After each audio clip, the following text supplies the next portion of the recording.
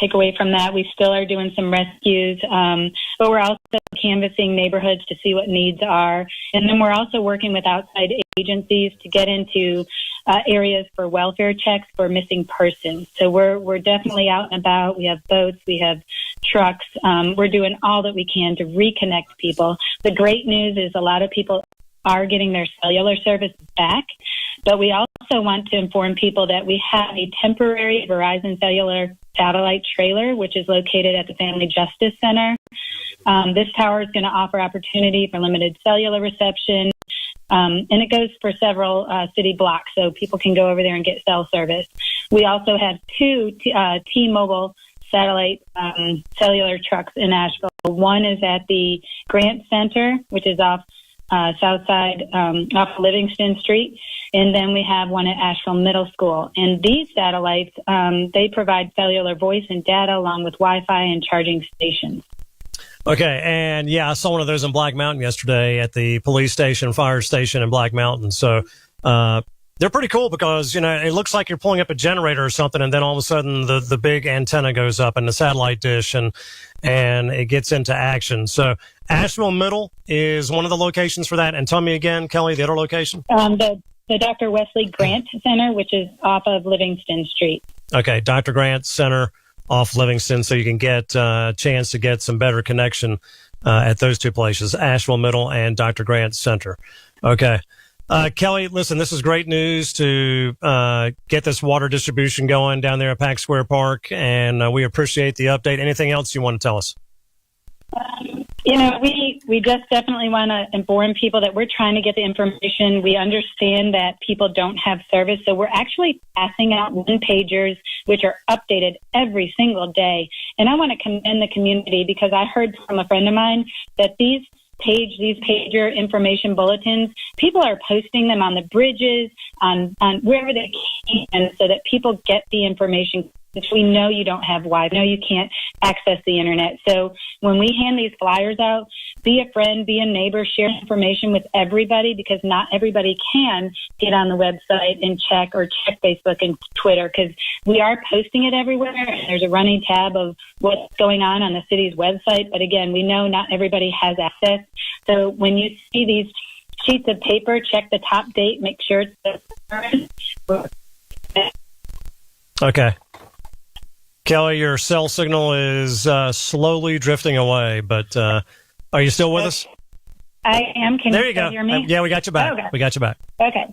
We're just asking that people, when they see these one-pagers floating around, that they share with their neighbors, share with their friends, and get the information out that the city is doing everything they can possible. We're not forgetting about anybody. We're trying to help as quickly as possible. We are continuing to order supplies from outside our area, state, federal.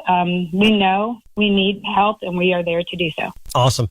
All right, Kelly, you know our number. Call us with any kind of information that you need us to get out, and that's great news about getting some cell stations. Again, Asheville Middle and Dr. Grant Center, and also the water distribution down at Pack Square Park. So we appreciate you calling in. Tank, did you have something? We just got an update about FEMA's presence in western North Carolina from Washington, D.C. FEMA Administrator Deanne Criswell is on the ground today in North Carolina and will survey the damage alongside Governor Roy Cooper. Criswell will remain on the ground in North Carolina until the situation has stabilized, as directed by President Biden. Today, there are 10 federal search and rescue teams on the ground right now, and another 9 teams are on the way, for a total of more than 900 personnel actively supporting rescue efforts in affected areas. Health and medical task forces and disaster medical assistance teams from the National Disaster Medical System continue their assessments in North Carolina for rapid deployment of support as needed. One team has started emergency department decompression at Mission Hospital in Asheville and is treating patients. Another team is moving to Blue Ridge Regional Hospital in Spruce Pine to support emergency department decompression mission. 200 federal ambulances have been provided to the state of North Carolina. To aid with the communications, rescue crews are continuing to work in affected areas, and utility crews are working to restore cell service and critical infrastructure to restore communications to the impacted areas. Administrator Criswell has directed her team to move fast on standing up communications. FEMA has provided 40 Starlink satellite systems to help with responder communications, and additional satellites are being shipped to assist with communications infrastructure restoration. One Starlink will be deployed per county emergency operations center. So to make sure that all the EOCs are up and running, we will have Starlinks in each of those. To assist with those. For families and people trying to get in touch with loved ones, they are encouraged to call 211 or visit UnitedWayNC.org. 211 or UnitedWayNC.org. There will be a request form on the website. So if you have internet connectivity, or you can get close to one of these Starlink satellites, maybe, or you can go over to the West Asheville Library. I've noticed the entire town of West Asheville is gathering at the library at all hours of the day to check their phones. So if you're trying to check on somebody, you can call 211 or go to UnitedWayNC.org. It says everyone should heed the warning of local officials, and people should not travel in Western North Carolina until the roadways are clear. FEMA has 2 incident management assessment teams in the state with additional personnel arriving. These teams coordinate directly with the state to facilitate requests for assistance. To ensure that we have everything possible that we could try to need, including meals and water, FEMA has deployed 25 trailer loads of meals, 60 trailer loads of water, all on their way to the state as we speak. There is a C-17 cargo plane full of food, water, and other commodities that has already arrived in Asheville. 18 helicopters are on standby from FEMA to deliver additional commodities to affected areas. So once the big shipment comes in, there's a fleet of 18 helicopters that are going to be trying to get this out to all of those areas that are cut off by the floodwaters. Total right now, we have 29 shelters open with over 1,000 people in them. FEMA disaster survivor teams will be out in the field focusing on shelters where they will assist survivors in applying for assistance. It says generator support moving from Charlotte, Mecklenburg to Asheville. They're bringing another 30 generators en route to help out with all of the staging and stuff. So FEMA has a bunch of boots on the ground. Yay, FEMA! And the cavalry is coming. Yes. That's what we heard. Yes, that's what we love. That's what we love. That was a huge update. It was. With a lot of good information there, too. So, and where did that come in from? This came directly from FEMA, from the FEMA news desk in Washington, D.C. All right. Okay. We'll try to find a way to share that on socials so that everyone can read that. Yes. And again, probably you can get that updated on FEMA's website. What are you seeing out there now, Ariel? Online or anything else coming in? Yeah, I actually got an email from Chris at Tupelo Honey South. He says that they are serving hot food till 4 p.m. All are welcome. Okay. As of right now, I've just been trying to get logged into this computer. I'm not going to lie. Okay. All right. We got some callers here. We're going to do that. 240-9962, 1-800-570-9962. Brian Hall, Tank Spencer, Ariel Reimer is with us from Star 104.3. Let's get over here to Cheyenne, who has been waiting. Cheyenne, how are you doing? Good. How are you? We're doing good. Hanging in there. What you got for us? I just wanted to call and let everybody know that there are a disaster relief kitchen coming to the Asheville area. They're sending 2 teams. I'm not sure exactly where they're going to be located yet. That's still to be determined. But the group is called Mercy Chefs. I have been able to follow their updates. My grandparents used to travel with them, and now my grandparents are on the disaster end of things, so it hits home a little bit different. So as soon as I get an update, I will try to call in, but they are on Facebook. Again, the name is Mercy Chefs. Just wanted to call and let everybody know that they do home-cooked meals for those that were affected. first responders, anybody that has access to them, they will cook a home-cooked meal. Okay. I'm going to put Ariel in charge of that to track that down. Mercy Chefs. Mercy Chef. Yeah, Mercy Chef. see if you can figure out a location, because we do have World Kitchen. We got that news. World Kitchen is up and running at Bear's Barbecue on Cox Avenue downtown. And it sounds like Mercy Chefs is something that's very similar to, helping out in these times of disaster. So, all right, Cheyenne, listen, that is great information. We really do appreciate you giving that to us. And please stay safe. Yes, sir. You too. Okay, Tank, what you got? Yeah, I also got an update here that Mountain Valley on Haywood Road. Did y'all talk about that earlier? The water company on Haywood Road has water. Yes, they are selling water. They are selling water at Mountain Valley. Yes, by the caseload. By the caseload. Okay, and that is right over here in West Asheville, Haywood Road. We did get that update earlier. So 240-9962, 1-800-570-9962. We got all 5 lines lighting up, and so we're going to get to you here. And just again, just to bring it to speed, if you do want to get a hot meal, if you're in Grovemont, they started at noon with a food distribution over in the Swannanoa Grovemont area. If you are anywhere downtown, there's 2 locations at Bear's Barbecue with World Kitchen, also Daddy Mac's down on Biltmore and Lexington. They're open now until 4 o'clock.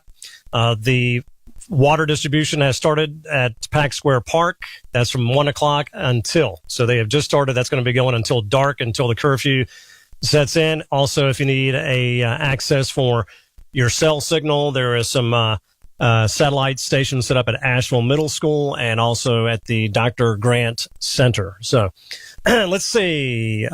Tank says that Lauren, I guess, is up next. Just take one more. Okay. All right, we're going to go here. How about number 1? Let's do that one. All right, you're on our iHeart Radio coverage. Who am I speaking with? All right, let's try this one. Hi there, you're on air with us on our iHeart Radio coverage. Who am I speaking with? Well, I'm speaking with Bill from Hendersonville, North Carolina. Bill, how you doing, my friend?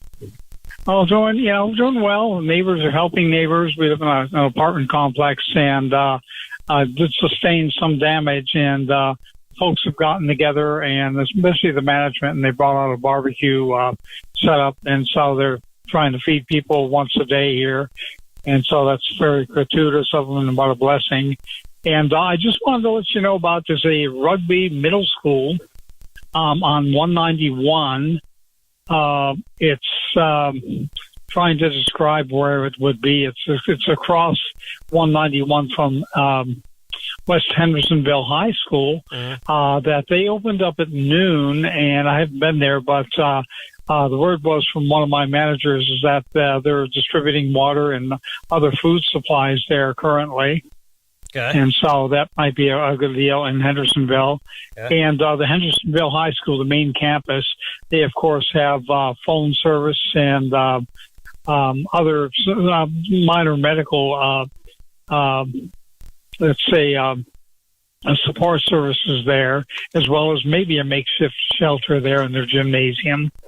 And there was a gas station. I was really wondering about gas, and there was a gas station down on Blythe Street and 191 Hayward Road, that is.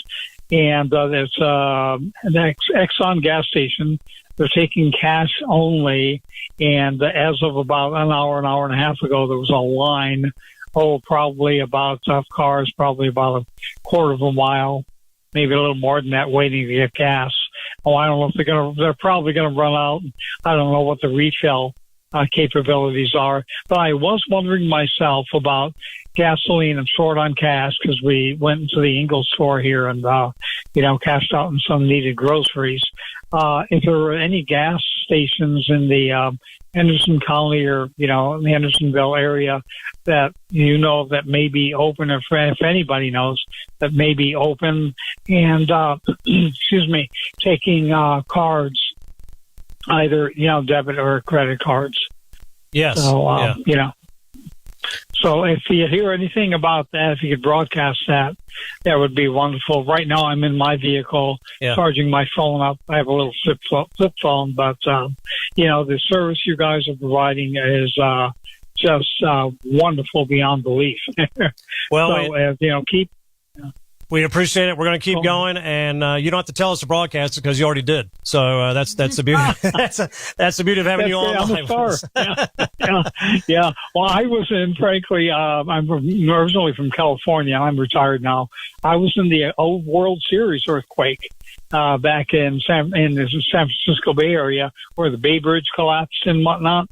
Mm-hmm. Yeah, I was near ground zero on that, and that was the closest I've ever been to, having something like this. I was living right across from Stanford University, and those were interesting times to our hospital. Eventually had to come down, and they had to build a new one. But, we recovered well there, and you guys do so much here, and it's really great to see the people out. I've never had so many highs when cars go by and, people stopping, how you doing? And I just hope and pray that, that when all this is over, that they keep that up and, love thy neighbor as thyself. You got it. That's something to live with. Yeah. You got it. That's what you need to practice. Yeah. All right. Take care. Yeah. And prayers to keep going up. Okay. Bill, we appreciate it, brother. Hang in there. You too. Thanks so much. Okay. Bye-bye. 240-9962, 1-800-570-9962. I got this message that was sent in. That is good information to know. If you are out there and you have been out on the road, or if you're on the interstate and you ran out of gas, okay, then you can dial star HP on your phone, okay? And the Highway Patrol will send, in conjunction with Geico, someone to your location and get you with a gallon of gas in order to get you to the next exit, okay, or cutoff so that you can get gas. So if you're listening to us, you run out of gas, just dial star HP on your phone, and they will try to help you out as soon as possible. Obviously, if you're on a main interstate, hopefully you are off to the side and not just drifting out there in the lanes, So just be smart again about how much gas you have, and when you do get out, make sure you have enough to get back and not be a part of the problem. Let's all be a part of the solution. Let's go to line 3. Megan is standing by. Megan, welcome to the iHeart Radio Asheville's coverage. How are you? Hey, good afternoon. How are you guys doing? Doing good. Good. I'll be honest with you. I haven't listened to broadband radio in a long time, but this situation has put me back on the radio. And I want to tell you guys that you are a lifeline for all of us who don't have access to anything. I have to drive about 5 miles down Lester Highway to the Patton Ingalls to even be able to make a phone call or send a text message. So I've been down here most of the day. I did get up to the Exxon station. It took me about 2 hours to get my gas tank filled up. But the reason for my call was this morning, you guys took a call from a woman in Guerin Creek, and she said that her neighbor, Billy, is in congestive heart failure and that he is running out of his medication. My husband is a first responder, and he's actually been stationed at the Guerin Creek Fire Department for the past several days. Okay. Now, they only have service when they're at the station, and I know he's not there right now, but I have sent word to him with that man's address that she provided and have asked him before he comes home, can he go and check on that man? So Excellent. I wanted that lady to know that I don't know when they'll be able to get to him, but that I have put Billy on their radar, and my husband loves me, so I know he will make sure that someone checks on that man. If he knows what's good for him, he's going to go check on our man. Yes. As soon as he comes home, I'm going to be like, what do you know about Billy? Yes, 808 Guerin Creek Road was the address, 808 Guerin Creek Road. So, thank you so much. That to him. Yes, you're welcome, and I just want to thank you all again. You all are a huge lifesaver, and you have been my resource in this terrible situation, and I just want to thank you and all of our community for coming together. I have seen a lot of people helping each other out here on the roads. But one thing I do want to remind folks of is there are a lot of emergency personnel in our town from out of state, and everywhere they're going, they are running emergency. So please move out of the way of emergency personnel. They are trying their best to help us, and you might not think, oh, there's an emergency, but this whole state is an emergency right now. So just please move over for those folks that have come in to help us, and just be patient. And, our leaders of our community, they have done everything that they can to be proactive in this, and they don't have much control over what FEMA will provide and do those things for us. But they were on top of it before this happened, and they care about us. And so I know it's frustrating. I know that most of us don't have power. The city doesn't have water, and it's painful, but don't take it out on them, because we are the reason that they get up in the morning and they care about us. And as soon as they can get it back together, we'll be back together. Amen. Great words. And we are going to get through this 1 hour, 1 minute, 1 day at a time, and so Megan, I really appreciate the update. And if you do hear about our buddy out there in Guerin Creek, call us back and let us know, because I'm sure everybody's attention is peaking right now. We hope for the best outcome. I sure will. Thank you, guys. All right, Megan. Appreciate you. 240-9962, 1-800-570-9962. Justin has got an update from Lake Lure. And, boy, that was an area that was hard hit. Justin, can you hear me? Yes, sir. What you got for us? I was going to say, Chimney Rock was pretty much wiped out. Lake Lure got hit hard. There's still no power. From what I understood, they're going through the rubble now, trying to search and rescue. There is a water point at Bills Creek Fire Department for anybody in that area. Okay. And then they have a few shelters set up in Rutherford County. I think RS Central, and I'm not sure of the other ones. Okay. Mills Creek. And so Mills Creek Fire Department, that's the one that has water in that area? Yes, sir. Okay. All right. And have you been able to see anything around Chimney Rock in that area? Have you been able to see any of the damage? No, sir. They've got all the roads blocked off going in and out of Chimney Rock. Okay. It's pretty much just National Guard going in, searching through the local fire department. Okay. All right. Well, we certainly hope for the best over there. Do what? I said we certainly hope for the best, and I know that area was really hard hit. Yes, sir. And they're saying they have some food and stuff at the Tryon Equestrian Center. Okay. Well, and that's another place that I haven't heard that one yet. So Tryon Equestrian Center with food distribution? Yes, sir. Okay. All right. Listen, that is great information, Justin. I really appreciate you letting us know, my friends. Please stay safe out there. Yes, sir. Y'all as well. Okay. Let's go ahead and get a bottom of the hour news update from our friends at the state level, and we'll be back continuing coverage happening right here on their iHeart Radio Asheville stations as we are in the aftermath of recovery from Tropical Storm Helene. The rush is on to get help to those affected by flooding from Helene. Governor Roy Cooper. The North Carolina Department of Transportation is getting food and water supply trucks, power and cell phone utility trucks, and other vehicles through the damaged roads and into western North Carolina. The National Guard and others are using helicopters to airdrop relief to communities cut off by washed-out roads.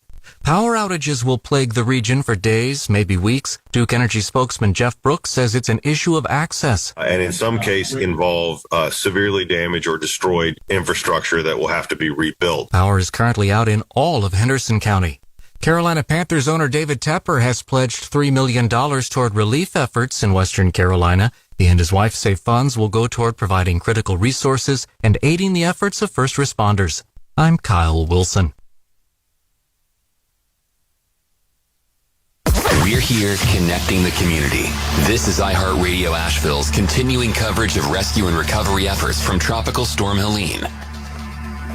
Welcome back into iHeart Radio's continuing coverage of the rescue and recovery operation from the tropical storm, the hurricane. Welcome back in. I'm Tank Spencer. Joining me in the studio here, Brian Hall, also Ariel Reimer from Star 104.3. We had a caller call in from Mission Hospital that was giving me an update on all of their, I don't know what to call them, just their branches, I guess, and the urgent cares and such in other counties. The Mission My Care Now urgent care in McDowell County is open today. They are open until 6 o'clock tonight. The Haywood My Care Now urgent care is open until 4 o'clock. And the Franklin apparently has 2 urgent cares, and those are all open. Did not have hours on that, though. The one down Highlands Primary Care down in Transylvania County, Cashiers area, they are accepting walk-ins today. The Rutherford Health Center in Forest City and McDowell Peds are on Highway 70, both open today as well. Also, she gave me helpful tips as well, that the Waynesville Walmart is accepting cards. Good. and they have baby formula as well. So if you're looking for that, the Waynesville Walmart has baby formula, and they are accepting cards.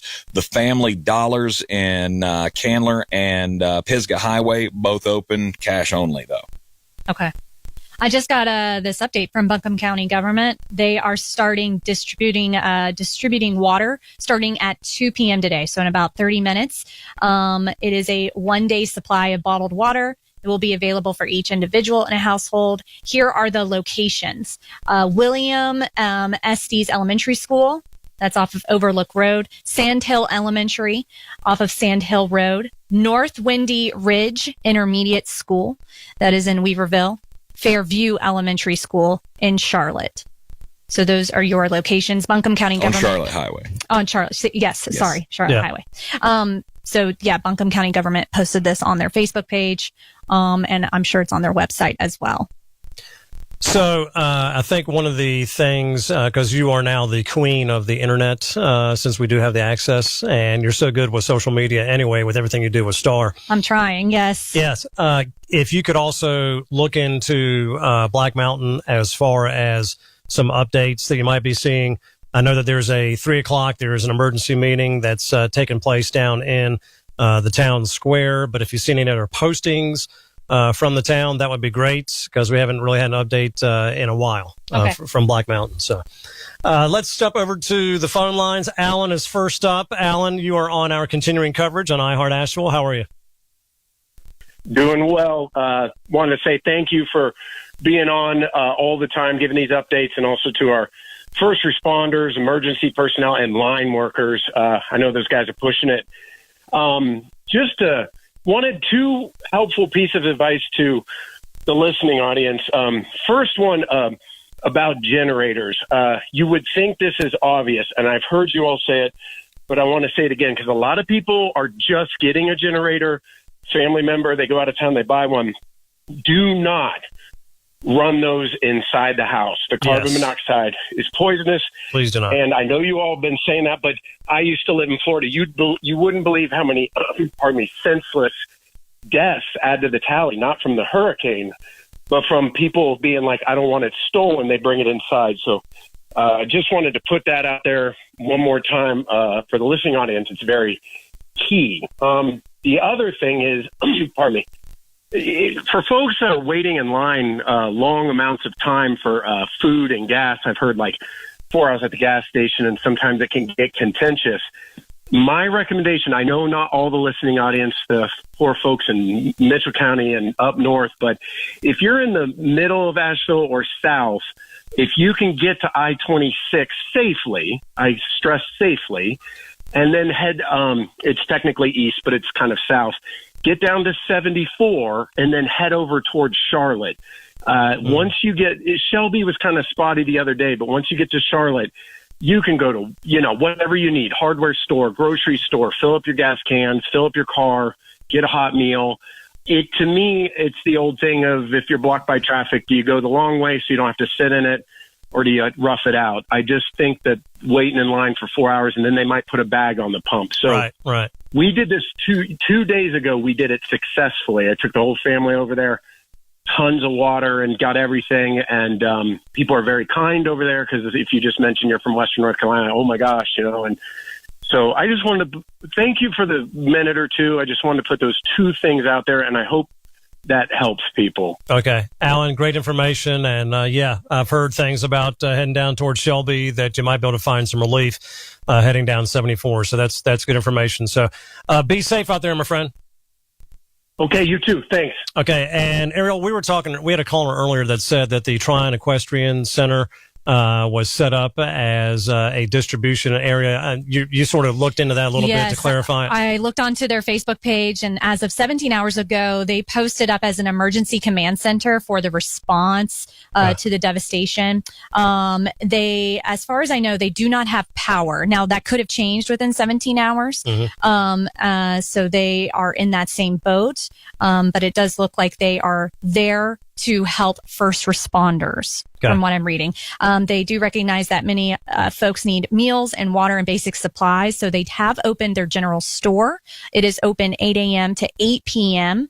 And they do have a restaurant open daily for buffet service for breakfast, lunch, and dinner. So you can go and enjoy a hot meal down there. It's just down the mountain. It's not far. My husband and I actually drove to Saluda to get gas.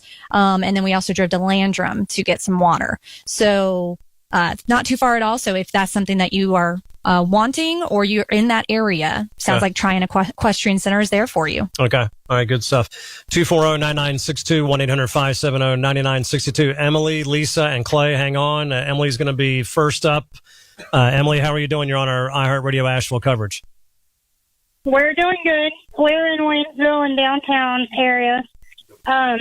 My kids wanted to know, are there people missing in Waynesville and how bad the devastation here is in our county? We haven't really been able to venture out too far. They also wanted to know what stores are taking cards aside from Walmart, because Walmart was pretty picked over this morning. They did have an abundance of diapers, but they're out of certain sizes. I wanted to update, too. I called yesterday trying to get an update on my godmother who lives in the Bear Creek area of Asheville. Susan Viss has been found safe. Someone called me today to let me know that she's just without power and Wi-Fi and all the things and that she's doing fine, her and her kids. Good. My daughter's boyfriend's mother, who lives in Alabama, was looking for them because her son and my daughter live with us. And I wanted to update for the people who've been stopping by my house that the kids are fine. Alex Garcia and Victoria Grismer are fine. We have talked to his mom. The kids are safe. They don't need to stop by here no more, but thank you for doing so. We've actually had 5 Good Samaritans here just this morning. Well, good. My kids are also going through their clothes and want to know where we can make donations here in Waynesville for the other areas. Okay. So, first of all, your kids are they have a lot of questions and they're very attentive, it looks like. So, you know. We have them from 20 down to 1. Okay. So. All right. Wow. That runs the gamut, to say the least. So, as far as people missing or any kind of situations with Haywood County, we have not heard of anything as of now. We were trying to, and at 1:15 with the phones, we were jammed up, but Haywood Commissioner Kevin Ensley was supposed to call in. And Kevin, if you have that number, which I think Mark lined up with you, please do give us a call. Because and the other thing, please slow down when you give your number. It took us like 3 hours to catch it when you were speaking. The number to call in? Yes, sir. Okay. Yes, you got it. It took us like 3 hours to catch the whole number because we're not from here and couldn't find it anywhere. Okay. All right. And so if Kevin can call in as well, we do have our line open for him. He is a Haywood County Commissioner, and it'll be good to get an update from him. But again, thanks for the update, Emily. There's a lot going on, and we appreciate the information that you gave us, and we will, again, get you the information as soon as we have it. And listen, hang in there. Thank you guys for being on, and God bless you for being there all the time. God bless you and all the kids from 20 to 1. There you go. Have a good day. You too. All right. 240-240-9962. 240-9962. That is the numbers to call. Lisa is up next on our continuing coverage here on iHeart Radio Asheville. Lisa, how are you doing? Pretty good. For one, I was wanting to know if you heard anything from Caruso. And nobody's heard anything from there. Yeah. And if they're listening to you, that John Hunter is okay. It's just he's stuck where he lives in Fairview, and they're bringing in through the helicopter, food and stuff and dropping it in because his little place survived and one vehicle that he drives survived, but the other ones, it's all down the hill. Okay. Everything's down the hill. Wow. But can't get a hold of his sister that, she's employed with Mission Hospital. Her name is Lisa Hunter, and they live in Caruso. Yeah. They was, you remember that big flood? Oh, yes. Through? Oh, yes. Well, they were a part of that, and they were stuck in their house for a while because the river is right there. And so when I finally got to talk to John, that he had not heard anything from them, and so I was trying to see if I could find out if you hadn't snowed anything. Okay. I do not know anything as of right now. I do know that if you have access to internet or if you can get on Facebook, there is the 2024 flood season Haywood County Outreach Facebook group. There are folks posting photos and updates and folks trying to find each other in that group. So if you can get access to that, what? It is called 2024 Flood Season Haywood County Outreach. Okay, I'll look at that. Yeah, check out that group. Our internet's a little spotty, but I know. I might be able to get on there for a minute. Yeah, and we will definitely let you know if we hear anything from Caruso because we know how hard that area was hit a couple years ago, and I really hope that everybody evacuated this time and everybody's safe. And if anyone does have any updates about Caruso, please call in and let us know. Yeah, please do. Yeah, that'd be great. Well, I listen to you all the time, and I thank you for what you're doing. Okay. And I'll see you. All right. Appreciate it, Lisa. You be safe. All right. All right. Bye. All right. 240-9962, 1-800-570-9962. And let's go over to Clay, who's been holding on line 5. Clay, how are you, my friend? Well, I'm calling you from Los Angeles. I'm an Asheville native, and you guys have been helping me help people through your station and sending messages to people to go to places where there's food or gas or water, whatever they need. And I just want to thank you. I have a couple of places that I haven't heard announced that are serving food. Okay. In West Asheville, the Firestorm on Haywood Road and many other restaurants on Haywood Road are open. The Gray Eagle, the music venue down in the River Arts District, just announced they're serving free food until it's gone. Okay. Also, 32 Old Charlotte Highway, beloved Asheville food truck is handing out hot meals right now. All right, say that again. And beloved Asheville, what's the location? 32 Old Charlotte Highway. Okay. And they got their truck there, and they're making hot food and handing it out. Okay. Also, my cousins who are from Asheville, the Peg sisters, Lindsay, Jessica, Adrian, are all on their way up there with Keller Williams Ballantyne. They're bringing about 30 or 40 trucks up there full of water, diapers, formula, non-perishable foods. And they're going to be at these addresses. They're delivering to the Hendersonville location. That is 404 South Main Street, Hendersonville.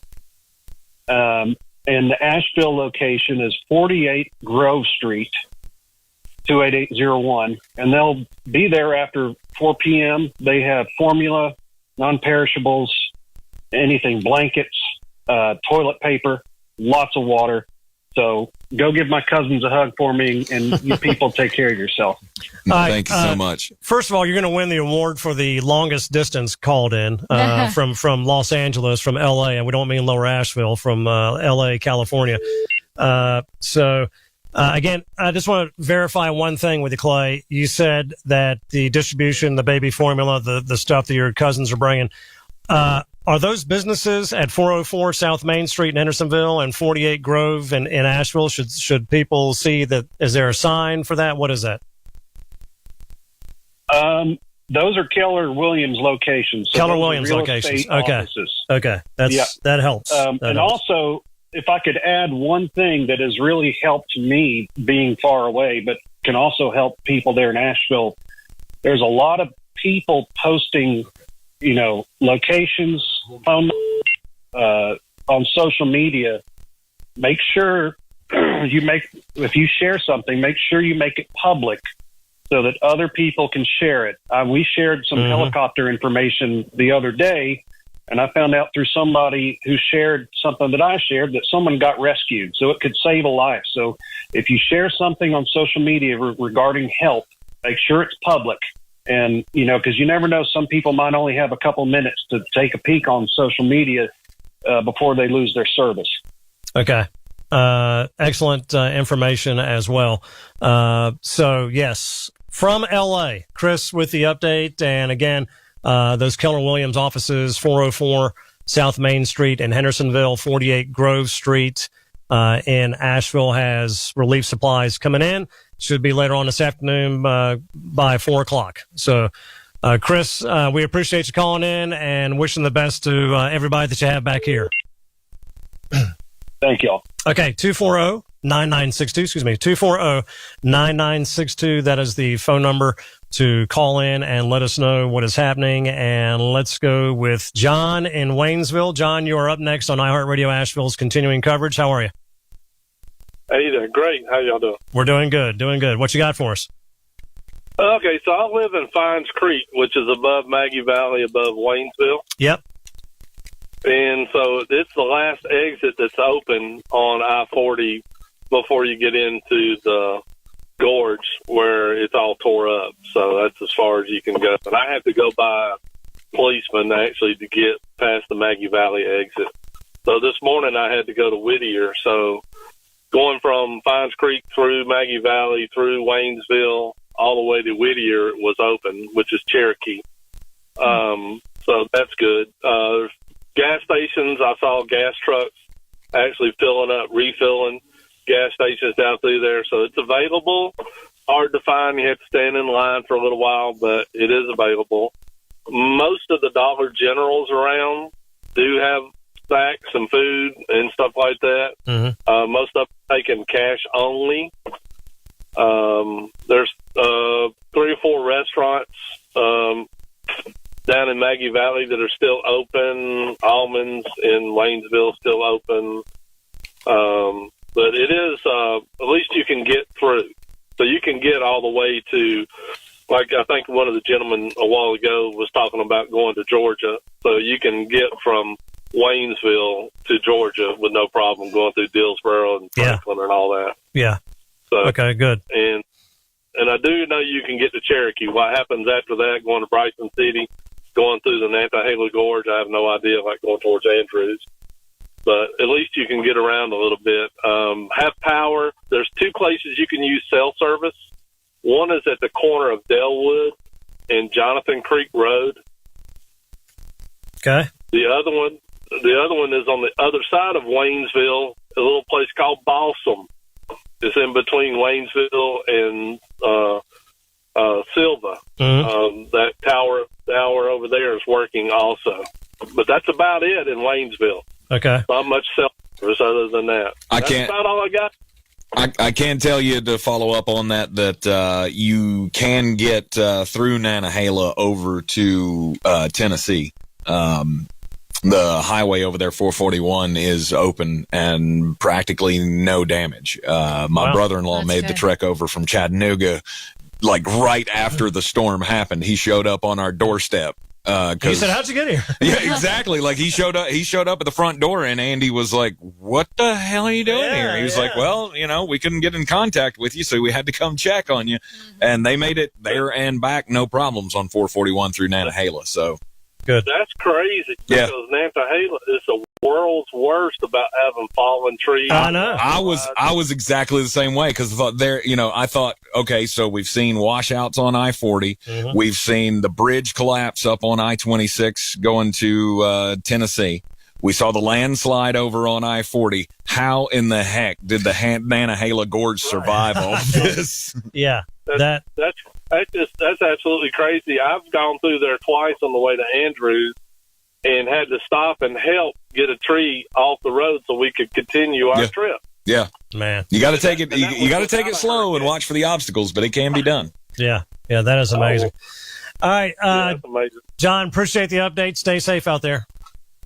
Yes, sir. Take care, and we appreciate everything you're doing. You got it, my friend. 240-9962, 240-9962, 1-800-570-9962. That's the numbers to get in, and I'll go back up top here to get a hold of Cody. Cody, welcome to iHeart Asheville's continuing coverage. How are you?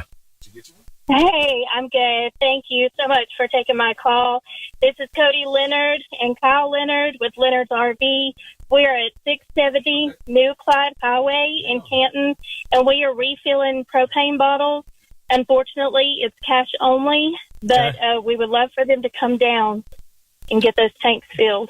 Okay, so let's go through the name and location one more time. Okay, it's Leonard's RV.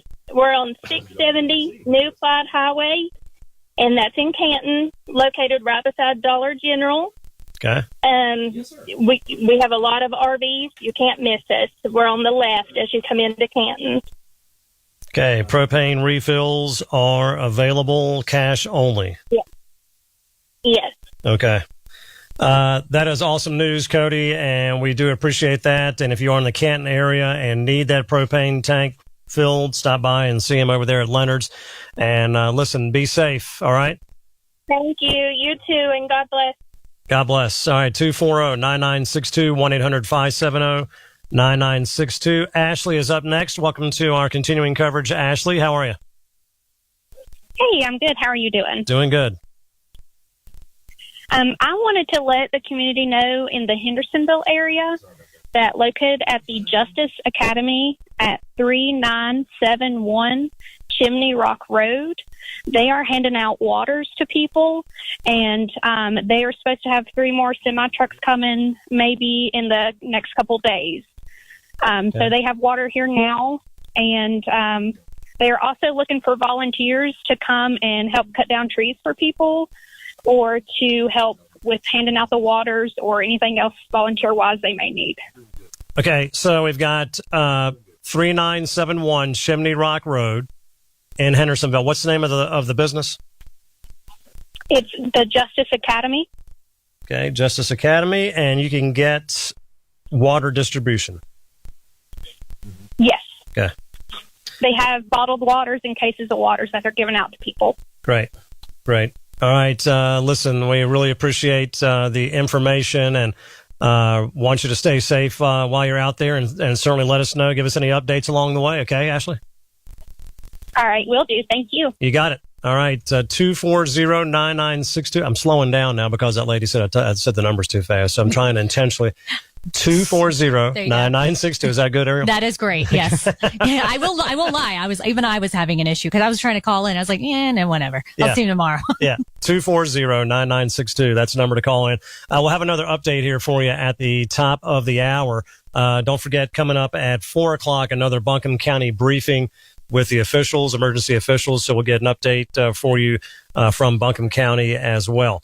Let's see. On line 4, Dan is standing by. Dan, welcome to iHeartRadio Asheville's continuing coverage. How are you? I'm doing good. How are you? Doing good. What you got for us, buddy? Hey, man, I want to tell you guys thank you. Man, you were actually broadcasting, keeping everybody in the loop, man, actually, of where you could get supplies, things. I want to actually give you guys a shout-out and the people at Home Depot here in Hendersonville. Mm-hmm. They just got a load of generators in. I was able to get one of those, but I was actually talking to some of the people that work there, and there's people here from Georgia, man. It's actually, one of the people was from down near Atlanta. One of them was from down around Clayton, Georgia. And we're not in this by ourselves. No, absolutely not. You are right. And the help is coming in. Today has been I would rate today, Dan, as a big step day as far as getting relief in here and getting some power back on and getting some water back on. Not everybody's going to feel it, but some people are feeling it. Everybody's going to feel it over the coming days as it gets better and better. But, to have everybody coming, I'm not surprised from out of town over there that was helping to get that generator. So you got gas, you ready to go with that thing? Yes, sir. Yes, sir. Good. Dan, thank y'all again. Yes. Well, thank you for calling in, my friend. Stay safe out there, and don't crank up that generator inside the house. You know the rule. Yes, sir. You're right. Take care. All right. Let's head over here to Dr. Wesselman, who is calling in from MedVet, Asheville. Doctor, how are you? Hey, I'm doing well. I really appreciate you guys being on. It's been a real source of comfort for everybody at the clinic too. Good. We're right now where we're at is I know MedVet Asheville, I know that Veg Asheville, and I know that South Asheville Veterinary and Emergency and Specialty Center are both all closed for emergency services at this point in time. We're working as hard as we can to make sure that we have staffing that can get in and not get stranded with the gas situation as it is. I know that's going to improve, and we're hoping to kind of reassess this date. I know the folks over at Veg are doing the same thing. We're working to see if we can get in contact with the folks over at Saves. Right now, if anybody has a pet that is having a dire emergency, needs to be seen, I've got 4 different places that we're trying to reroute folks to. That's going to be the folks down in Flat Rock at Western Carolina Regional Emergency Center, as well as down in Greenville. There are 3 facilities down there. There's Fetch Greenville. There is Veterinary Emergency Group, or Veg Greenville, as well as Upstate Veterinary Specialists down in Greenville, South Carolina. I also know, I also have heard that the folks in Arden at Western North Carolina Veterinary Hospital, that's Western North Carolina, or WNC Veterinary Hospital, open for very limited services. Basically, if you've got a baby that needs care immediately, they might be able to help you there. Right now, we're kind of on a triage basis where it's just, if you've got a baby that needs euthanasia, the only thing that we can support here at MedVet Asheville. And we may end up getting to the point where we're not able to support that in the short term. But I'm going to be calling back tomorrow to let you guys know where I see things at for ER, especially for our fur babies out there. This is basically primarily for all the dogs and cats that I know of in the region, just to be clear. Yeah. I'm still seeing if I can find out more information about what's available for all those folks out there that I know are stranded with their horses and their livestock, that sort of thing.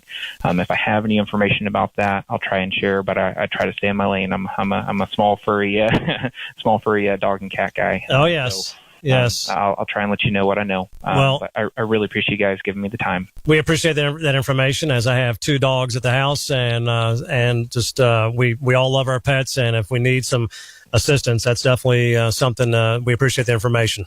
So. Yeah, absolutely. Yeah, you can still, what I know is if you're trapped at home, you can still try calling some of the lines for Veterinary Emergency Group and MedVet. There may be some teletriage happening where folks might be able to provide a little bit of help or advice, but there's only so much that we can do. A couple big bits of advice I want to give people out there, if I can, is please avoid trying to use prescription medications with your babies right now, particularly pain control. I totally understand if you've got a baby that's hurting.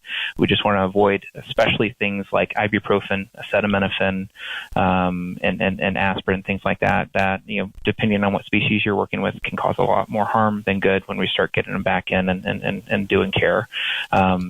Just like anything else, if you got a baby and it's an okay way, try and shelter in place and look for help where you can. But we're rooting for everybody out there for 4-footed and otherwise. You got it. All right. Listen, Dr. Wesselman, please call us call tomorrow. Give us another update on locations. That would be great. And we appreciate the info.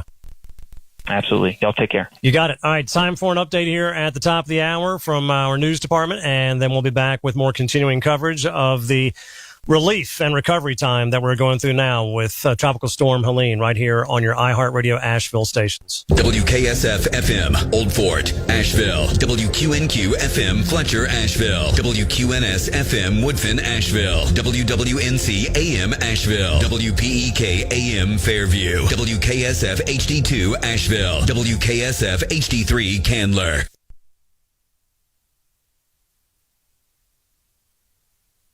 Rescue crews are looking for hundreds of people who are still unaccounted for as North Carolina communities grapple with Helene's impacts. More than 40 people ranging from 4 to 75 years old were killed in the state. Buncombe County Sheriff Quentin Miller gave an update earlier this morning, saying 35 of those deaths were in his area. More than 1,000 missing persons reports have been filed through the county. A federal major disaster declaration has been issued for 25 counties and the Eastern Band of Cherokee Indians. Governor Roy Cooper says Helene brought up to 29 inches of rain, life-threatening floods, and landslides across the mountain region.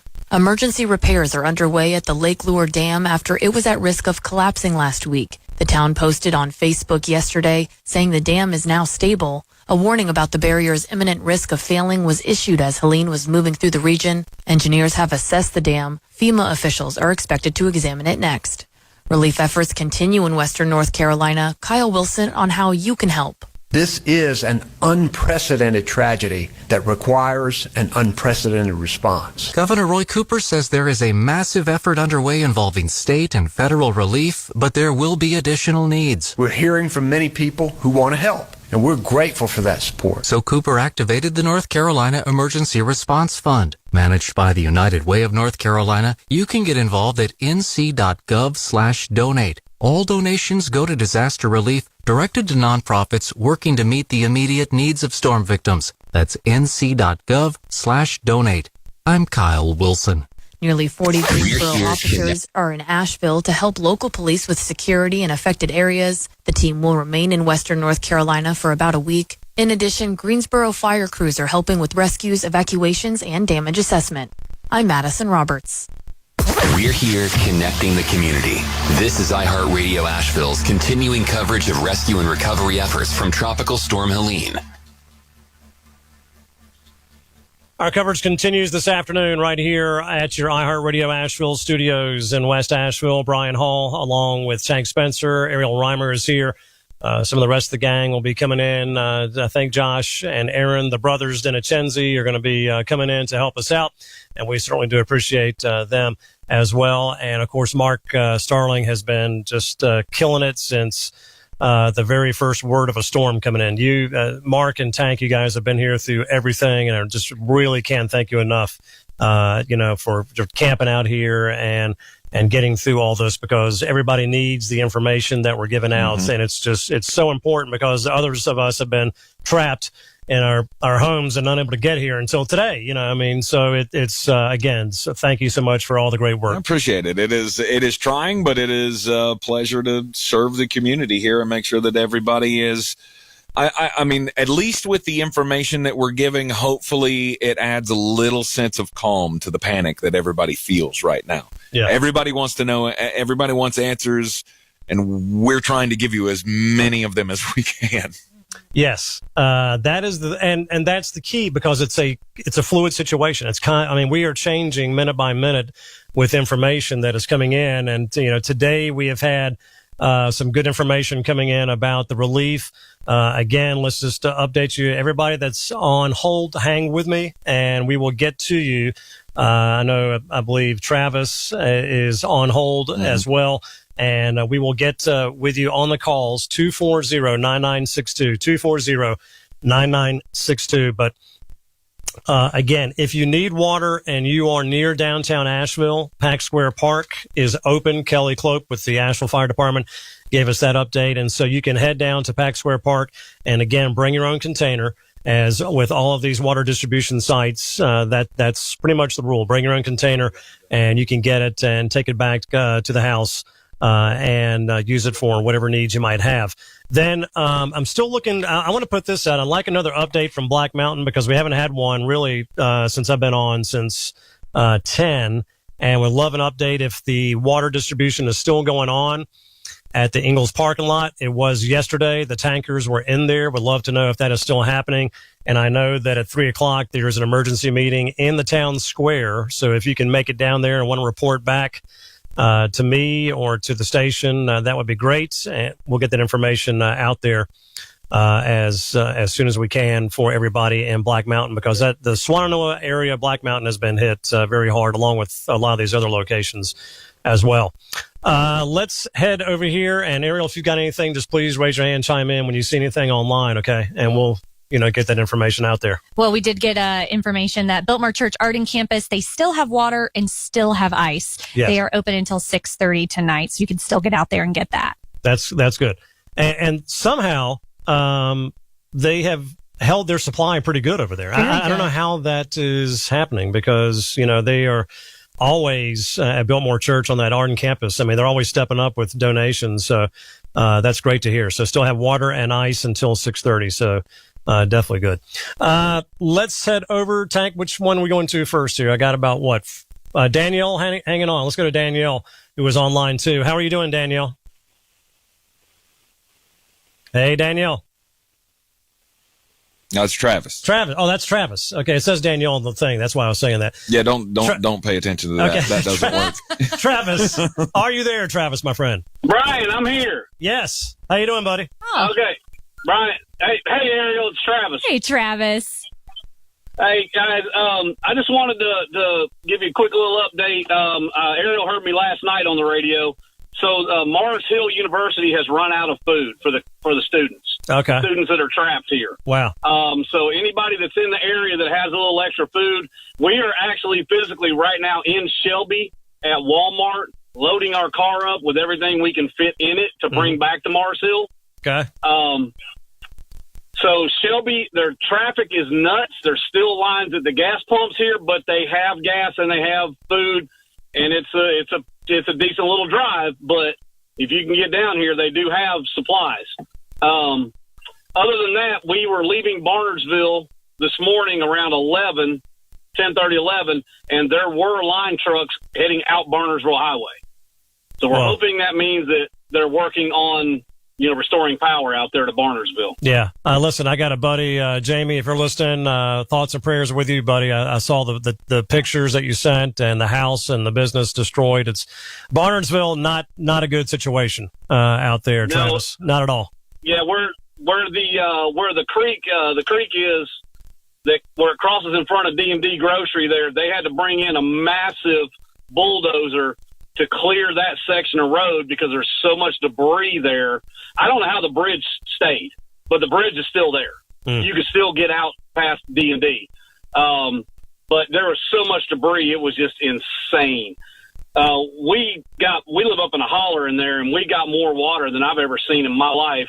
And about the time the water started slowing down, we took a break, sat down for 2 minutes, and a tree fell on the house. So you're like, okay, what do you do? But we've got supplies. We don't have power. We've been okay on water. We're picking up supplies right now for us and for some kids at the college. So we're going to be okay for a little bit. Most of our neighbors have generators that they've been running a couple hours a day just to keep their food from getting wasted and stuff. But that's Barnersville. Yeah, it got hit hard. Yes, it did. So listen, we're keeping everybody close in our prayers for that area. No doubt. Yeah, no doubt. Just FYI, I probably won't be by the station for a couple days. Well, don't worry. we're not expecting you to. We got more important things to do than remodel this place. So I figured you did, so I wasn't real worried about it. But hey, look, I love you guys. Thank you for being on the radio because you have been keeping us updated. It's helped us a lot. It really has. Love you, brother. Thank you. All right. Love you, Travis. Love you Be guys. safe. Appreciate the update, my friend. All right. 240-9962. 240-9962. We do have an update that Blossman Gas on Sweeten Creek Road. Everybody knows where that is. It's right near 40. Okay. Right near the exit. And Blossman Gas is open and they are selling gas $10 per tank. So I'm assuming that's that's fantastic. I'm assuming that's like your grill size, Yes. propane that you attach to the grill. I believe that is the word that I got. Yeah. Yeah. Okay. All right. So $10 per tank, and that's a Blossman Gas on Sweeten Creek Road. Let's jump over to the phone lines, and we've got a little bug with the caller system. So I'm just going to go, and you are on the air with us on iHeart Radio Asheville's continuing coverage. Who am I speaking with? Hello. Are you there? Yes. Who am I speaking with? Brian, this is Michael Fisher. How are you? Oh, man. Good to hear your voice, buddy. How are you doing? Yeah, we're doing fine. We got down to Tractor Supply down at Lake Junaluska. It's the first comms we've had via cell phone since Thursday. By the way, I know you guys, I don't have to tell you, you're doing a hell of a job. Thanks, buddy. Been the only source of comms that I've had at my house since Thursday. I live on top of Balsam Gap, looking down on the Parkway, and have a whole house generator. So we've been very, very fortunate, but it's just been a madhouse out here. And the thing about it is, Brian, I can't get any images. I can't get any visuals of what's happening to my hometown in Canton, Crusoe. I know it's bad. Yeah. I know it's very, very bad. Yeah. But we've been very, very fortunate because we live so high up. But you come down into, West Waynesville, you can see some of the damage. And then the further east you go toward Clyde and Canton, it's just stupidly devastated. But hey, the reason I was calling, I was listening a lot, trying to listen to see if anybody was calling in on behalf of the Veterans Hospital. I had a chemotherapy appointment there Thursday, and they were already starting to worry about stuff. And obviously, everything hit, and I've got a chemotherapy appointment tomorrow, and I just haven't heard anything from the VA or anybody even calling in and asking about the VA. So I'm bumfuzzled by that. Yeah. But I just want to let you know, when I got down here and I got comms, if anybody's got an appointment at the VA today and tomorrow for the clinics, they're canceled. Okay. That's what I was told. Yeah, I'm gonna have Ariel check on that on the VA just to see if they have posted anything online or social media.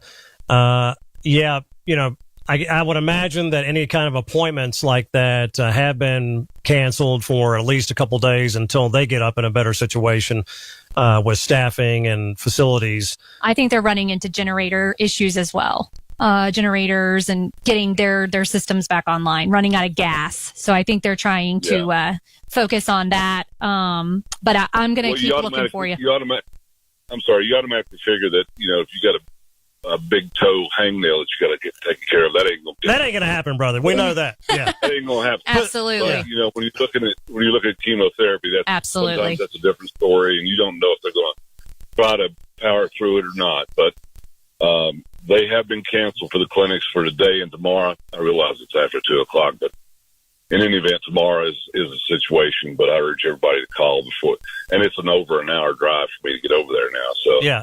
You got to keep an eye on your gas situation and everything else. So yeah, it's that's right. That's right. We were fortunate enough. My wife made the decision to fill up, I think, on Wednesday. So, and we've not had to go anywhere. Her work's already, she works in Hazelwood. So it's just been kind of devastated down through there. But I will share something funny with you. We were trying to get cell service, and our phone kept sliding over into SOS mode, as you were well aware. And my wife said, I think mine's in SOL mode.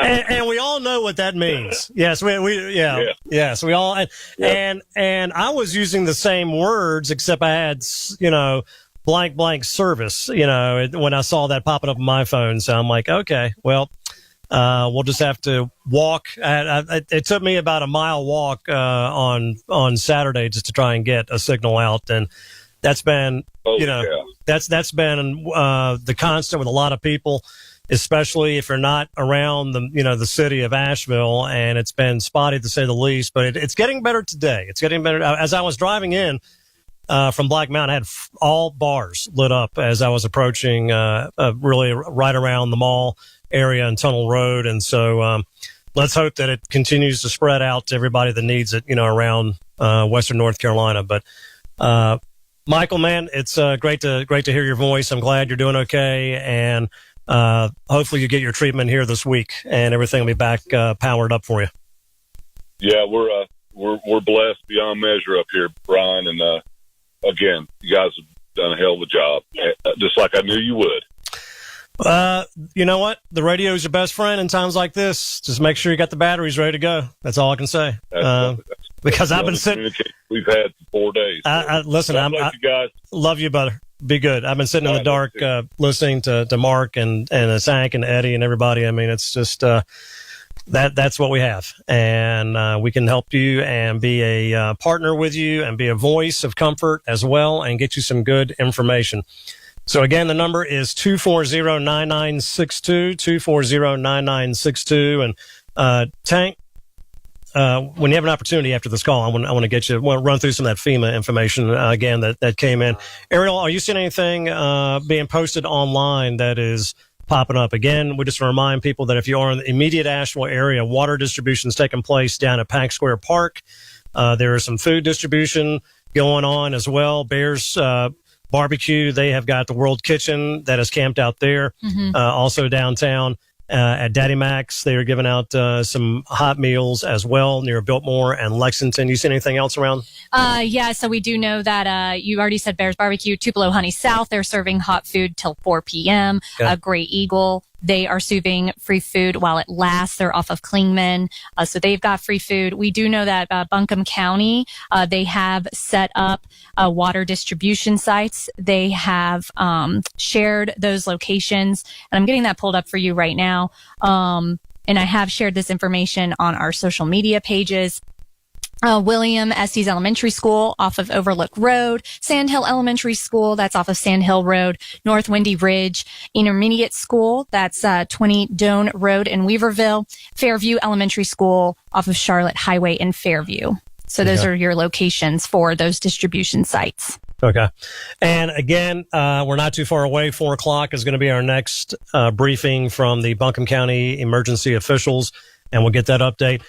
We've got the FEMA release that is very detailed, and I want Tank to go through that again because there's a lot of good information on there about what is already established and what is coming up, and it is something that we all definitely need to be paying attention to and hopefully getting the benefits of because it is a pretty massive distribution plan. And here it is. Tank, what you got all for right. us? We have the FEMA Administrator Deanne Criswell. News today that she is on the ground in North Carolina with Governor Roy Cooper surveying damage.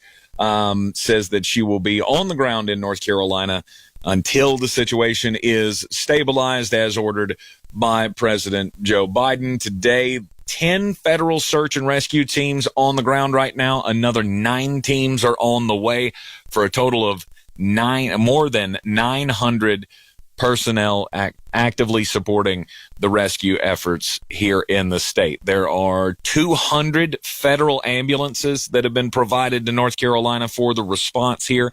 They've also brought in Starlink systems for all of the emergency operations centers to help their communications, as well as another 40 Starlink satellite systems that'll be scattered around the response area here.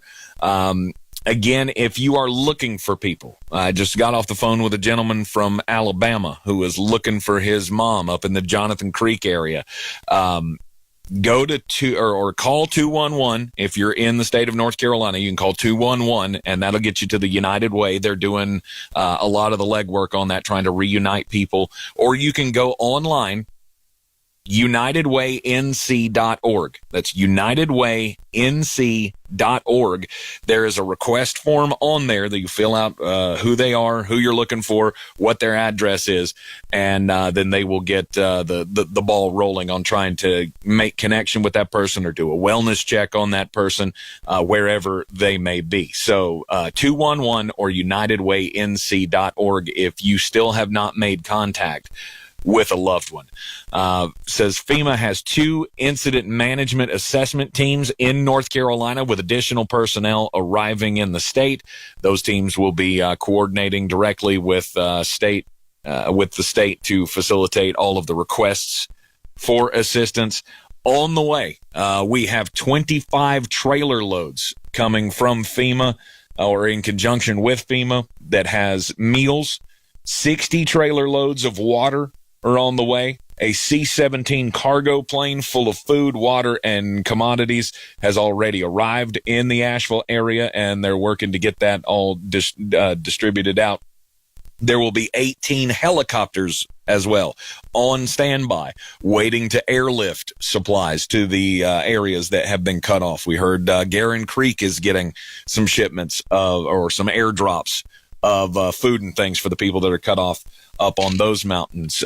29 shelters across the state with over 1,000 occupants. It is a massive storm response. FEMA on the ground in North Carolina, and we are seeing that relief slowly trickle out here in Buncombe County and beyond. There are also 30 generators apparently en route or were en route several hours ago from the Charlotte area coming up to Asheville to assist in all of the recovery efforts as well. So FEMA again is on the ground. They've got they've got the administrators on the ground and more than 900 personnel as well trying to help out with all of this.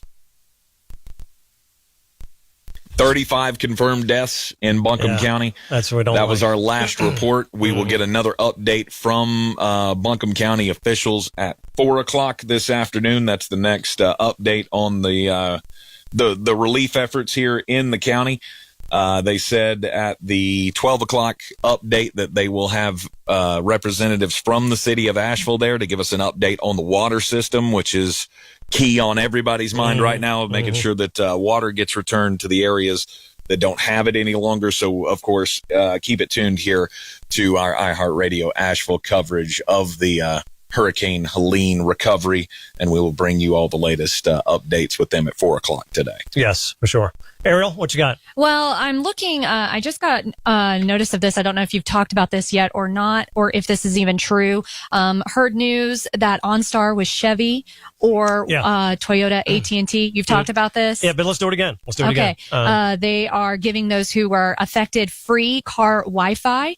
Again, that is OnStar with Chevy and Toyota with AT&T, to just let them know where you live if you can, and any chance that you can get free Wi-Fi. That could be very helpful for a lot of folks in these areas. So yeah, if that is confirmed, that is true, and you can contact those makes, those car distributors, and get free Wi-Fi, that would be life-saving. It would be. And I want to pass along another tip, and this is what Chris Berry was saying the other night when I was listening to the coverage on Saturday, sitting there in the dark, and it was a great tip of if you can change your cell phone greeting, okay? Just change your greeting to, hey, it's a Monday afternoon and we're doing fine. We don't have power. The cell service is sketchy, but, we're hanging in there. We'll get back to you as soon as possible. Thanks for checking. I mean, and that way, you might miss these calls. I mean, Lord knows, when I got to a hotspot or something that I could get some coverage, I had 45 texts popping through, and voicemails coming through left and right, because you don't know about it. But if they could hear that message, then that's some relief. At least they know. Okay. And they know that we'll get back to them as soon as we can, as things get better. But that I thought was a great tip. Yeah. Great tip. So just think about doing that if you do have good enough signal, and you can change your voice greeting to let everybody know that. Let's see. I believe Tank's going to tell me somebody that's standing by to go. No? All right. Let's just go. We'll go over here. I'll go over here to line 4. And who am I speaking with? Welcome to iHeart Radio Asheville's continuing coverage. Yes, my name's Katie, and I'm in Fletcher. Hey, Katie. How are you? We're good. We had just waited in line at Fletcher Town Hall for the supplies, and nothing came. Nothing came. Yeah, we've been in line since 11:15. They said supplies would be there at 12. We ended up waiting here till about 2:15. They started to tell people we don't have a way to get the water. We don't have a status on the water. So they told people check our website and we'll try and see if we can get it later. Okay. Well, are you trying to get water right now? Bottled water? We are trying. We're on a cul-de-sac right up Hutch Mountain off Howard's Gap, and there's about 8 elderly people in our cul-de-sac. We're trying to get supplies for everybody. So that was kind of frustrating. They said, yep, we'll have enough for everybody. They cut off the line and told us all of us were good. And then they came back and said, we have no update. Nobody's given us anything. Okay.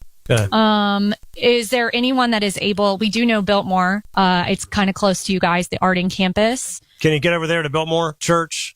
They do have water and ice. Do they? Okay, perfect. Yes, I can get over there. I'm on Airport Road right now, kind of stuck in traffic, trying to find some stuff, but I could definitely head that way. That's very much I think that would be the closest to you. They do have water and ice, and they're open till 6:30. Awesome. Thank you guys so much, and keep doing the good work. You guys are great. All right. Appreciate you. Thank you. And stay safe out there, okay? You too. All right. And okay. Well, somebody was calling in, then it went away. So let's jump over here on line 1. And that one's gone. Let's go over here to line 2. It says Elizabeth. Is that correct? Oh, yes, sir. Hi. How you doing, Elizabeth? Welcome to our continuing coverage. I got to say thank you very much. I forgot about checking in AM radio until yesterday. See, we're still going, baby. We're still going. You got to have us when you need it. When you need us, we're going to be there. But you definitely make sure you got those batteries in there and you got that transistor radio, because it is a lifesaver at times like this. Well, that's on my new list, is to buy a battery-operated radio. I'm making a list of things that I need because it's been a long time since I've been in this situation. You know, ever since this happened, we've just had a full list now. We need a chainsaw. We need a generator. I need a gas stove. Yes. It's an unending list. Well, speaking of that, before I ask you what I called up about, I was talking to one of the emergency personnel people yesterday about something that apparently they do have in other counties. But when we have 911 that can send text messages out to people to let them know things. But if there was like another 911, like a 9112, where somebody, volunteers like you guys, could take text messages, Ingalls at this address is distributing water, or there's this gas station has got gas. I mean, I know that's what you guys are doing, but before we had cell phone service, we were totally cut off from everybody. The only thing that got through was like 911 stuff. So if at the beginning stages, it would be really nice if people could call in and say, I just saw the Sitco has gas, and then keep a list and then send it out like once every 30 minutes, once an hour, of a list of places that are available, and ask people to text if the store is closed or whatever. Yeah. But that's what I was thinking. So I'm thinking about when all of this crap is over with, I'm going to get a hold of Buncombe County and see if I can work on trying to get something set up like that. I'm just a little peon person, but I'm pretty good with networking and stuff and, being on the sidelines politically. And I think this would be something really great that we could have. Sounds like it.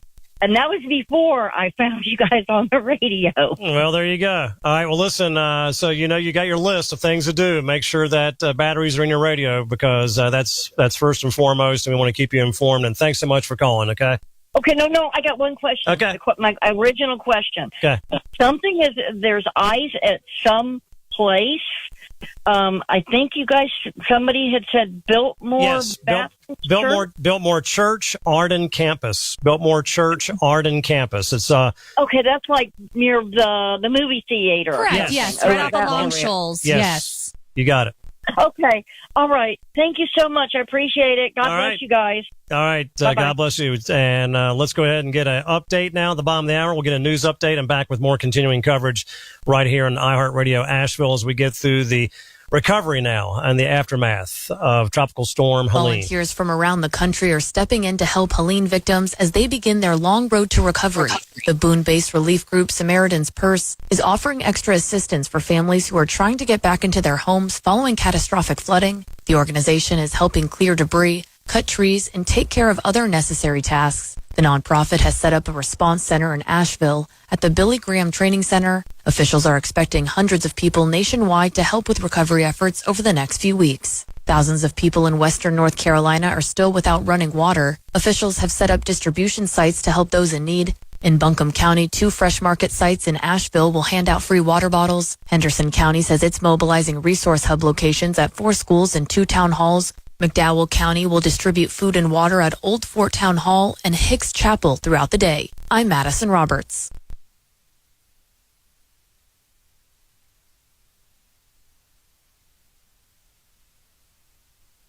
We're here connecting the community. This is iHeart Radio Asheville's continuing coverage of rescue and recovery efforts from Tropical Storm Helene. All right, welcome back to the studio. We just enjoy our 1 minute break, so we tank at the bottom of the hour. Hey, but we get the enjoy. I got one sentence out. We do have the 2 minute Awesome. 2 minute luxury break at the top of the hour. And that's when all needs are taken care of, if you know what I mean. Apparently so. Excuse me. All right. So 240-9962, 240-9962. That is a number to call to get in on the phone lines and get your information out. And we have got Selena up next. Selena, thanks for holding on. I hope you are staying safe. How are you doing?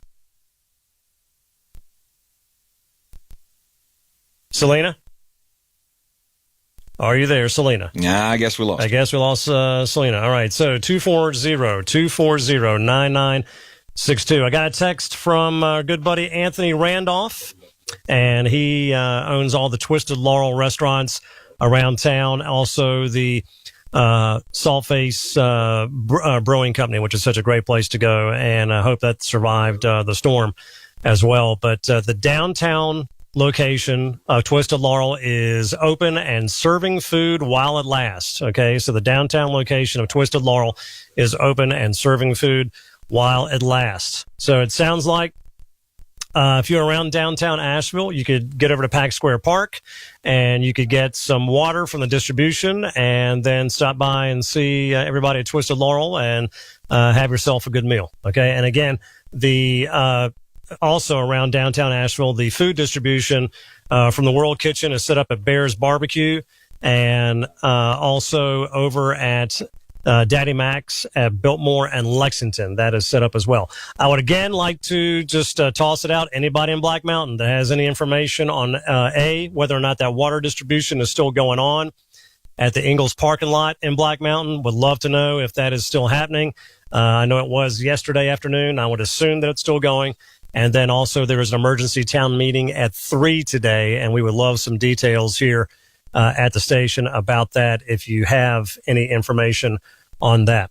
Let's jump over here to line 5. I think this is James. Is this James? Yes. Okay, James, you're on our iHeart Radio Asheville coverage. How are you doing?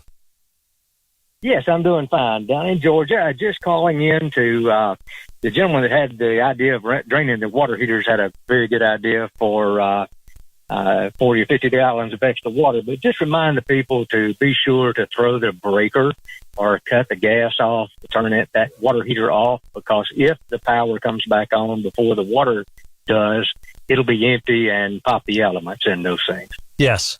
Yeah, that is good advice. And we had someone earlier telling us about that too. So if you're trying to work that on that water heater, so appreciate. Okay, great. I had to take a break away, but appreciate your coverage, and we're just sitting here well and old, waiting to get up there to help out. Okay. Well, we appreciate you tuning in, my friend, and be safe. Okay, thank you, sir. Have a good day. All right, James. And so that is definitely some good information that we talked about. If you are trying to get that water out of the water heater, turn it off. Don't be stuck when the power comes back on, because you will not like the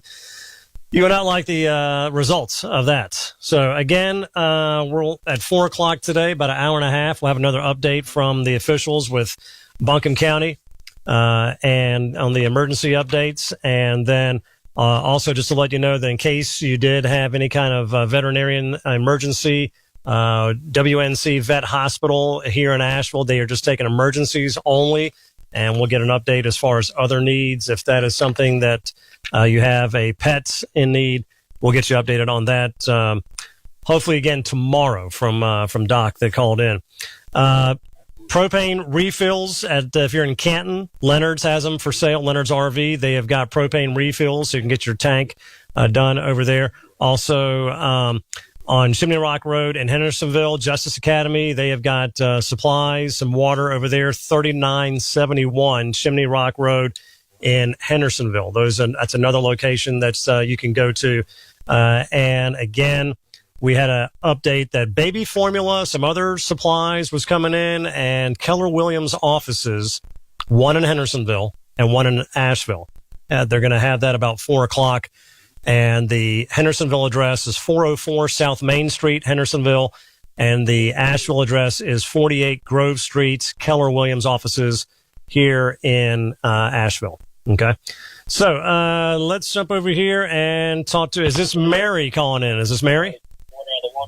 Yeah, this is Mary. Hey, Mary. You're welcome to the iHeart coverage. How are you doing?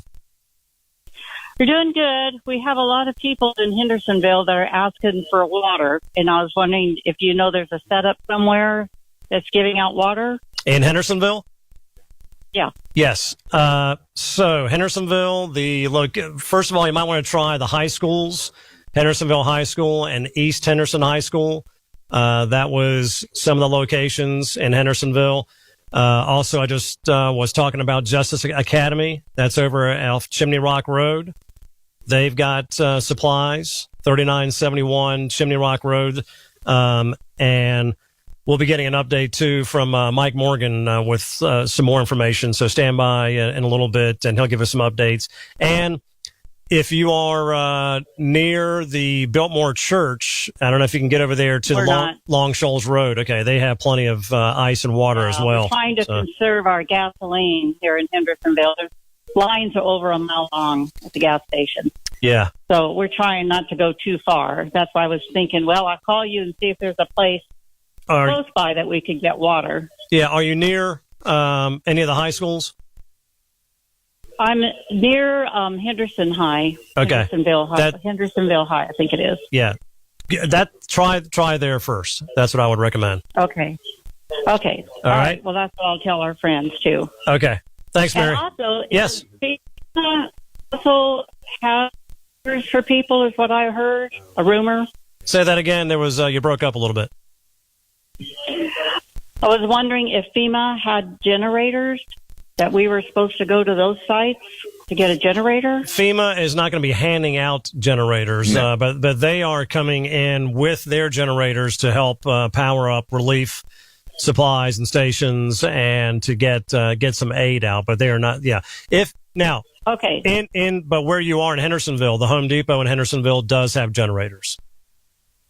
Oh, they do. Okay, they do. Great. And thank you gas so tanks much. too. Okay.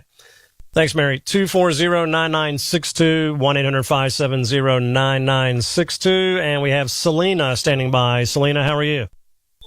I'm like everybody else, hanging in there. There you go. I want to know I want to tell people I'm right here off exit 55. I did see 3 big power trucks go by. Thank God. I'm just wondering about my friends up on Shopes Creek. I heard from them yesterday or day before yesterday, and their road is completely out. So I don't know who all knows that, but someone needs to know the road up on Shopes Creek is completely out. Okay. And they have no way in and no way out. Wow. All right. And we people are in need of assistance over there in that area, right? Oh, yes. I've not had water or power now. Well, we have it for 4 days. Today's day 4. Yeah. No gas. Can't get gas. And I don't want to chance it to drive somewhere far to get gas. Just not going to do that. Don't do it. Don't do it. Just sit there and hang out, for about another day or so if you can, because things are getting better. And I'm a widow, and my whole life's changed, and I'm not going to do that. So. Yeah.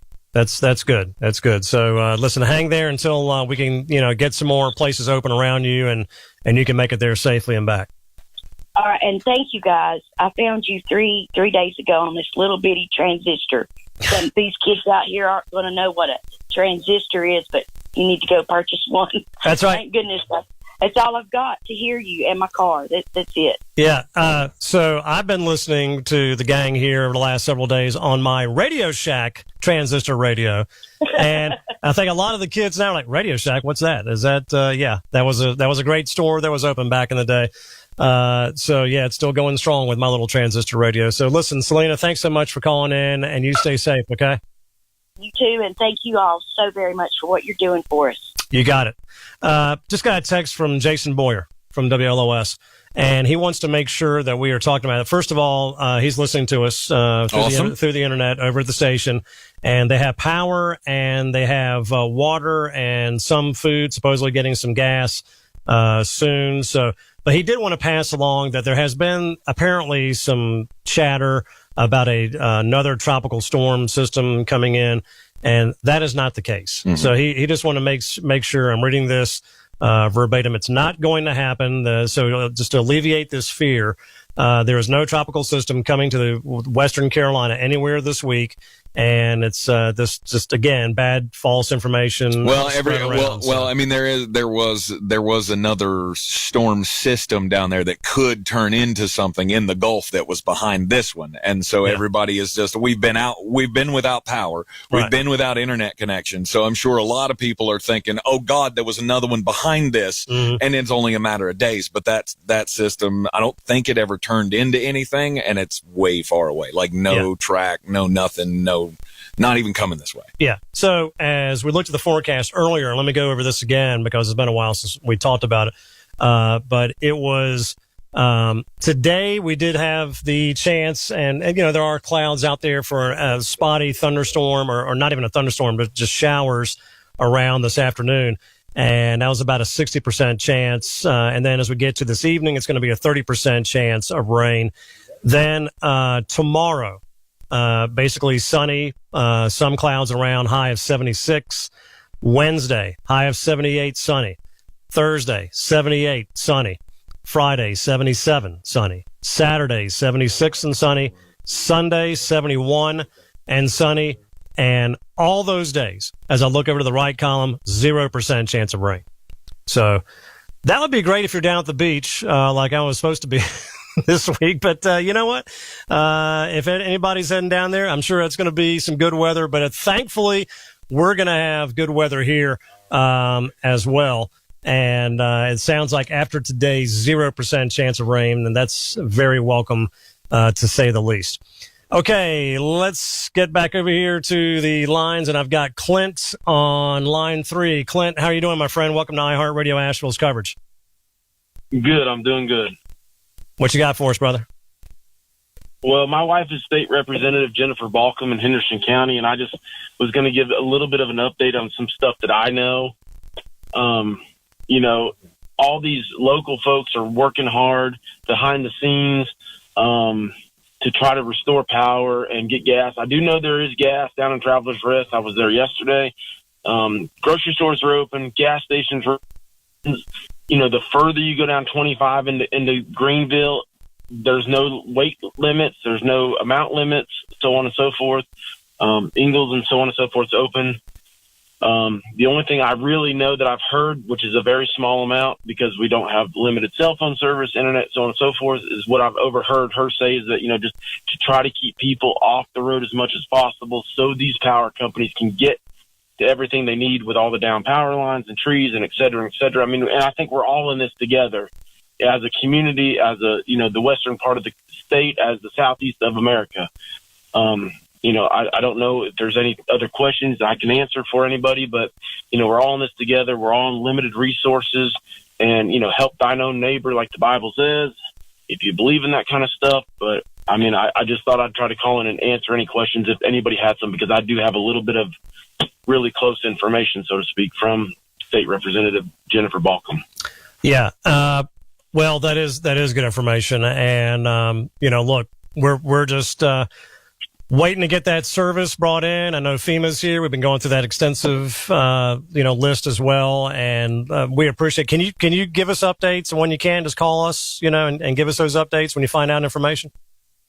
Yes. I mean, so she's out and about with the city and county managers and the local sheriff and so on and so forth. So, I mean, I'm stuck at home by myself with my son, and she's out in the community trying to, help anything she can. I know there's a local number for 211, I think, NC 211. That is anybody who has folks out there. Yes. She has helped open the Ag Center. She's helped flying stuff in from FEMA.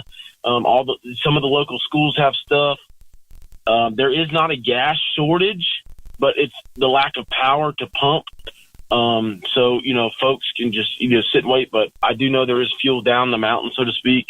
But yes, I can call and give, updates. I don't really get any updates. It's just kind of what I've overheard. Okay.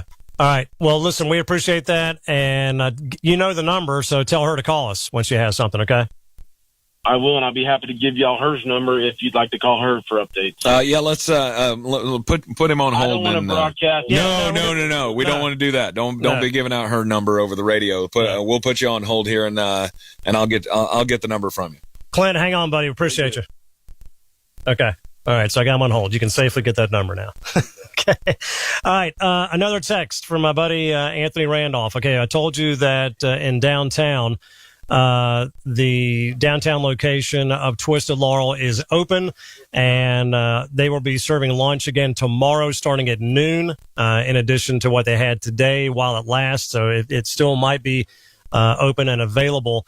So it is a good possibility for you if you are in the downtown area, to get some food from Twisted Laurel. But the drugstores, Prescription Pad, here are 3 locations that are open. So we've had a lot of people calling about trying to get their medications and where can they go as far as drugstores. So Prescription Pad of Weaverville is open, and they are on a generator. Also, the Prescription Pads in Marion and Burnsville, both those locations are open as well. And so if you have got an urgent need for the medications, think about those 3 locations: Weaverville, Marion, and Burnsville, Prescription Pad. And we appreciate Anthony and everybody getting those open and available to the public. So 240-9962. 240-9962 is the number to call in. Tank, have you got anything that you want to get out? Any locals or any information calling in? I've not gotten any updates that have not been passed along already. Okay. All right.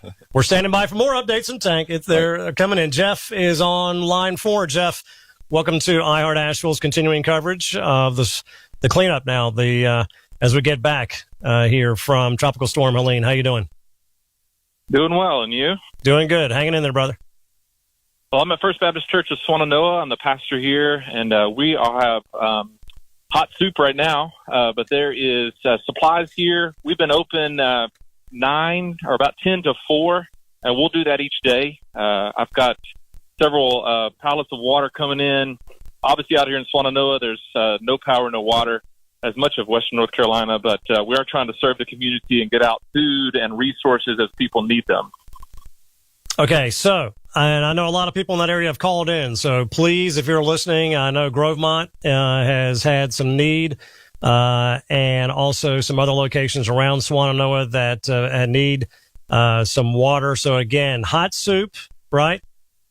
Yes, right now there's hot soup, and we're at 503 Park Street. We've got water bottles. We're limiting that 10 per family right now just because of our supply. But we have some toilet paper. We have some diapers. They're limited, but we've got a few of those if somebody needs those. And like I said, over the coming days, we do have a lot of supplies coming in from churches all around North Carolina. Okay, and what are your hours over there? We'll be open 10 to 4 each day. Okay. 10 to 4 each day. All right, great. Sometimes I feel like I'm doing, you ever hear the swap shop, radio? Yeah, Well, exactly. you have things to buy and sell. I feel like that's what I'm doing. Sometimes. Okay, we got First Baptist and we got water over here. The hours are 10 to 4. We appreciate it. Well, your service is much appreciated. Actually, I had not even know you were broadcasting until somebody threw a radio down at our church, and I was hearing it, and I was like, well, at least I can get the information out to somebody if they need it. Well, we really appreciate it because there's a lot of people in the Swannanoa area that need water and supplies, and hot soup would be fantastic. So head on over there to the First Baptist in Swannanoa. All right, Jeff, thanks so much. Be safe and keep us updated, will you? Sounds good, man. Okay. Bye-bye. All right. 240-9962 and 1-800-570-9962. Let's jump over here on line 5. Sydney, I believe, is standing by. How are you? Hi. Hello.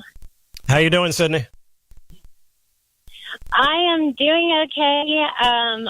My main is just to You're breaking up a little bit, sweetie. Can you just try to? I don't know if you're moving right now in a car or if you're trying to get a good signal, but we're breaking up a little bit. Can you hear me? Yes. In regards to veterinary emergencies, there is VEG on Hendersonville Road next to Holt, and there's WICRA in Flat Rock.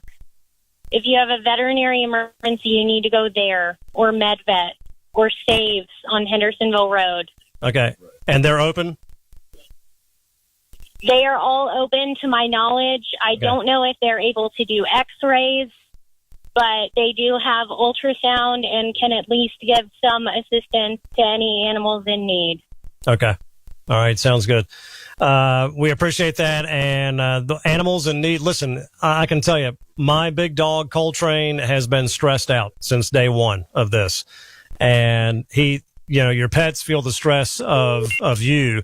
And so when things are not the norm and there's no power and they're wondering what's going on, they feel it. And so it's good to know that in case we do have some kind of a pet emergency, that these places are open. So, Sydney, I appreciate the phone call. Please follow safety protocols for your dog's drinking water as well. Yes. It is the same rule. Boil your dog's water. Yes. Boil that water because you don't want your dogs getting sick. That is the last thing that you want to deal with when you're trying to just make sure that you're taking care of yourself and your family. So, Sydney, great. Let them drink the puddles. Follow every precaution you would for yourself. There are so many ignorant animal owners out there. Please follow every precaution you would for yourself. You got it. All right. Great advice, Sydney. We appreciate you calling in. All right. Have a great day. Thank you. You too. 240-9962. That is the number to call in. And again, I want to stress that just from hearing everybody since 10 o'clock, if you are in the Swannanoa Valley area, and especially places like Grovemont, where we had my friend Tamara call in, and some other people that were like, we need water, that is a big urgent need. Again, First Baptist in Swannanoa, 503 Park Street. They've got hot soup, they've got water, they got toilet paper, all those things that we need during this time of crisis. So make sure that if you are in that area, that is someplace that hopefully you can get to close by and not put a strain on the gas tank either. Let's see. Tank, have you got names for me, or am I just which one do you recommend going to here? Just pick one. Just pick one. All right, let's go over to two. And who's on line two? Is it me? Yeah, it's you. Who is this? All right. Hi, my name's Tasha. Hey, Tasha. We're in Etowah. I just give you wholly without power. Most roads are clear. You can get in and out of Etowah down 64, both to Brevard and to Hendersonville. Okay. There's a couple of gas. The Citgo in Horseshoe had gas earlier, and the BP over on 280 in Mills River had gas just a little while ago. Okay. Super nice guys there. Also, the reason I'm calling, can you please reiterate that if there are no traffic lights, it is a four-way stop. Yes. I was out all day, gathering up the rest of the supplies for. You're breaking up a little bit. Yeah, I know. When you come to those intersections, please stop and go, and everybody know the right of way. And just, if nothing else, just signal to everybody. Okay, just put your hand out and let's work with our neighbors, and we know when it's time to go. But yeah, you got to watch out as these lights have not, all of them have not come back. Patton Avenue, Smoky Park Highway, they're getting there. I'm not sure if the one in Louisiana is back up and running yet, but I know that several of them have been. This morning coming in, power was restored to a lot of Patton Avenue, and then it was making its way back out Smoky Park Highway towards Lowe's. I just got a text from Reese, our buddy over there, and he said that they are out of water at Lowe's. They were giving out some water. They're out of that, but they are open.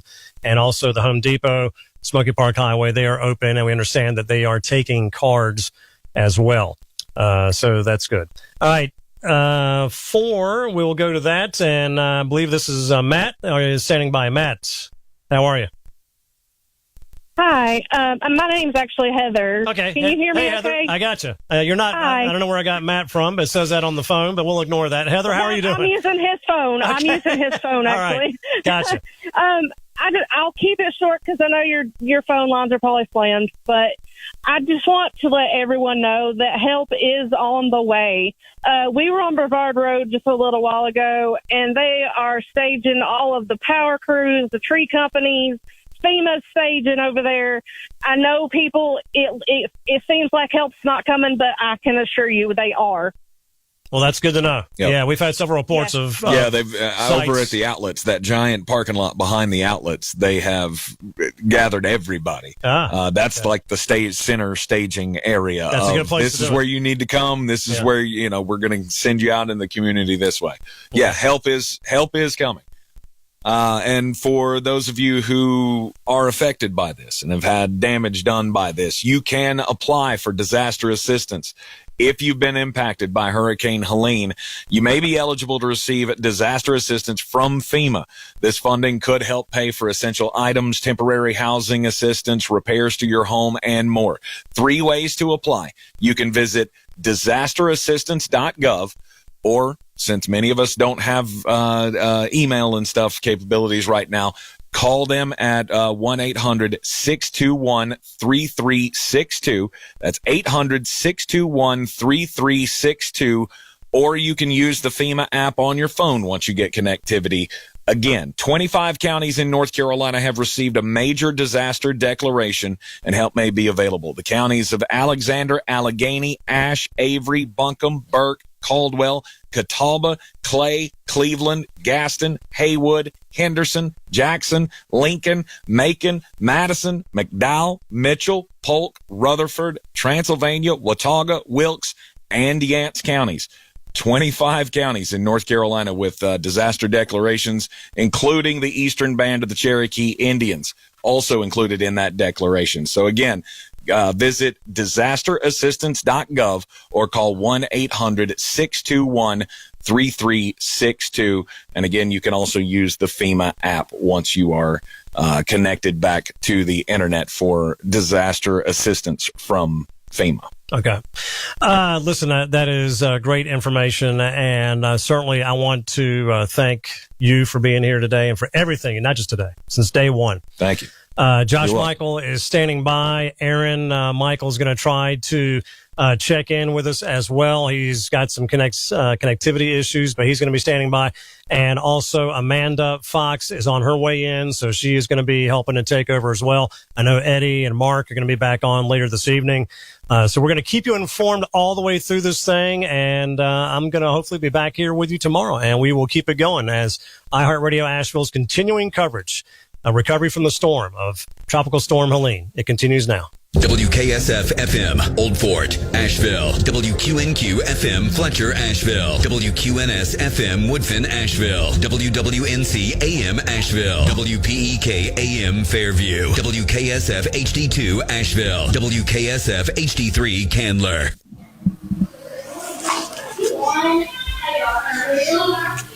Rescue efforts continue as parts of western North Carolina continue dealing with the aftermath of Helene. I don't know if we can rebuild or be able to come back from this. Rebecca Hughes with more on the ongoing recovery efforts. Governor Roy Cooper says he's grateful for the offers of financial support for those hit hard by the storm. We're also activating the North Carolina Disaster Relief Fund, managed by the United Way of North Carolina. He says anyone can donate at nc.gov/donate. Secretary of Health and Human Services Cody Kinsley says there are 52 water systems without power across the state, including 93 that are under a boil water advisory. North Carolina DOT says 280 state-maintained roads are closed, and parts of I-40 and I-26 will need to remain closed for days. While food and water is being airlifted to the area, most grocery stores are only accepting cash, and there are reports of long gas lines with fights breaking out. Governor Roy Cooper is expected to visit the western part of the state over the next couple of days. I'm Rebecca Hughes. President Joe Biden says he's deploying every available resource to areas impacted by the recent storm. It's not just a catastrophic storm, it's a historic, history-making storm. The entire Southeast and Appalachia. Damage from the hurricane stretches across at least 10 states. At least 35 people are dead in the Asheville area. Flooding in Buncombe County and other parts of western North Carolina is described as being at biblical levels. Biden says the government will continue to send help to the region as long as it takes to finish the job. The president is expected to visit some of the communities affected by the hurricane later this week. FEMA is providing extra resources to help first responders on the ground. The agency is providing 40 Starlink internet satellite systems to help with communication infrastructure restoration in North Carolina. At least one satellite will go to each emergency operations center in impacted counties. Many areas in major cities like Asheville are still without power and cell phone service. I'm Madison Roberts. We're here connecting the community. This is iHeart Radio Asheville's continuing coverage of rescue and recovery efforts from Tropical Storm Helene.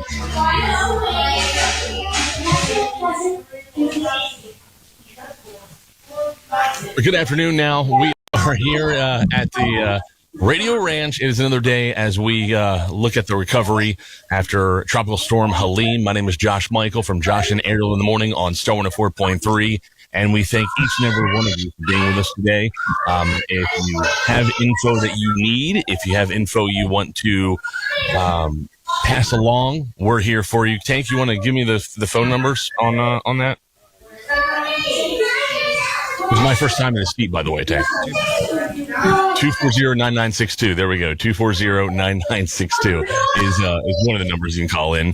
So call in and let us know what's going on in your area. If there's anything that you and your people need. We have a lot of new info today. I can say that one of the big parts of today is progress. There's been a lot of progress made. There's a lot of progress that will be made, and we can get to some of that over the next couple of hours. One personal point, I live in the Fletcher area, and on the way into the radio station today, I-26 completely clear from Fletcher to Asheville. No problems there. And I got to tell you guys, there is an absolute army at the Asheville Regional Airport. I mean, it is the cavalry has come. All right, friends, I promise you.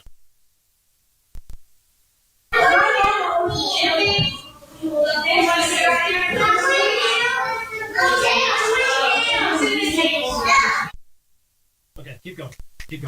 All right, here again at the Radio Ranch. I was just talking about how I was driving from Fletcher to here in Asheville to the radio station, and as I passed by the airport, the cavalry has come, my friends. The cavalry has absolutely come because there's a C-17 sitting on the tarmac. There's about 10, 12 Chinook helicopters. I saw 4 or 5 Blackhawks taking off and landing while we're there, and then a bunch of GA helicopters that were loaded up with water and supplies as well. So I promise you, as the days goes on, we're making progress. Patience is what we need. I know it's hard. I've been in your exact same boat. I was trapped in my house without any anything, any power, any water, any internet, any cell signal. I was with you guys on that, so I understand that it gets harder as the time goes on. All right, we've got Tank Spencer sitting here right now. Tank, why don't you give us a little bit of info on what was the best part of what you've heard today when it comes to progress? What's the best part?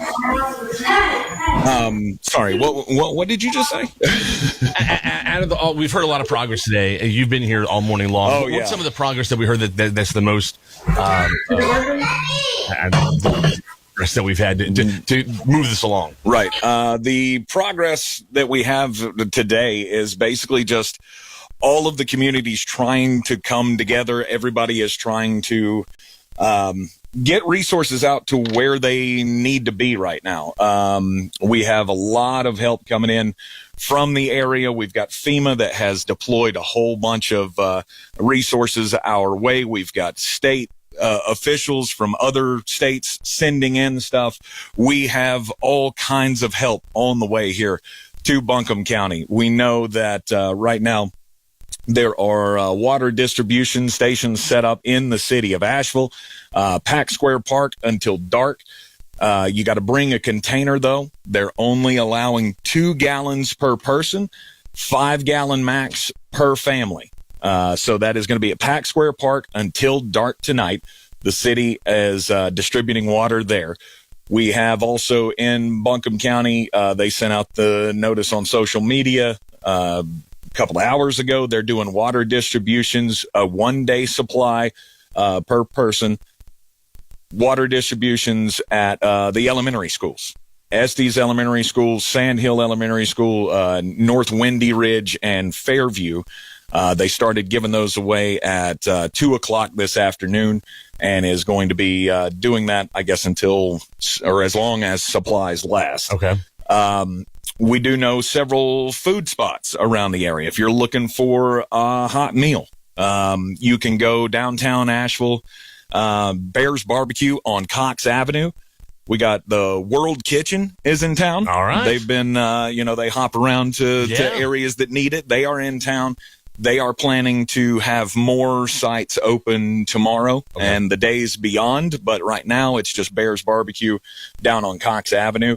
Tupelo Honey South in South Asheville, they will have food up until 4 o'clock this afternoon, Wow, they say. that's So they'll awesome. be giving away hot meals. Man, how great are these restaurants to step up like this? No doubt about it. Free food while supplies last. Have not heard any update on the Gray Eagle, but down in the River Arch District, Gray Eagle is giving away food there. Beloved Asheville Food Truck also operating today at 32 Old Charlotte Highway for the folks in that area that need some assistance. We got a call earlier today from a lady who said that Mercy Chefs is sending a team up here. And they have a disaster relief kitchen. I think 2 disaster relief kitchens that are coming up here to operate today at some point. We also had a update that in Alexander, Cedar Hill Missionary Baptist Church at 474 Cedar Hill Road, noon until 5 today. They have potable water.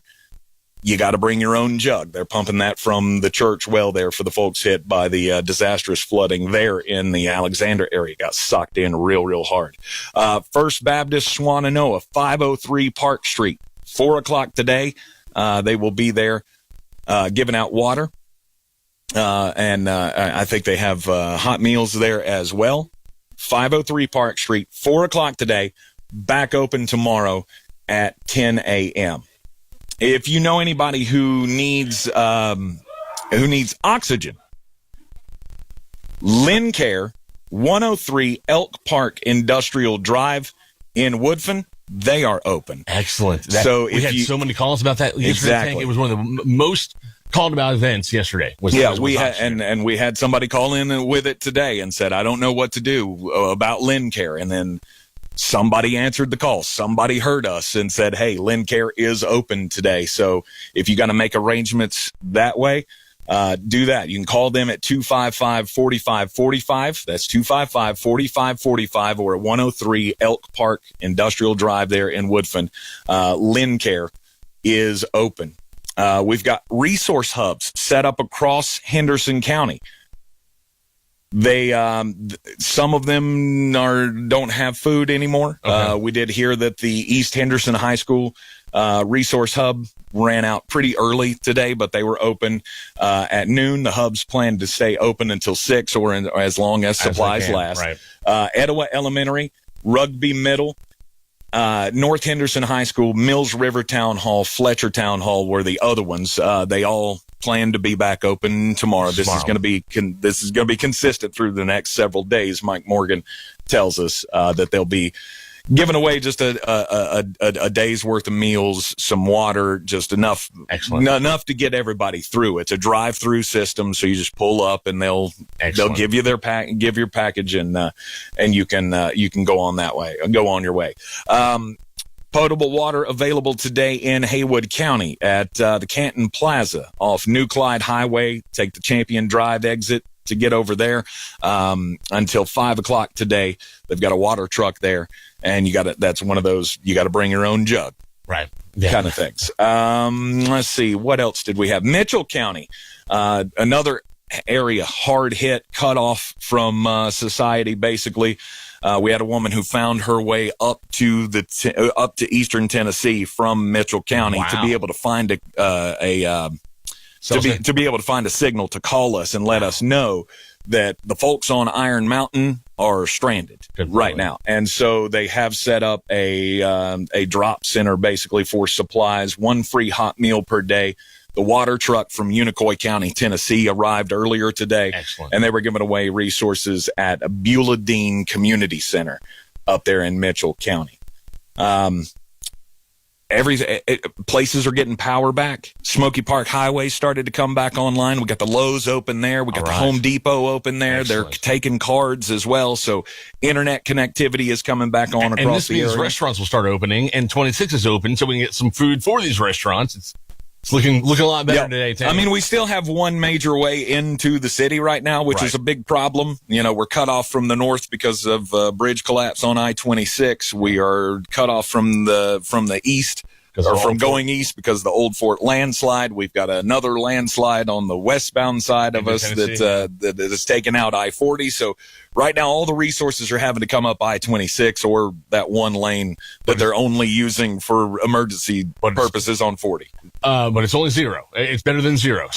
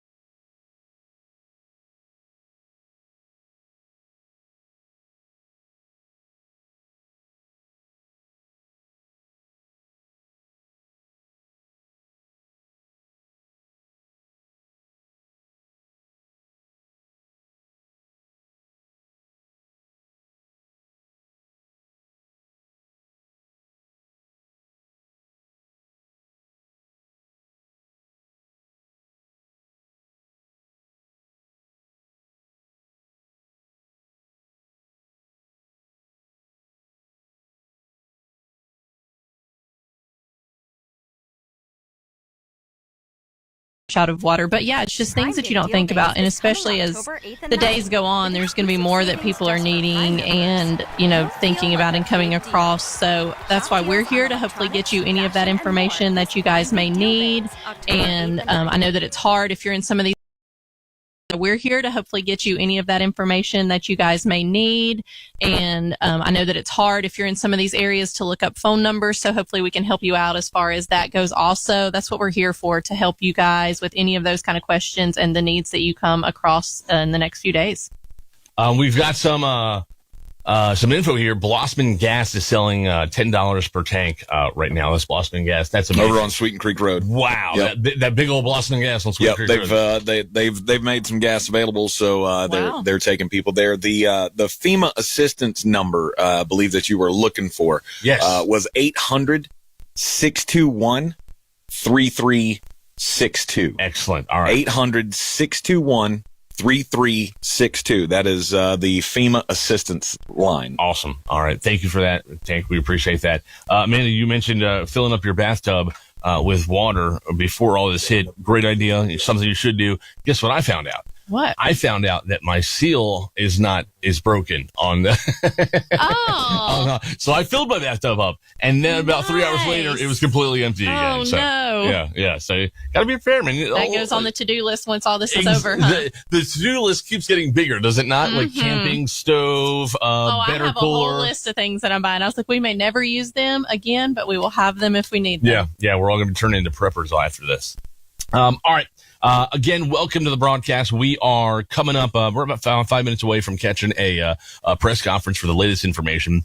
This is iHeart Radio Asheville. This is our broadcast of the recovery efforts for Tropical Storm Helene, and we are here on 99.9 KISS Country, News Radio 570 WWNC, Asheville's #1 hit music station, Star 104.3, Asheville's Real Rock 105.1, 97.7 The Brew, they play everything, ESPN Asheville on 92.9, and then AM 1400 and 880 AM as well. We've got Throwbacks 101.1, our new sister station, playing the great throwbacks of R&B and hip hop from the early 2000s. Awesome station. And then finally, I didn't miss one. I got them all. That was Look at all. you. Yeah. Right. Yeah. I want to throw it out. I don't know if you've said it recently or not. I'm just kind of getting in here myself, but we do have that new email address that was created as far as Storm, where we can keep up with everything right there. So if you guys have any questions that you want to send us, any things you want to send out as far as looking for people, looking for resources, then that email address is ashevillestorm@iheartmedia.com. That's amazing. It's one of those things where we keep saying it over and over again. We feel so disconnected when we don't have internet. We don't have cell phones. I know. I had no idea about this. It popped up on my phone. I just saw it when I got here because it's honestly in this building is the only time I have service. Yeah, right. Same thing here. It popped up while we were talking on the air. I didn't even notice it. That's awesome. So, okay, that web address again, that's great. AshevilleStorm@iHeartMedia.com. AshevilleStorm@iHeartMedia.com. So again, we're going to be coming up on this 4:00 press conference. Although the one thing I've learned about News Talk in the last couple of days is press conferences never start on time. No, they do not. So we don't know when they will actually start. Some great information we just handed out. Blossman Gas selling $10 per tank. That's the Blossman Gas. That's on Sweeten Creek Road, just down from the old Fun Depot, just down from that big medical park where everyone goes to the eye doctor and the ear doctor and all that stuff.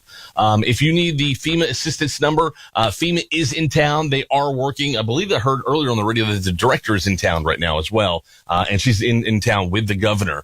So they're assessing the situation and they're here to stay for quite a long time. FEMA assistance number is 800-621-3362. That's 800-621-3362. On my way in from Fletcher here to the radio station past the Tanger outlets, and I did notice that FEMA is set up at the Tanger outlets. They're set Eddie up said on his way home today, he was here this morning, that he passed 2 of the big FEMA trucks. So that was good to see. Excellent. For him to come home and report that, it was great news. Yeah. On air with you right now is Amanda from the Eddie Fox Show on 99.9 KISS Country. We've also got Tank Spencer from the morning show here on News Radio 570 WWNC. He's also on ESPN Asheville. My name is Josh Michael from Star 104.3, Asheville's #1 hit music station. Josh and Ariel in the morning. My lovely co-host Ariel was on with the guys earlier today. I'm not even sure she's still here. She barely talks to me. It's ridiculous. You guys even like each other. Oh, she has to talk to you every day when she doesn't have to talk to you every day. Also, guys, once we're at home, we don't speak to each other. The only good thing about all this is Ariel didn't have to talk to me, right? Right. Also, we want to thank our friends at iHeart Media Greenville, just down the mountain. They have been just an amazing help to us when we couldn't get to the radio station, when we were trapped, and when we were down, and we didn't have any cell signal or any internet. They came on with the help of amazing engineers from Atlanta. They were able to broadcast from their studios down in Greenville to us here in Asheville. And man, that was awesome. Yeah, I also have to give a shout out to Ashley Wilson in Charlotte. She's been helping out a lot with all of the stuff on air too. So thank you, Ashley. Yep, thank you very much, She has Ashley. family up in Boone, and she's from this area too. So Awesome. Yeah, we were talking to her the other night, and she said her dad, believe it or not, is A-OK in Boone. And the main thoroughfare into Boone, if you've got family up there, you may want to hear this, the main thoroughfare into Boone, almost untouched. Wow. A lot of people along the thoroughfare still had electricity and such, but it was the outskirts of the Boone area that really got the hit there. All right, let's see. We got 30 seconds till this is supposed to start, and again, we said it's not going to start on time. Or how are we looking on that, Tank? No, still setting up the shot. Yeah, they're the governor is still making his way to the microphone here, and I'm hoping they're going to give me some sound here pretty soon. Just got a message on Facebook. Old Fort was hit hard as well. Many without power for the community, and it's all coming together. National Guard, state troopers, all set up down here. It's crazy to watch emergency crews head up the mountain to help along with having so much air traffic. Humbling for sure, Brooke. You're very right. I think that's how a lot of us are feeling. Oh yeah, it's one of this. I was kind of excited when I heard that there was going to be hot meals. The Fletcher, the Fletcher area there, because that's where I live. I was blessed last night. My electricity came on, so I don't need that assistance. But I was sitting there thinking, I've never thought I'd be an assistance line. I know. Not that there's anything wrong with it, except for I just never thought I'd be in There's a that. lot we take for granted, and in these moments, it really makes you realize what all you take for granted. Yeah. I mean, I'm someone that talks to my family constantly, all day, every day. We are a very close family, so this has just been. I'm like, I don't know what to do. Are they okay? And I stress out on a good day. So now I'm like overly stressed. So I understand the people who are feeling that right now, that they're feeling that desperation and they're just feeling that anxiety about not knowing what's going on with your family and not being able to keep in touch with what's just going on, where you can go to get help. Right. So hopefully you're able to get to a radio, and even if it's in the car for just a few minutes, and that you can get some of the information that you need. And this broadcast, of course, is going worldwide on the free iHeart Radio app. So people are listening from other cities all around the country. We've been partnered with USA Today as well. And I got to say, if you are listening from one of those areas and you're looking for a relative and you still have not heard from them yet, I heard on the way in that the United Way is helping with that. So you can go to unitedway.com. There's a link to their North Carolina section, and they're trying to do wellness checks and things like that to help out the authorities. So again, if you're looking for someone here in the area and you haven't been able to get a hold of them, United Way, maybe .org. I haven't looked it up yet, but United Way, look them up online and get them to help you there. They're happy to. It is unitedway.org. Unitedway.org. Excellent. Awesome. That FEMA assistant number again, as we're getting ready to go to this press conference with Governor Cooper, 800-621-3362. That's 800-621-3362. If anybody at WLOS is listening, you're not feeding any sound on your governor press conference. Just so you know. Yeah, let's send see if we can get some sound on that. And it started right now, but we'll see what we can do to get that on for you. A little technical difficulties. We're all working with random technology that we don't usually use.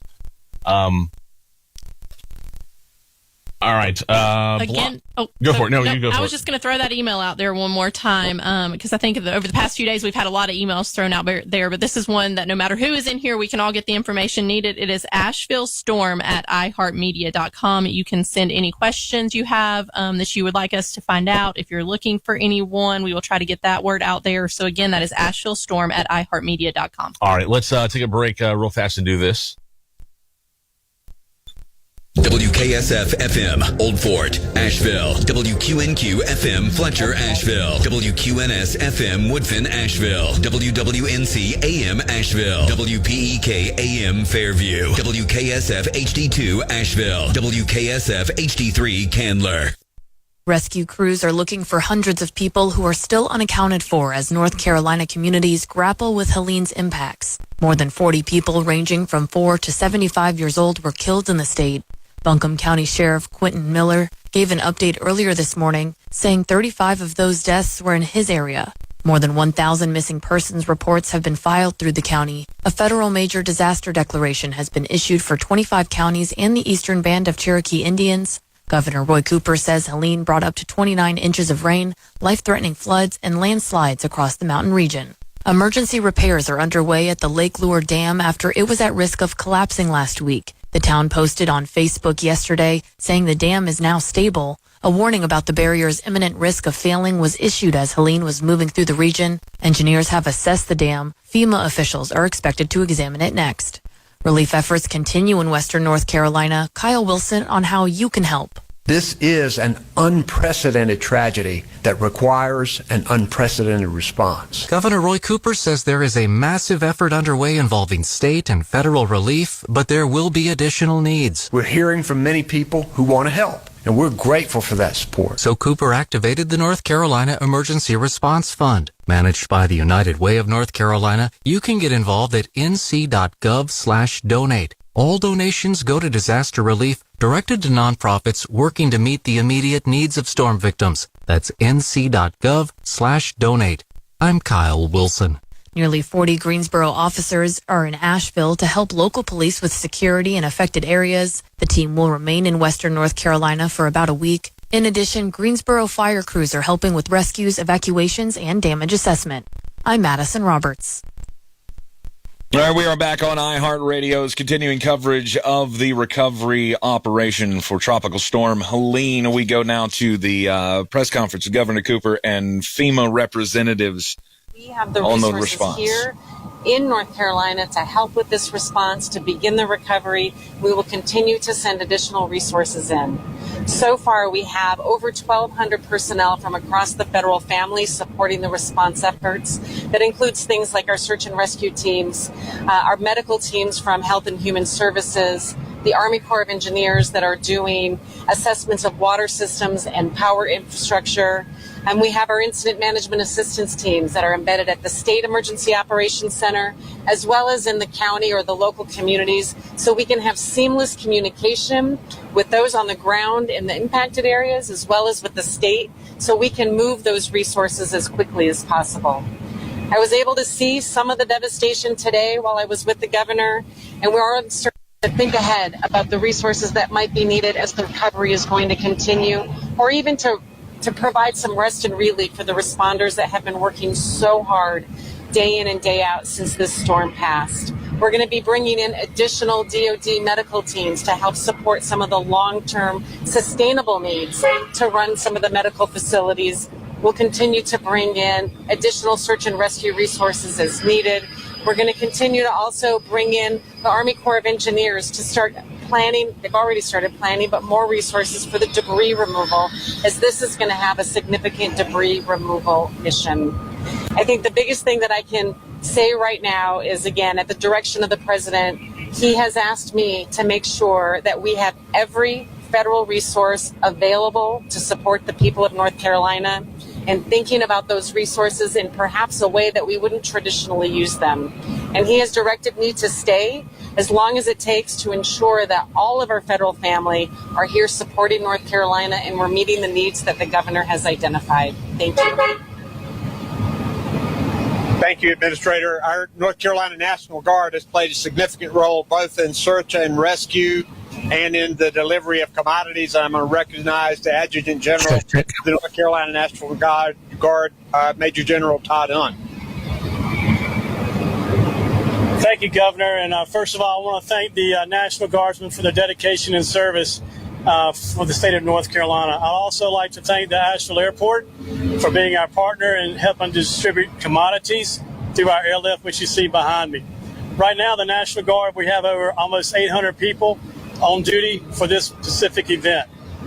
Our primary responsibility and our primary focus right now is still search and rescue or recovery, and then a relocation, followed by commodities. This morning we brought in 100,000 pounds of water and commodities on a C-17. We've also done 100,000 pounds through our helicopter lifts that we have. We'll continue to service the area. We've hit 8 counties within the region already with commodities. And we're going to continue to push soldiers into the region to help the citizens of the Western North Carolina. Thank you, Governor. One of the major issues we have is ingress and egress and making sure that we clear roads. We still have some communities that are cut off. Our North Carolina Department of Transportation has been working hard to clear roads and to get roads back open. I'm going to call on our Secretary of Transportation, Joey Hopkins. Thank you, Governor. Good afternoon, everyone. First of all, our hearts go out to everyone here in Western North Carolina. We have employees that are directly impacted by this, as well as everybody else that has friends and families. We have at this time over 300 roads closed due to damage, landslides, rock slides, fallen trees, mud on the road. Some roads are breached, some bridges are gone. Right now, I-40 in the western part of the state is probably the worst damage we have. There's about a 4-mile section where we lost eastbound 40. We are hopeful that we can open 40 on the east side of Asheville in the coming days. Right now, that is open, but it's only open to people responding to the storm. It's not open to the public at this time. The damage is severe, and we're continuing to tell folks, if you don't have a reason to be in North Carolina, do not travel on the roads of Western North Carolina. We do not want you here if you don't live here and you're not helping with the storm. So that'll continue to be our message pushing forward in the coming days. If you've been on the map apps, they are also sending that same message out. So we'll continue saying that. This is an all-hands-on-deck type of event. We have over 1,600 employees working now. We have over 73 contract crews helping us also, and that number is growing every day.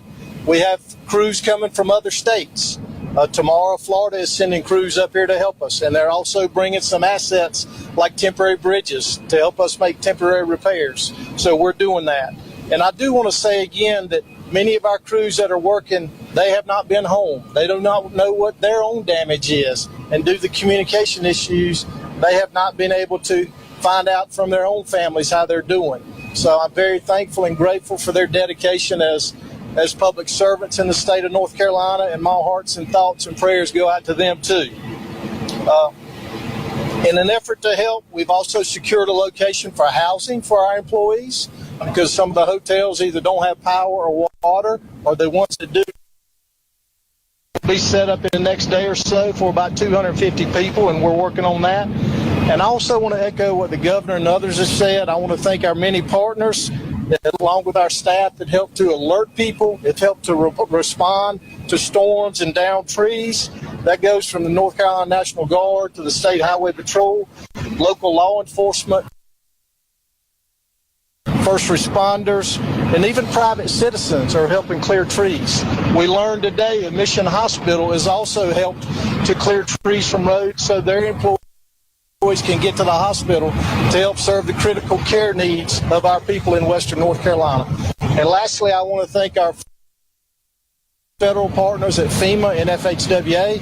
You can see FEMA boots on the ground here, and we're grateful for that and grateful for their assistance.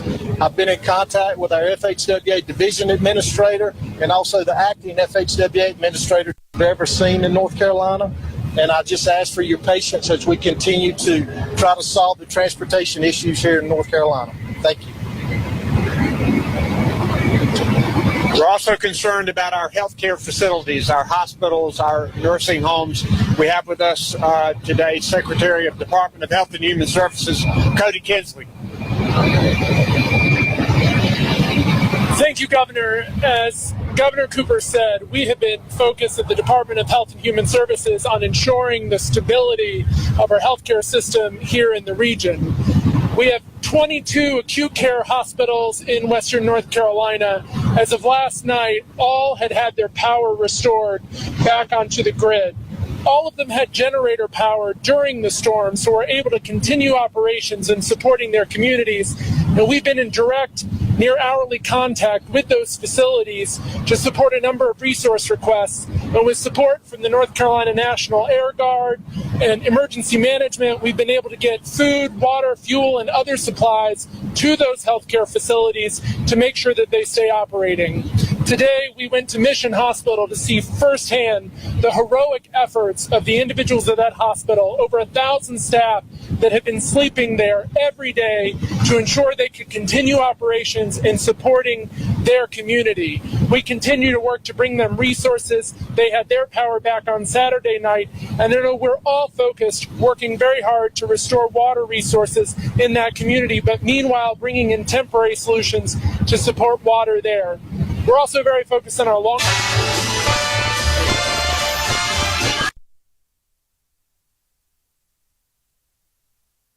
WKSF FM, Old Fort, Asheville. WQNQ FM, Fletcher, Asheville. WQNS FM, Woodfin, Asheville. WWNC AM, Asheville. WPEK AM, Fairview. WKSF HD2, Asheville. WKSF HD3, Candler.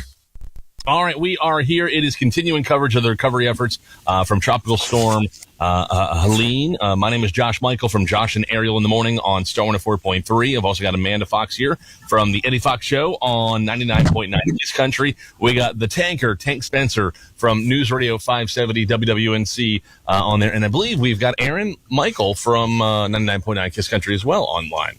Yes, how are y'all doing? I don't know. Who's this guy? Somebody introduce this guy to me. It's good to hear your voice, Josh. You doing all right? Yeah, I love you, buddy. If you're not aware, we are brothers. Aaron works on 99.9 Kiss Country. He also works down in our iHeart Media Greenville offices.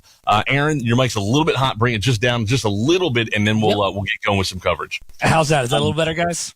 Perfect. We love that. Awesome. Right. Aaron, welcome to the broadcast. I know you've got some outlets to news up there. What are you seeing on national news and things like that about our area? Well, finally, the national news is talking about it. I'll be honest with you, it's been very quiet the past few days, which has been very frustrating. But all the national networks have been carrying it. They've gotten responses from both President Biden and Vice President Harris, as well as former President Donald Trump. They've all chimed in, and they've all honestly sent well wishes. President Biden has announced that the federal government is sending any and all resources they can to help out. And then I know that Vice President Harris just posted on social media that she's been briefed with the FEMA team, and their discussions are continuing on how to get more resources when needed. So we'll see what they bring from that.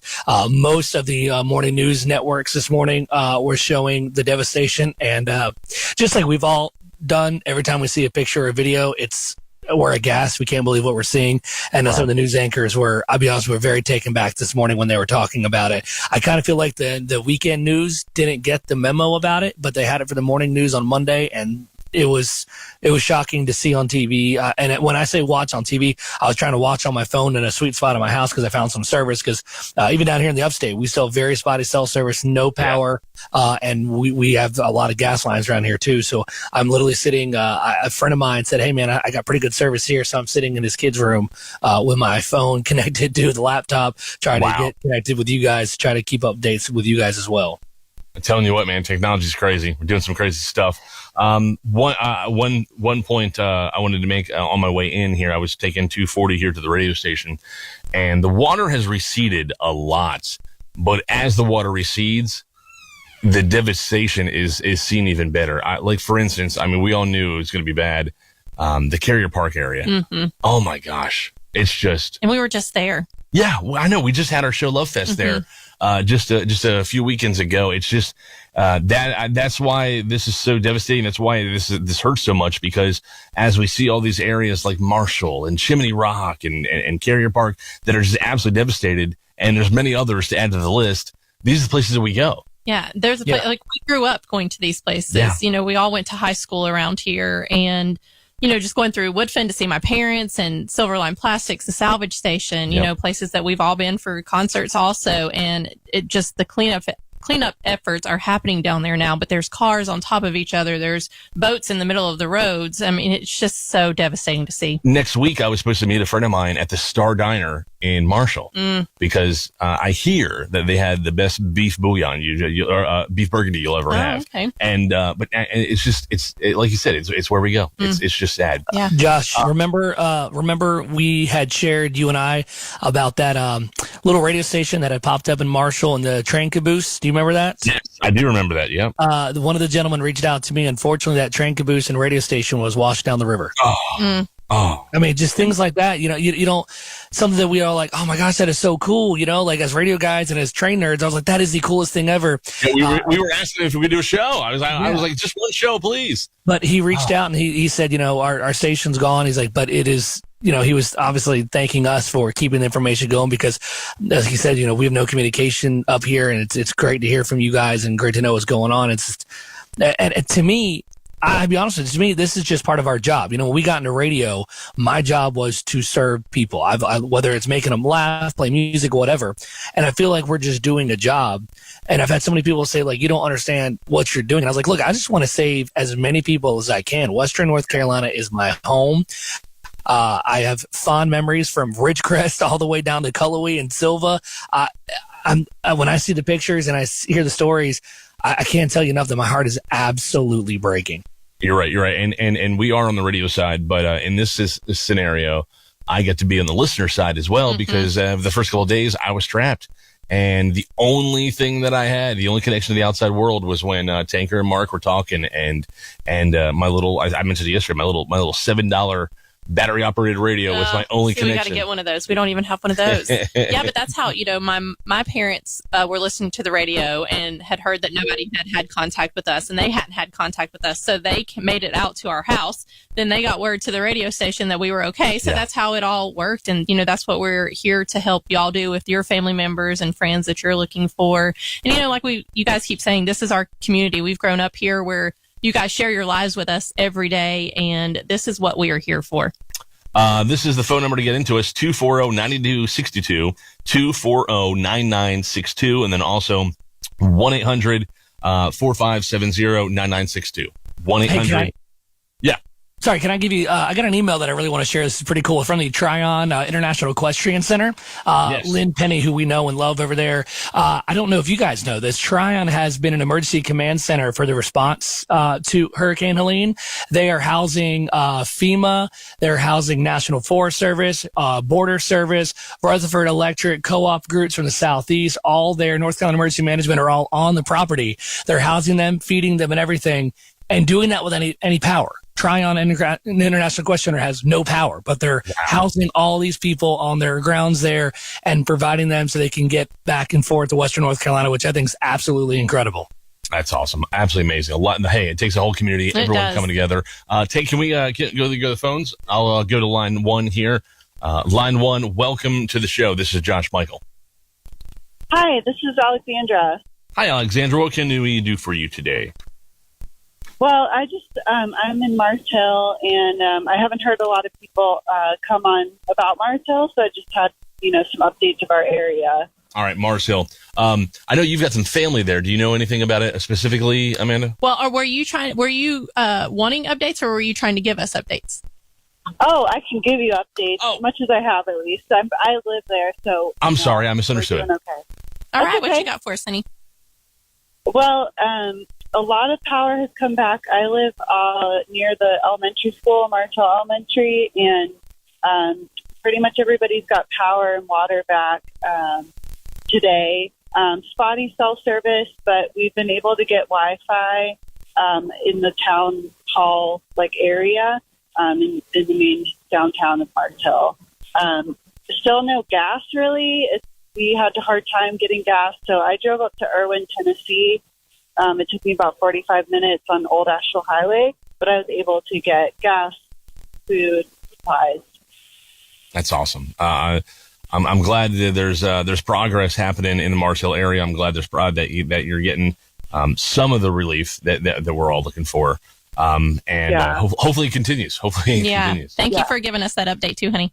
Yeah, we've been really lucky, and we feel really grateful. And thank you so much for just having such good coverage, because we've been listening to you since this all started. So, Well, thank you, Alexander. We appreciate that. Thank you so much. Mars Hill is an absolutely beautiful area. I know they did get hit very, very hard. So. I have my friend Heather is out that way, and she did get power back yesterday also. So Awesome. I think they're starting to get some back on out that way. All right, let's move on to line 3. Line 3, welcome. Nope, lost that one. That's all right. We can go to line 4.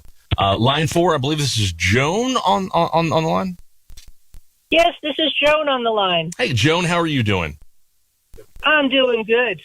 Excellent. Just finished having a half-hour rainstorm over here. Exactly what we need, right, Joan? I know. What area are you calling us from? I'm in Candler. Candler. All right. What you got for us? Well, what I've got for you is I was hearing you talk about putting water in the bathtub. Yes. Yes. And having it drain back out. That happened to me. Yes, ma'am. One of the things I learned as a child, because we had wells and power outages all the time, was when you filled the tub, you put some saran wrap over the drain hole so that it sucks in and it doesn't let any water out. Well, there's a life hack I never knew about. That's a good little tip there. I like that, Joan. Thank you so much. I appreciate that. How are you doing out in Candler? I'm doing okay. I've got my power back. Awesome. But I don't have water or anything else. Okay. I'm sitting at a church 4 miles from my house to be able to make this phone call. Wow. Wow. Well, Joan, thank you so much. And hopefully things continue to improve for you there in Candler. And hey, thank you for listening. Now, let me give you the other half of that hack. Okay. All right. If you have Glad Wrap instead of Saran Wrap, Glad Wrap floats. Glad Wrap floats. Okay, that's good to know. Glad Not Wrap going to floats. be very helpful. All right, thank you, Joan. So you have to hold it down with a whole bunch of stainless steel kitchen tools. Oh, geez. Right. Oh, gosh. All right. You are like MacGyver over I'm there. telling you, yeah, exactly. All right. Have a blessed Awesome. You too, honey. Joan, thank you so much. Let's see. Let's go to line 5 here. We've got, I believe it's Johnny. Nope, we lost Johnny. It's so hard to keep signal around here right now still. Let's go to line 1. I believe this is Thomas. Hey, yeah, this is Thomas. Hey, Thomas, what can we do for you? Is this Thomas Pack? Hey, Thomas. It's so Pack. good to Hey, hear your Amanda. voice. Okay. Yeah, I reached out to Eddie. I texted and let him know that I made it to Asheville and I can't make it to my house. The roads are just not passable to get to my house right now. But I did make it back to Asheville and I'm safe. And I just wanted to let y'all know my only way of reaching out to you. Yeah, I'm so glad. So you have somewhere you're staying, Thomas? I do. I have a friend that invited me to their house in Mars Hill. Of course, I didn't have gas for my personal trip. You're breaking up a little on us, buddy. Yeah, I invited me to Mars Hill, and so I'm staying at a friend's house in Mars Hill. Had to drive my semi-truck out here, but I made it, and I'm safe, and everything's good. Good. Well, I'm so glad you called. It's so good to hear from you. Yeah, I've been sitting here for like the last 45 minutes waiting for the phone number to get the phone number to call. So. Oh. All right, honey. Well, you call us anytime you want to, okay? All right. Thank you, Amanda. Y'all have a great day. I'm glad to hear everybody's safe. All right, you too, honey. Thank you. Hey, guys, got a couple updates here if you want to hear real fast. Yes, please do. Just got an email that the WNC Farmers Market on Brevard Road is open every day, 8 to 5. They're taking cash and cards, so that's amazing. Wow. They've got tons of produce, shelf goods, cheese, eggs, and most importantly, cold drinks, which wow. Yeah, so that's huge. That's the WNC Farmers Market, again, on Brevard Road there. They're open every day, 8 to 5. And do you guys want some good news out of Broad River? Yes. All right. So I've been in constant contact. One of my very best friends from like kindergarten, her mom and dad live up there, and she messaged me. She lives in Colorado. She messaged me either yesterday or the day before, and just was hysterical because her mom was able to hike to the fire station who had a Starlink and say, look, we're okay, but we have nothing. We're running out of food. We're running out of water. And so we started mobilizing. I was texting everyone I know. She just texted me and said that there's been about 20 helicopters that have come into Broad River today dropping supplies off. Josh, that YouTuber with the 500E model, he dropped off. Yeah, he dropped off a ton of supplies at the firehouse this morning. He was one of the first drops that he did, and he says he's coming by. They were also able to rescue an older couple from the church and the pastor in Chimney Rock out of there as well. So we're getting some good news. I mean, I know there's not a lot of good news, but things like that just makes you smile. That's so awesome. I actually saw Cletus take off in his 500D helicopter from my house this morning, and I was all excited. I was like, he's going out to help somebody. Oh, wow. I will tell you, down here in the upstate, we're hunkering out of my sister-in-law's house because they've got a small solar setup, so we're able to like charge phones and whatnot until we get power back. And this morning, I was awakened, Josh, by it must have been 4 or 5 Blackhawks, 2 Chinooks, and you could hear them thundering up the mountain. I was like, man, that is incredible to see. Like you said, the cavalry. Yeah, it's amazing.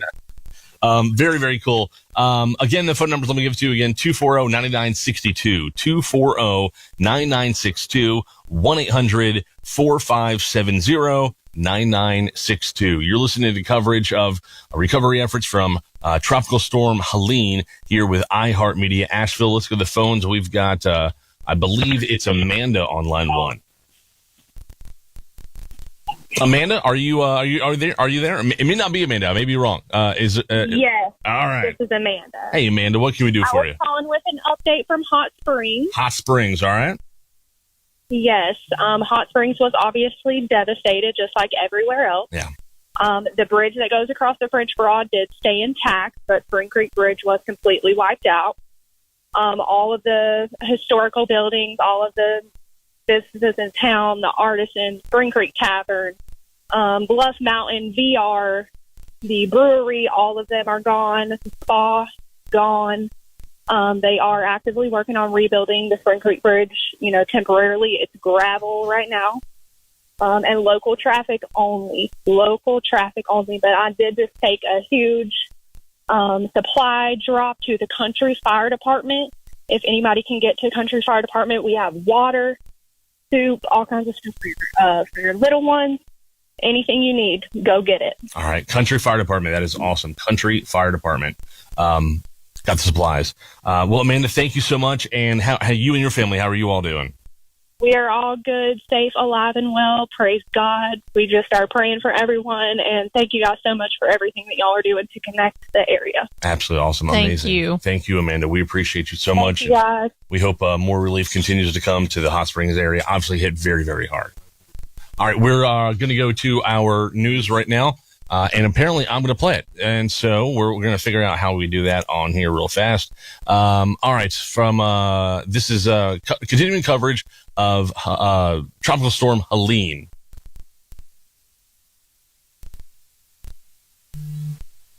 Volunteers from around the country are stepping in to help Helene victims as they begin their long road to recovery. The Boone-based relief group Samaritan's Purse is offering extra assistance for families who are trying to get back into their homes following catastrophic flooding. The organization is helping clear debris, cut trees, and take care of other necessary tasks. The nonprofit has set up a response center in Asheville at the Billy Graham Training Center. Officials are expecting hundreds of people nationwide to help with recovery efforts over the next few weeks. Thousands of people in western North Carolina are still without running water. Officials have set up distribution sites to help those in need. In Buncombe County, 2 Fresh Market sites in Asheville will hand out free water bottles. Henderson County says it's mobilizing resource hub locations at 4 schools and 2 town halls. McDowell County will distribute food and water at Old Fort Town Hall and Hicks Chapel throughout the day. I'm Madison Roberts.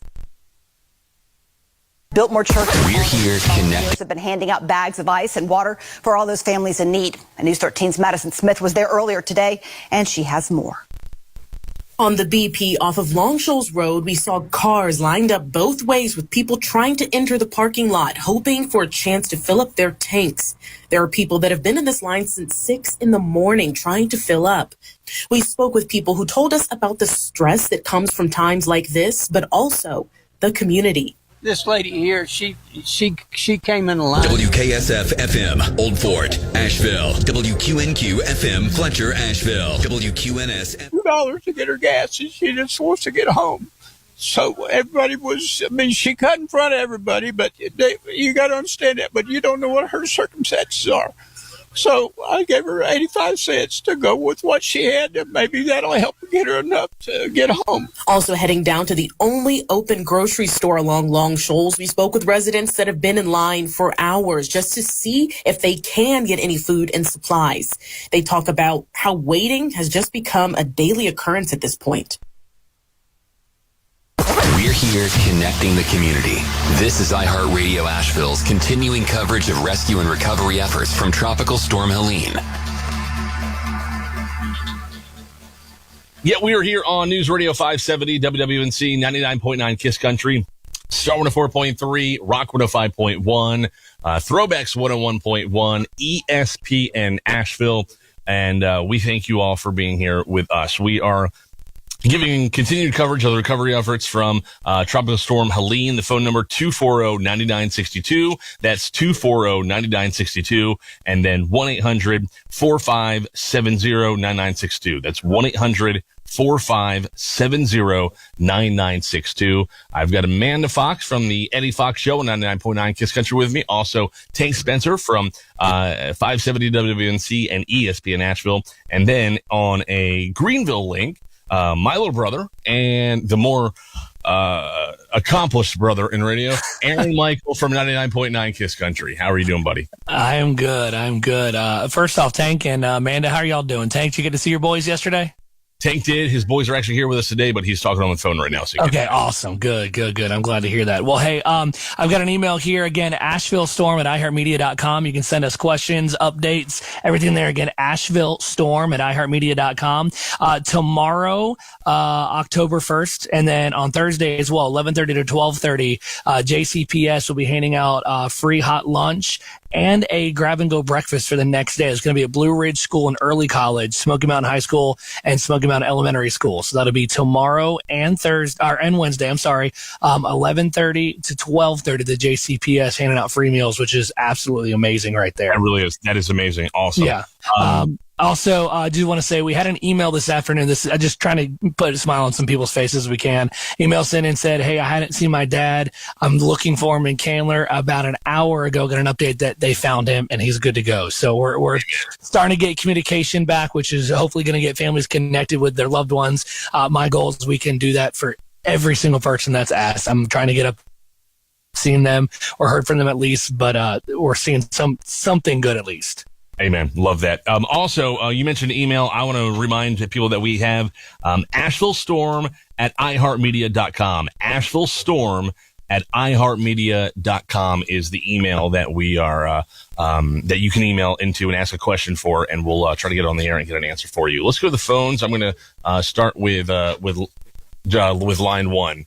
Line one, welcome to the broadcast. This is Josh, Amanda, and Tanker, and Aaron. Hey, what can we do for you?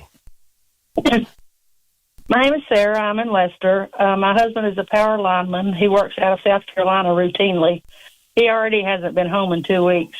Last night was the first night that he got to sleep in a hotel room with electricity instead of sleeping in his line truck. Oh, wow. My gosh, man. The first day they were down, the first day that they worked on the. Oh, do we lose Sarah? I think we did. Like me, and he had snacks in his truck, but there was no food to even feed the linemen. Yeah. And they had crews coming in from Oklahoma that got as far as Johnson City, Tennessee. They turned them around, rerouted them, and made them go back to Ham, Alabama, and come in another way because of the roads. Oh, wow. So there are still crews coming in, and just a shout out to our power linemen because they have worked their patooties off. Oh my gosh, it's a dangerous job when it's when at all times. Exactly. And then you throw this storm on top of it, makes it even more dangerous with trees that are falling down on you and things like that. And shout out to you too, honey, because I know it's not easy being at home and wondering if he's okay and where he is and how he's doing. So our hearts are with you also. They were hanging their clothes on the bin trucks of the door, driving down the road, drying their pants and their shirts out because they're so wet. And the safety man saw it and fussed and told them to get them down. But the company one of the company spokesmen said, no, we need pictures of this. This is what people needs to see is happening. Yeah, no, well, I can tell you here in West North Carolina, we understand that it is a very, very hard job. And now as supplies are coming in, hopefully, we can take care of the linemen a little bit better because let's be honest, you can't work all day long without eating and drinking some water and some good protein food. I mean, you have to add something in you to keep going. So we want to make sure we take care of them. Sarah, thank you so much for the phone call. I think he's lived on peanut butter crackers and Little Debbie cakes. I'm sure there's quite a few people here in the area that could say that. Sarah, thank you so much. Let's switch to line 2. Welcome to the broadcast. Hi. Are we connected? Yes, ma'am. What can we do for you? Okay, my name is Shirley. I live in Etowah in a 55-plus retirement community, and a lot of these people are not able to get out and get water and get supplies. There are quite a few very elderly people that live in here, and those of us that are old but still able are, we're getting out, helping each other, but we're going to run out of food in a couple of days, and a lot of people need water. So is there going to be any help available, maybe like brought to we live right down below Etowah School, but, it's such a small community, the line goes on and on and on, and a lot of these older people are just not able to do that. No, I understand that. Is there going to be any help for the elderly like that? I know Hendersonville has been setting up, or Henderson County has been setting up these drop zones throughout the entire county, but actually delivering it to the home. I don't know about that. We can ask about that. We're throwing it on the radio now, so hopefully someone will have an answer for us. They can call in and let us know. But Shirley, Etowah still is Henderson. Yeah, it is. There's many of us that would walk up to the entrance and carry stuff or drive stuff to these people we're talking about. Right. If we could just get it without having to, wait and wait and wait. I don't know. I'm just so concerned about a lot of these older people. No, and as we all should be here, as they're our neighbors. Let me see if I can get you a number here. All right, I've got a number here. It's the Henderson County Emergency Management, and they can, if they don't have the answer, they can definitely point you in the right direction. For Henderson County, it is 828-697-4728. Okay. Well, I'm very happy, and I praise God that I'm okay, and even though I'm elderly, they say, I just thank God that I'm able to get out and walk around and help. Amen. Do you have any power in Etowah yet? Oh, no. No, okay. No. All right. No. Well, Shirley, we hope that comes to you fast. Thank you so much for the phone call, and give that emergency management number a call, and they can give you some better direction than I can, at least. How about that? All right. Thank you so much, and God bless all of you. God bless you too, honey. Thank you. Let's go to Josh real fast. Yeah, Aaron. I'm seeing reports here on Facebook out of Edneyville. If we have anyone from Edneyville that could call in and give us an update. Someone was able to stop by the shelter today, and the shelter director in Edneyville is asking for any and all supplies. People, Amanda, this is going to hit you hard too. People are putting T-shirts on their babies because they don't have any more diapers in the shelter. So they need diapers. They need any supplies we can get up to Edneyville. If any of the local officials are listening, I don't know if we can get a helicopter to get some stuff up to them soon. I know Josh, our friend Lori with the Happy Helicopter Tours, is planning on doing a drop up there hopefully tomorrow. That's what they said. They're going to grab stuff from, if you guys didn't know, Happy Helicopter Tours in Greenville here has started a supply drive at the Greenville downtown airport, and they're taking flights up twice a day if they can get the fuel. So we're trying to get supplies here, obviously for you guys. But if anyone in the Edneyville area can maybe call in and give us an update and let us know exactly what you need, or if we have anyone that can get supplies at Edneyville, they need that for sure, just outside of Chimney Rock there. Yeah. That hurts my mama heart. Yeah, I can't. That one got me. I'm going to be honest with you. I can't imagine those poor mamas. Well, a lot of suffering here in West North Carolina, and hopefully we can continue to move forward to end that. So again, if you have any updates from Edneyville, please give us a call. Phone number is 240-9962, 240-9962. Let's go to line 1. Line 1, welcome to the broadcast. Hello, welcome to the show. Are you there? All right, I think we lost that one. Let's go to line 3. Line 3, hello, welcome to the show. Nope. It's as we all know, it's spotty cell phone service here. We'll try one more and then see. Hello, line 5. Welcome to the show. Nope, not yet. All right. Aaron, you were mentioning Happy Hill Helicopters. I've got some awesome news as well to add to that. Their sister company, Scenic Helicopter Tours in Sevierville here and in Asheville. Oh, wow. They've got 4 helicopters en route from Sevierville, all loaded down with supplies. Wow. Airport. I was going to say, just Western North Carolina, I know the big thing that we heard starting Saturday. And again, Mark and Tank were on the entire time. And so all of our engineers and all of us outside of the area was like, oh, we got to get on air because we had no way to listen, no way to know. But when we got onto all the stations and people were able to get in contact with us, they said, we felt forgotten about. And I know that is a absolute horrible feeling. I can tell you, Western North Carolina, you're not forgotten at all. Our old boss works over at WIVK in Knoxville. They've loaded up 2 tractor trailers today. Our friends, Amanda, Justin over at Yes. and USY in Chattanooga, they're working on getting multiple tractor trailers filled up. Our friends in Charlotte, Greensboro, and Raleigh are working on getting tractor trailers filled up. The supplies are coming. You have to, Western North Carolina, I can tell you, man, the South and Appalachia is wrapping their arms around you right now, trying to get anything and everything we can to you. And we appreciate everybody who is trying to bring us supplies to this area to help out. We need your help, though. Buncombe County, Western North Carolina. If you're in the sound of my voice and you have a propane truck, we need you.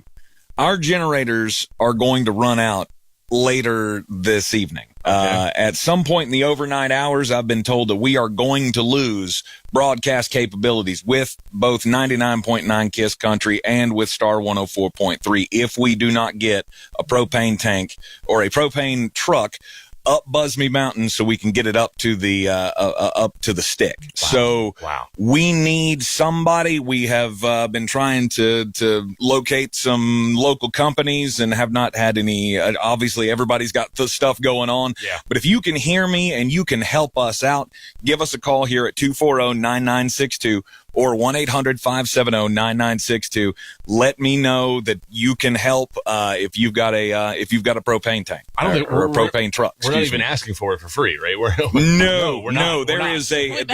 I was told by the emergency engineering team that there is a boatload of cash in this for somebody that's got a propane truck because we have a bunch of money and we need to stay on. I mean, if you have lived with us through all of this, you've enjoyed the information that we've been getting out to you, we have got to have propane to put into those generators by the overnight hours, or we are going to lose Star 104.3 and 99.9 KISS Country. So give us a call, 240-9962, 1-800-570-9962.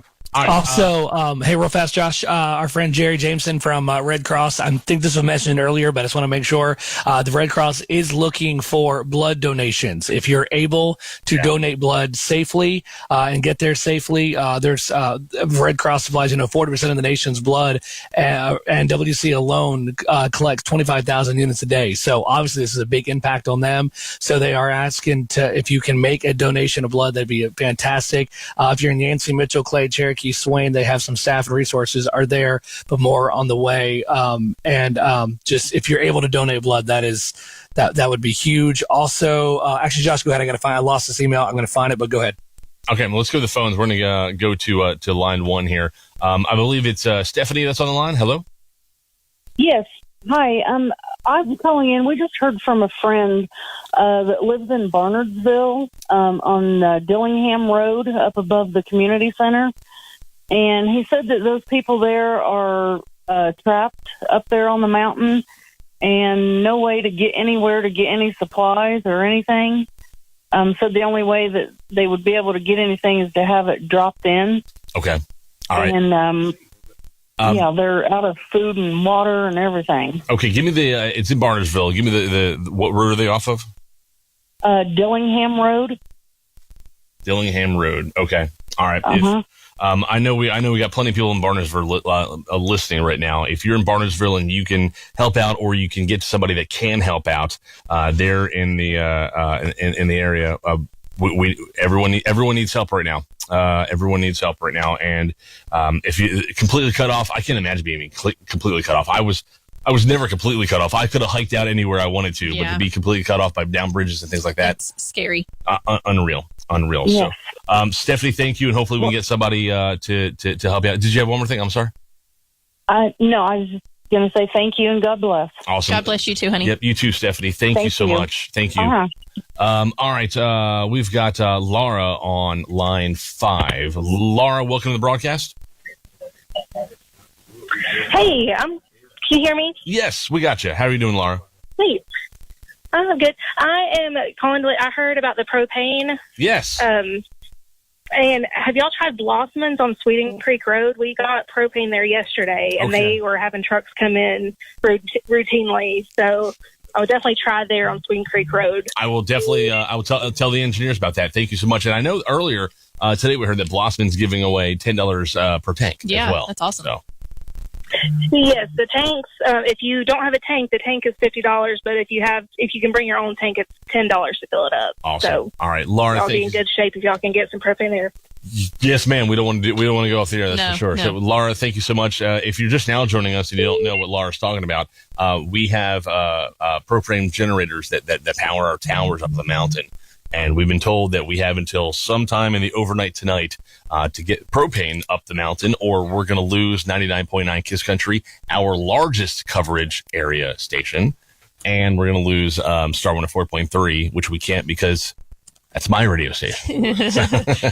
We want to make sure that everybody can get the information that they need. So it's very important. If anybody knows where we can maybe get a truck of propane, that would be wonderful. Aaron's been monitoring and helping us answer some questions from our email account that we've set up for this. If you don't know it, it is AshevilleStorm at iHeartMedia.com. AshevilleStorm at iHeartMedia.com. Aaron, I'm going to send it to you. What you got for us? Yes. So if you've got the fur babies and, your dogs, cats, whatever, I can imagine them trying to adjust to this as well. If you need assistance with them, you think they're sick, whatever. I just got an email here that the Junaluska Animal Hospital is in Waynesville and open 8 a.m. to 4 p.m. So it's not obviously closed today, but it'll be back tomorrow. They have a skeleton crew and reduced resources, but they're there for urgent care for your fur babies. They do not have phone service, but they are open. Again, Junaluska Animal Hospital in Waynesville, 8 a.m. to 4 p.m. So that's great news if you've got a pet that you're worried about. Awesome. Speaking of the pets, I heard someone earlier talk, and I think it's worth bringing up again about as far as pets water. So if you're giving your pets water, to make sure that you're also following the bulling recommendations, because that is important for them too, so that they don't get sick. So make sure that if you do need to boil your water, that you're also boiling your water for your pets. That's a great point. I gave a little bit of bottled water to my bear last night, my little puppy dog. He doesn't drink much though. He's really small. But yeah, it's the last thing you want is a sick puppy dog in the middle of all this. Yeah. For sure. Great stuff. All right, let's go to line 2. Welcome to the show. This is Josh, Tank, Aaron, and Amanda. How are you doing? Line 2, are you there? Can you hear me? Hello. Hello. What's your name? My name's Megan. I'm in Mitchell County. Megan in Mitchell County. All right, Megan, what do you got for us? Yes. Well, we've been listening to the radio for days here. We're just now starting to see some things come in, like my grandmother's a hospice patient. She just got oxygen just now. So, we just haven't heard a lot of information about Mitchell County. Yeah. So if anybody's out there in Mitchell County and they have the information, we need it on the radio so people can hear it. Excellent point there, Megan. Thank you so much. We have no power, water, or cell service. Okay. So have you seen any? I'm sorry. Go for it, Megan. I'm sorry. Yeah, we have to drive to the top of Marion Mountain to get any kind of cell service. And every time you come up here, there's just tons of people trying to get information and stuff. And they haven't opened. They opened the Walmart. I think they're letting a couple people in at a time, and nothing cold. But they don't have anything cold like that. No meats or anything out here yet, which is understandable. But if anybody has information about Mitchell County, I think that's what everybody is looking for, and we're not getting. Okay. All right. Well, thank you so much for calling. And you're right. I haven't heard Mitchell County mentioned in quite a while. So if you're in Mitchell County and you have any official information that we can get out on the radio to the people of Mitchell County, please give us a call, 240-9962, 240-9962. I think we've got Carol on line 3. Let's go to line 3. Carol? Yes. Hello. Hello, Carol. How are you doing? We're hanging in. We're hanging in there. What can we do for you today? So we're just off of Highway 64, just below the Blue Ridge Humane Society. We're just about maybe 3 miles from Chimney Rock. Okay. And we know we call it the S curves, but when it gets really curvy down there, both sides of the road has washed out. So it's basically, down to one lane. So it's kind of, it's kind of sketchy, especially if you're going up or down. Right. You might run into somebody. We have no power, no electric, no internet. So we are so thankful for you guys for being on the radio. We're stuck, actually, because we live just off of Hog Rock Road, which is right off of 64. Our culvert is washed out, so we've been stranded, but we've got a battery-powered radio, so we've been keeping in touch with the outside world, and can't thank you guys enough. But just wanted to let everybody know about those curves on 64. Excellent. I think most of our neighbors, they've, I guess, hiked out and were able to be picked up and, got out, but we're hanging tough. There's about 3 families up here. I know the other day, basically our bridge right there, it looked like a big lake. Wow. There's a little produce stand right there, and our neighbor down the road, it was a huge lake. So, but, we're hanging tough. We're hiking down the road, getting water, to be able to flush. So Right. Yes. We're thankful for you guys. Well, Carol, thank you so much for listening, and thank you for being a part of the community. And we hope that all the relief comes to you as fast as possible. Yeah, hang in there, honey. Yes, sir. Yes, sir. I know my best friend, she did have a camper down on Chimney Rock, and they said, that whole campsite is totally gone. Yeah.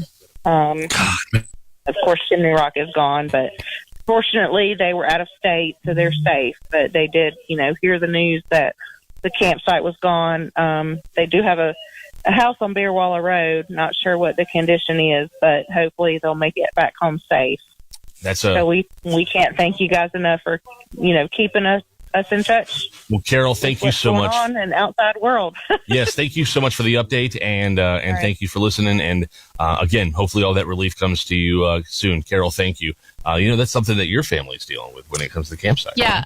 Once I was able to get service, I was able to see some of the pictures coming out. We have a camper down at the Marion Moose Lodge on Lake James, and I've kind of grown up at that lake. And a lot of our family and friends down there had their places completely wiped out. So it's very hard to see it, and we don't know what we're going to see when we are able to make it in. But someone did let us know that our place and my parents' house down there was okay. So that was good to hear. Awesome. But my heart goes out to everyone else that's dealing with that loss down there. So here's another thing that I wanted to bring up. Carol actually reminded me of it. We mentioned it a lot yesterday, but we're going to mention it again today. Secondary roads, still very, very, very bad. Mm-hmm. And here in the mountains, all we have is curves. So every single curve you're going into while you're driving on a secondary road to get to your house or get to a friend or something, you got to imagine there's a tree down or a washed out road on the other side of that curve every single time. Take it slow and just take your time, because there's even some of the roads that I've driven on yesterday that coming down today had more trees down and lines down. So you don't know what to expect. So just take your time and, be prepared for what you might come across. Yeah. If you are out driving, rushing is not what you need to do today. It's not the day for that. All right, let's go to line 1 here. Line 1, hello, welcome to the show. Hi, is this the radio station? Yes, ma'am, it is. You're live on the radio. What can we do for you? Oh, sorry. I would like to know if you have information from McDowell County. From McDowell County. Yeah, we did get it from Getting. we don't get enough information. Sorry, English is not my first language. And I would like to know where I can get, like, resources. Okay. All right, that is in McDowell County, and here's what I'm going to do. I'm going to give you a phone number to call, and they'll have multi-language people that can answer your question for you and give you some really good information. We'll type it out now. McDowell County Emergency Management is what you're going to have to call, and they will point you in the direction and give you the info that you need. Let's see, emergency management for McDowell County. Here's that number's coming up for you. I had it written down, but I can't find it now. I'm so sorry. The phone number is 828 652 3982. 3982. Yes, ma'am. And that is the emergency management, and they'll have people there that can communicate real well with you and give you all the information that you need. That'll maybe a starting spot. They may send you on to somebody else, but they'll definitely have the answers for you. Okay. Not a complaint, but I was trying to figure it out. Your phone number, like listening, like I had to listen like 2 hours because you guys say the number too fast, like That's because I'm one of these. Apologize. That's because I'm one of these dumb top 40 jocks. I don't do this very often. I'm so sorry, ma'am. I promise you, I will say that much slower, and that's a very good point, and I appreciate that. No, it's because not all people that listens to you speak English. It's not their first language. Yes, ma'am. Yes, ma'am. I understand that. But I appreciate all your coverage because it feels very lonely. Oh, right. Hang in there, honey. Yep, hang in there so much. We're about to go and take a news break here. You're listening to continuing coverage from the iHeart Media Asheville on the hurricane efforts right here. Tropical Storm Helena. WKSF FM, Old Fort, Asheville. WQNQ FM, Fletcher, Asheville. WQNS FM, Woodfin, Asheville. WWNC AM, Asheville. WPEK AM, Fairview. WKSF HD2, Asheville. WKSF HD3, Candler. Rescue efforts continue as parts of western North Carolina continue dealing with the aftermath of Helene. I don't know if we can rebuild or be able to come back from this. Rebecca Hughes with more on the ongoing recovery efforts. Governor Roy Cooper says he's grateful for the offers of financial support for those hit hard by the storm. We're also activating the North Carolina Disaster Relief Fund, managed by the United Way of North Carolina. He says anyone can donate at nc.gov/donate. Secretary of Health and Human Services Cody Kinsley says there are 52 water systems without power across the state, including 93 that are under a boil water advisory. North Carolina DOT says 280 state-maintained roads are closed, and parts of I-40 and I-26 will need to remain closed for days. While food and water is being airlifted to the area, most grocery stores are only accepting cash, and there are reports of long gas lines with fights breaking out. Governor Roy Cooper is expected to visit the western part of the state over the next couple of days. I'm Rebecca Hughes.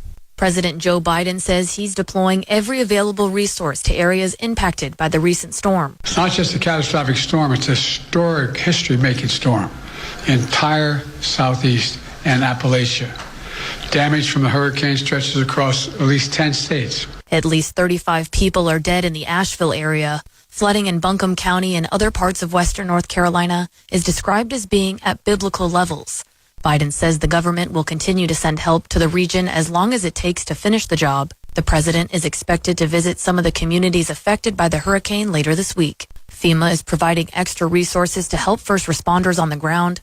The agency is providing 40 Starlink internet satellite systems to help with communication infrastructure restoration in North Carolina. At least one satellite will go to each emergency operations center in impacted counties. Many areas in major cities like Asheville are still without power and cell phone service.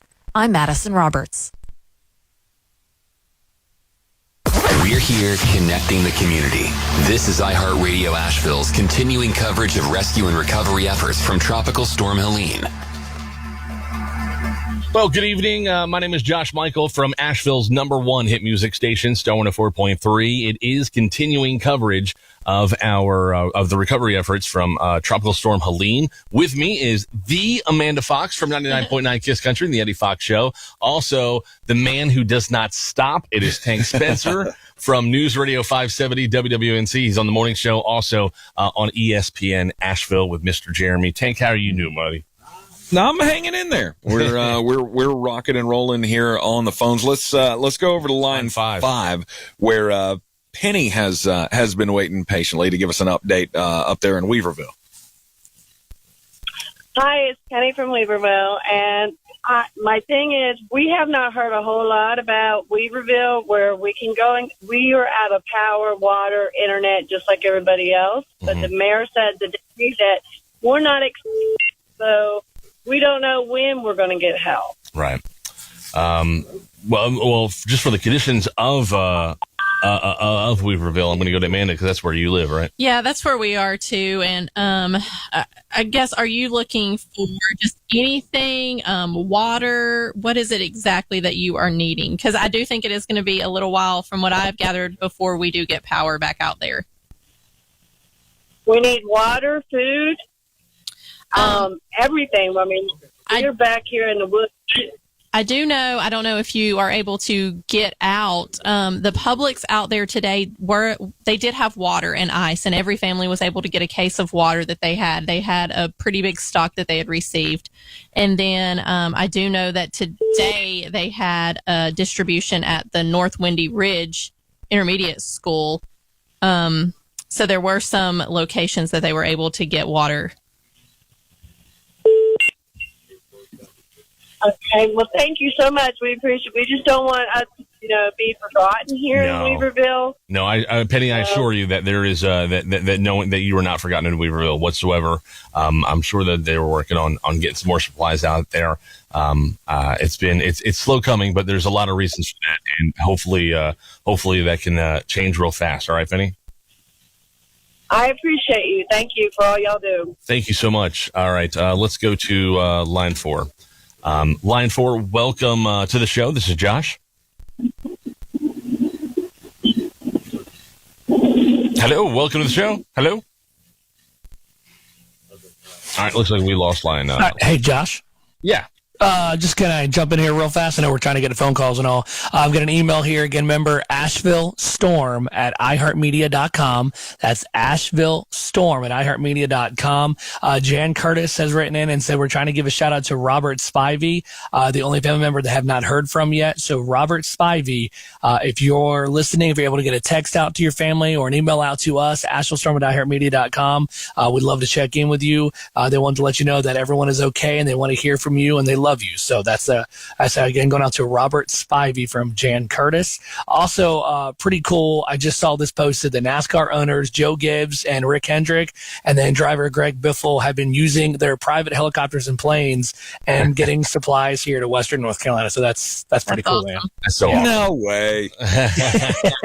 Biff. Yeah. I think that's pretty cool, man. That is awesome. I love that. So, and really, like we said, it's easy to feel like you are forgotten in this scenario, but you're not. Local management is doing it absolute best they can. There's a lot of obstacles to this, though. There are, and I can't. My heart goes out to everyone that is calling in saying that they just feel like they're alone and that no help is coming.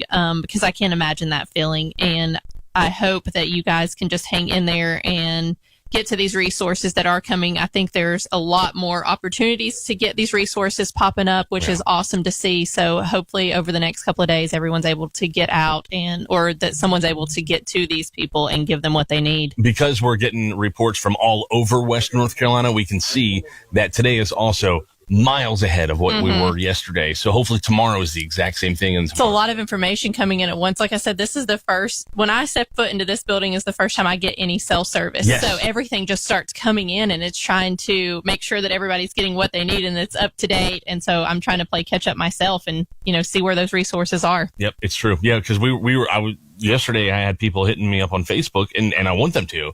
but then I didn't get any of it last night. And then when I got here this morning, it was like 100 different people asking, and we want to make sure we get the info out there. Yeah, so. Anybody that's been messaging me on Facebook, I have not been getting any of those, or Instagram. They all popped up today, and I think some of them are over the past couple of days. So it's not that I'm ignoring you or that we're not getting, trying to get you the information, but I really have no cell service anywhere. And in that same realm, I'll take a second just from a personal standpoint. I want to make sure that my listeners know, because I've got so many of you asking, and I love that you, and I'm humble that you care.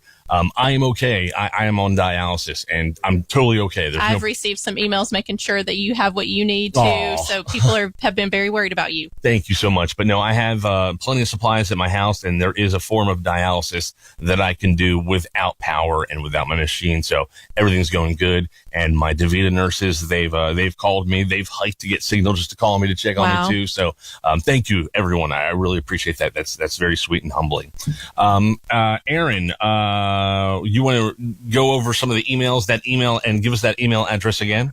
Yes, it is Asheville Storm at iHeartMedia.com. Asheville Storm at iHeartMedia.com.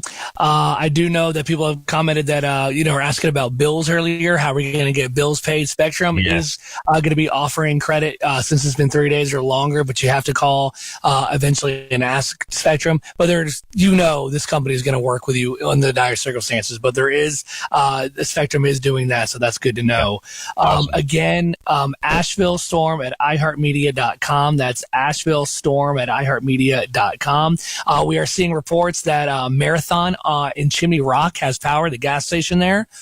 So stoplights are working in Chimney Rock at the moment too. I'm seeing that for multiple people across Facebook right now. I'm literally sitting in a corner of my friend's house because I actually have service. So my poor cell phone is providing service to check Facebook and to keep connected with you guys. But again, that is absolutely nothing compared to what Western North Carolina is going through.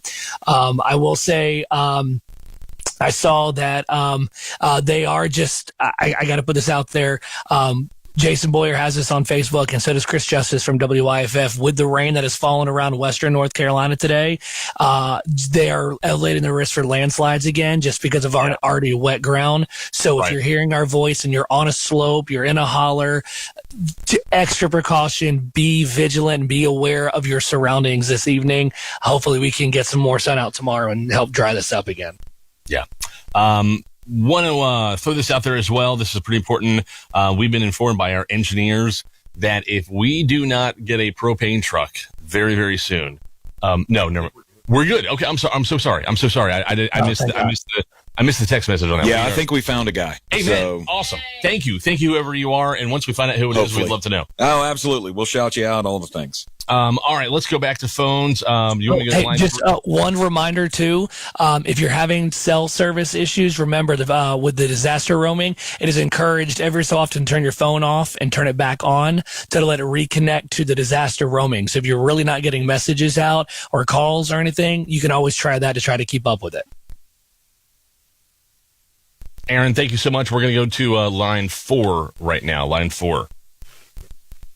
Hello, welcome to the show. Tim, you there? Yeah. There. Hey, Tim, can you hear us, buddy? Hello. Yes, sir. Can you get me? Yeah, you're breaking up a little bit, but we got you. What you got for us? Okay, I'm out here at Village Square on Spartanburg Highway, 2000 Spartanburg Highway. There's a gentleman here with a Ryder refrigerated truck selling gallons of milk for $4. Wow. That's awesome.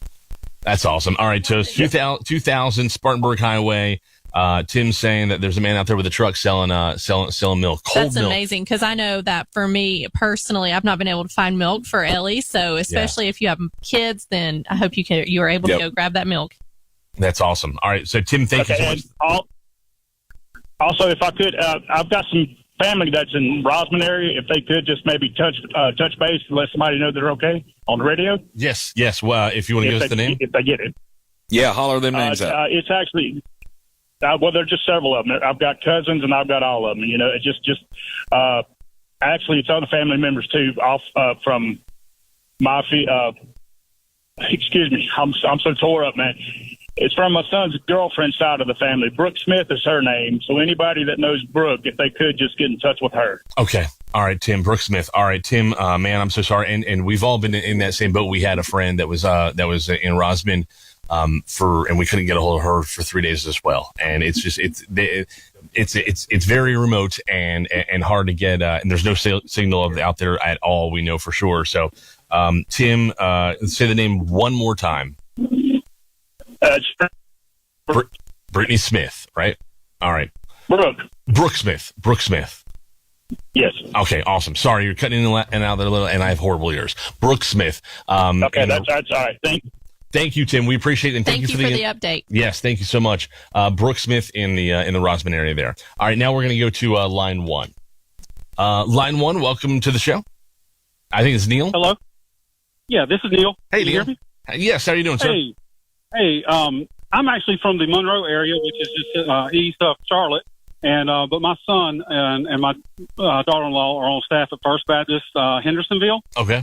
And they're wanting to let you guys know that they have 1,000 hot meals ready at 5:30 today at the church. Oh, wow. 1,000 hot meals at 5 p.m. No, 5:30. 5:30 at in the church name one more time?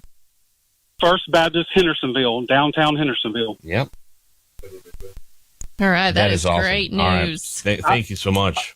I'm also a Baptist pastor. I want to let people know that there are places they can go in Marion at Grace Community. There's also First Baptist Spruce Pines, and they all have, and First Baptist Hendersonville all have people bringing in donations. And so there's water, baby diapers, formula, all those type of things at those locations. And so just want to appreciate you guys getting this word out. We're coming up Wednesday with more stuff. So, again, just 1,000 meals, hot meals ready for people today. Amen. Thank you so much, man. We appreciate you and your congregations and everything you're doing for our area. Thank you so very much. And that's big news. 1,000 hot meals at 5:30 there in Hendersonville. Yeah, if you're in Hendersonville and can make it over, definitely check out First Baptist in Hendersonville. Awesome. Neil, thank you so much for joining the show.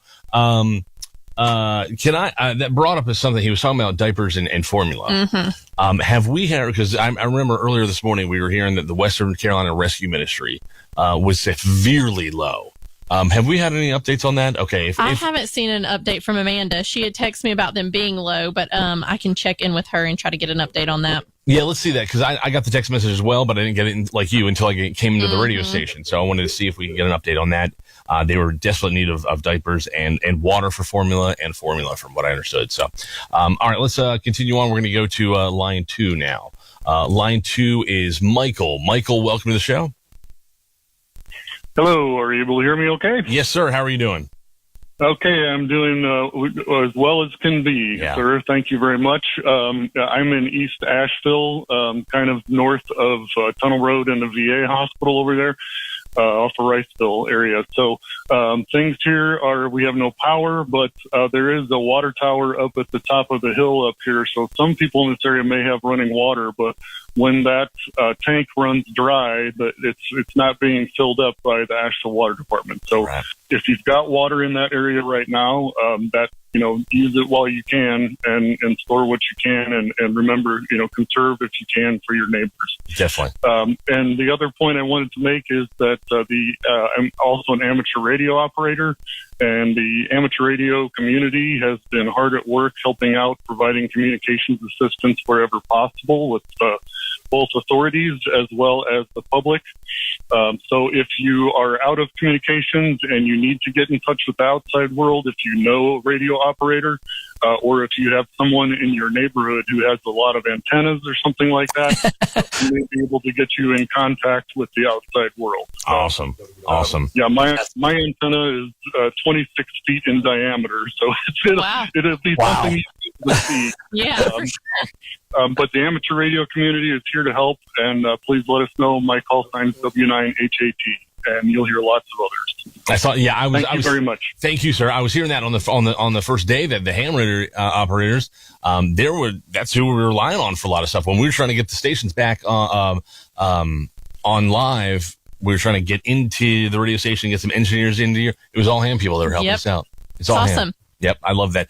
Aaron Michael is also on the line with us. He's calling from what I understand, the floor of a friend's house in with a laptop I don't know, but little bro, go. What do you got for the emails there? All right, so again, email is ashevillestorm@iheartmedia.com. That's ashevillestorm@iheartmedia.com. I've got a message in here from Josh and Candler. Wanted to know conditions on the Sandy Mush community. I don't know if we've had anybody that I've heard today calling from Sandy Mush. So if anybody in that area can call and give us an update there, 240-9962. We'd love to get an update on that. Again, the Sandy Mush community. I am seeing reports, and maybe Tank, you can get a confirmation on this, but that 40 on the Old Fort Mountain is open eastbound right now. They're only allowing emergency personnel westbound, but 40 eastbound down the mountain apparently looks to be open. A lot of people are commenting on social media that they're getting down that way. So I don't know for sure, but maybe Tank can get a confirmation on that for us. I will check that out and make sure. Okay, and also one other thing. Hang on, where did it go? I had a text message here. It's okay. Hang on. Someone tell me that it's Asheville Storm. The Asheville Storm at iHeartMedia.com. Yes, let me double check. Someone just said that it bounced back on them. So let me double check on the thing. Yeah. Okay. Did yours go through? No, mine actually bounced back from my Yahoo account. See, there you go. All right, we will get on that. But in the meantime, you can call us if you got some good enough cell signal. 240-9962. 240-9962. Let's go to line one is Tracy. Line one, Tracy, welcome to the show. Thank you so much for all you're doing. I'm standing outside Pack Library getting Wi-Fi right now.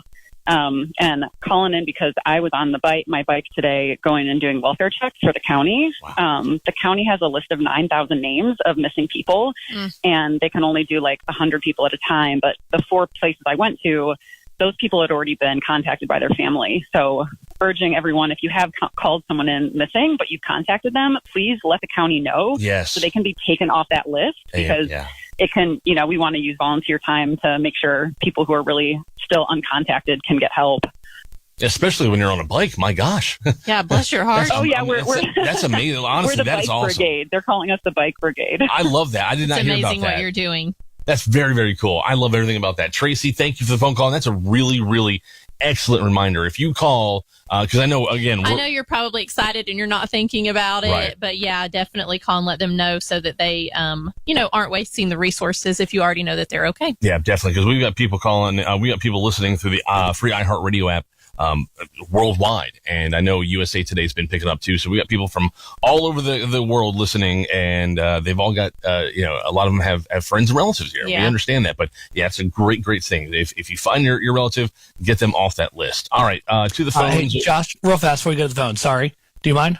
No, go for it. Yeah. Okay. I was able to pull up. I had a couple people asking what the forecast was with the rain. Looking at the forecast for tonight, the Asheville area, they're expecting the rain and precipitation to drop off here in about an hour and 15 minutes. Otherwise, it's going to drop down to low 64 with clouds tonight. Tomorrow's going to be a windy day in the area, so we could see some more trees coming down that are kind of loose in the ground there. So we want to watch out for that. But a high of 73, and then Wednesday and Thursday are sunshine with mid-70s, a slight chance of rain on Friday, but not a lot mid-70s as well. Right now, other than Friday, a pretty good stretch of sunshine in mid-70s, so that's some good news to help dry up some of this as well. And I don't know if you guys want to know this or not, but National Weather Service has just issued the max gust winds for when Helene moves through. Do you want to hear some of these wind speeds they recorded? Oh, yeah.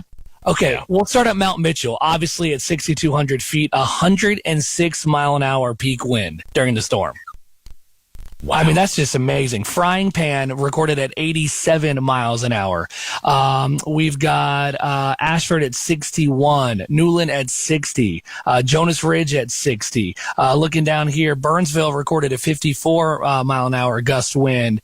Highlands 53. Let's see, Spruce Pine at a 50. I mean, this is just astronomical winds. And we're not used to having it. We don't have that very often around here. And all that on top of absolutely saturated and, I mean, beyond wet ground. That is just, that is mind-blowing. But I just wanted to share that as well. That popped up on one of my social media pages here. Awesome. Aaron, thank you so much. Let's go to the phones. Looks like we got Mary on line 4. Mary, welcome to the show. I just wanted to share that the Quality Plus in Waynesville on Delwood has gas, as well as the Shell station on Russ Avenue has gas. Excellent. And also, I just wanted to share that the Haywood Christian Ministries, which is near the parking garage in Waynesville, is giving food to every family this week. Okay, Haywood Christian Ministry is giving food boxes to every family this week. Is there a timetable on that you know of?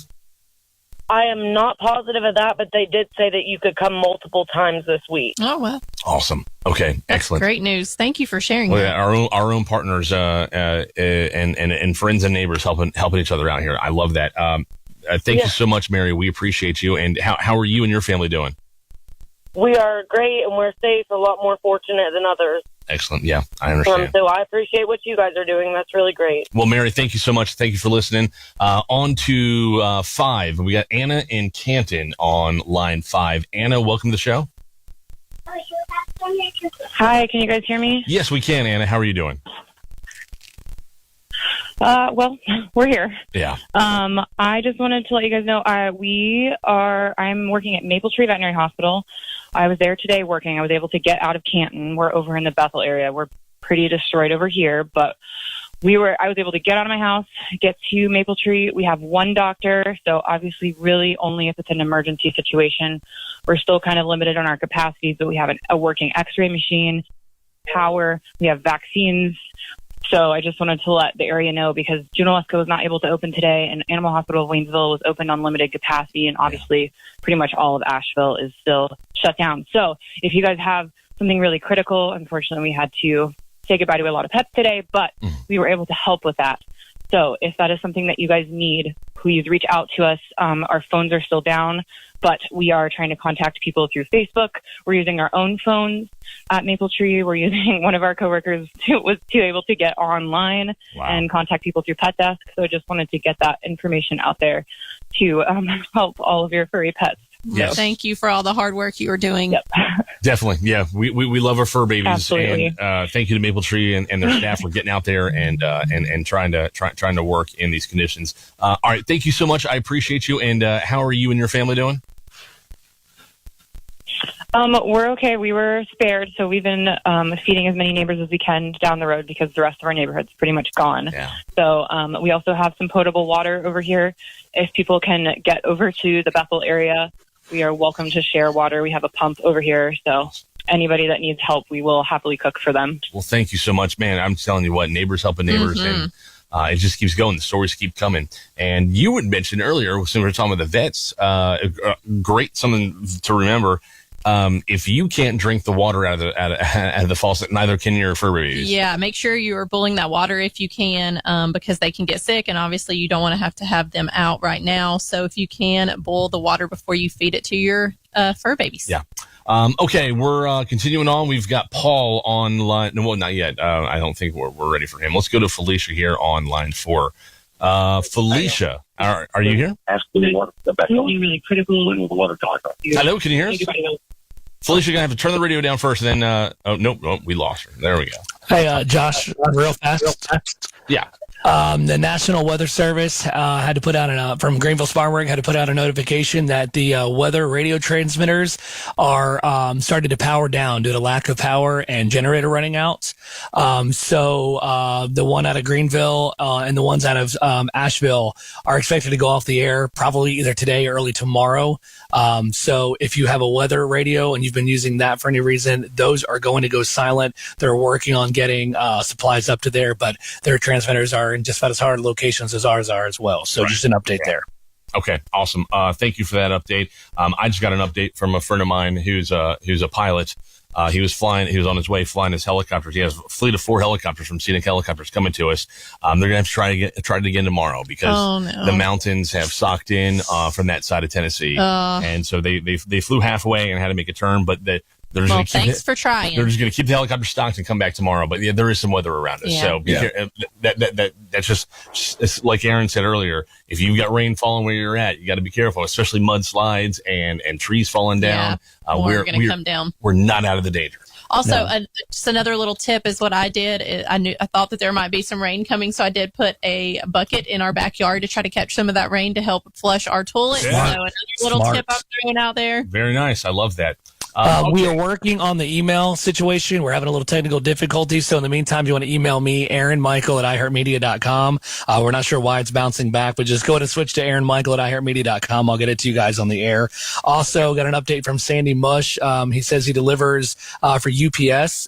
And he said, man, he was able to deliver his whole route minus a couple roads. So Sandy Mush, not perfect, but obviously been able to get through there. So that's a good update that we've been looking for as well. Wow. Very awesome. Can you imagine the amount of Amazon packages that are going to be ready to go to us here in a few weeks? I probably have quite a few. I'm honest. afraid. I don't even know. I forgot. I don't even know what's going to show up. Well, first world problems. I'll tell you, buddy of mine that I'm at the house, he was talking about how he was just going to try to order some paper towel, and it was saying like middle of October for it to get here. And we did a little research and come to find out that a lot of people have been buying supplies off Amazon and trying to send it to locations to get it up to Western North Carolina. Yeah. So that's pretty cool. Gotcha. That's crazy. All right. Just real quick before we move on to the phones, still getting a lot of people calling in who are concerned about the weather, concerned about what's happening. We see raindrops falling outside of the Radio Ranch here as we speak. There is a minor shower system right now in the Asheville area. It could get a little heavy in some spots, but it's not supposed to be a major accumulation of water at all. Yeah. Also, a lot of people are still concerned that they haven't heard anything about this other hurricane that is coming. There is no other hurricane coming. Excellent. Days ago, there was a tropical invest system down in the Gulf behind the one that just hit us, but it is not coming. I'll make you a deal. For a Pop-Tart, I'll reach out to the Weather Channel and we'll just grab we'll grab a meteorologist, and that'll put everybody's mind at ease. How about that? Absolutely. I like that. That's good. You make that phone call. By the way, I just got a message from my good buddy Kevin Sluter, and he says, I have friends in the mush, and they have power in Little Sandy. Oh, nice. I like to hear that. Good. Nice. Well, that's good news, because all I had heard about Sandy Mush is that they were cut off from the world. That's all I heard too. Yeah. So that is good news. But yeah, just to ease everybody's mind, and you know, this is one of the guys on the phone mentioned to me too. This could be adding to a lot of the gas lines of the people that are going, oh God, we don't have power now, and there's another storm coming. We got to get it now. No, there is no other storm coming. Excellent. All right. Yeah, we'll get a meteorologist on. Although you should just take Tank's word for it, because the man knows everything. Well, he's got a fancy map. I have sources. Over there. Okay. You are. Let me reset here. We are iHeart Media Asheville. iHeart Media Asheville here in up Lester Highway at the Radio Ranch. It is a team effort by all means. We've got engineers from Atlanta. We've got people on microphones in Greenville. We've got all radio stations that are covered right here, and we're doing our best to make sure that all of Western North Carolina is covered with the recovery efforts after Tropical Storm Helene. And we want to thank every single one of you that's called in or emailed in or Facebooked in to be a part of the be a part of this info insanity. I mean, there's just so much info that people want info and need info. We're going to take a break here real fast. We're going to check out the bottom of the hour news. Thank you again. It's continuing coverage of Tropical Storm Helene. It's going to be a long road to recovery for communities in Western North Carolina, as Helene's impacts are still well known across the region. It's been an incredibly apocalyptic weekend for all of us here in Asheville, North Carolina. The folks here are making it through, but we need help. That's Asheville resident Gregory Harrison. The city has ordered food and water supplies in hopes of getting them in the next day or two. Until then, residents are advised to conserve and help their neighbors as much as possible. Duke Energy is still working around the clock to restore power in the region. The utility says there are some areas its crews are not able to get to due to mudslides, flooding, and blocked roads. Officials are expecting to get the power back on for most customers by Friday. Currently, more than 300,000 people are still in the dark across the Tar Heel State. I'm Madison Roberts.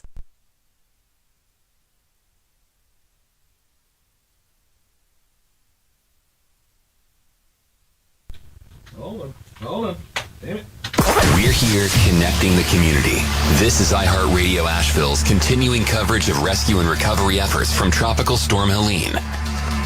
Yes, it is. And thank you so much for being a part of this. My name is Josh Michael from Star 104.3. I've also got Amanda Fox from the Eddie Fox Show on 99.9 Kiss Country down in a friend's bedroom, sitting on the carpet in a corner because he has cell signal. We have my little brother and afternoon show host for 99.9 Kiss Country, Aaron Michael. Aaron, you still with us, buddy?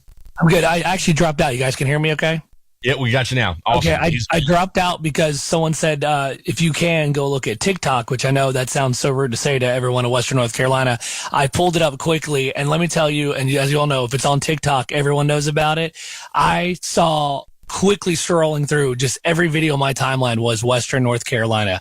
So just again, nobody has forgotten Western North Carolina. This is now mainstream, and I'm be honest with you, I'm happy to see it because that means more people are going to know what's happening, and that means more prayers. That means more donations. That's what I like to see.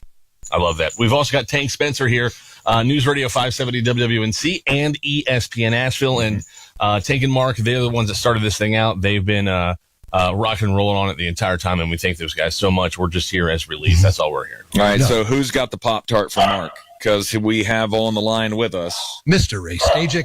All right. I have a Pop-Tart right in front of him. He's good. Is that your dog barking, Ray? Yeah, I had to run upstairs real quick. All right. So, Ray, the weather has got everybody kind of freaked out right now, obviously. Sure. We're getting a really significant rain shower happening right now. Not only that, but it is this worry about these storms that are out in the Gulf and the invests that are out in the Gulf. What do we know about these? Where, what are we looking at basically? Well, let's start there first with the bigger events. Let's say that most people not paying attention, and they probably heard 2 or 3 days ago, if there was another named storm after Helene, it would be Isaac. And that formed actually in the tropical Atlantic. That's gone. That's out to sea. There's also a Joyce and there's a Kirk. Now, those two storms have already been named. All right. Those are two storms that are currently also out over the Atlantic and not forecast to threaten the U.S. mainland anytime soon, if at all.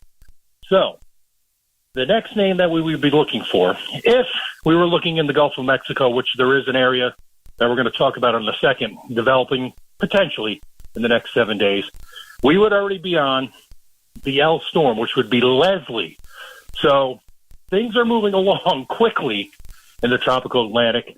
And if we were to get the next named storm, it would be Leslie. But that would be something that would happen very slowly in the Gulf, if at all. They've now lowered the chances from about 24 hours ago of this area of disturbed weather in about the same area where Helene formed down to 40% over the next, 7 days here as I'm pulling up this information right now as we're talking here this afternoon. So, again, don't have to worry about anything until you start hearing the L storm, which potentially could be sometime next week, if at all. I think for now, in the next 7 days, we're okay from at least any type of named systems coming out of the Gulf or the Atlantic.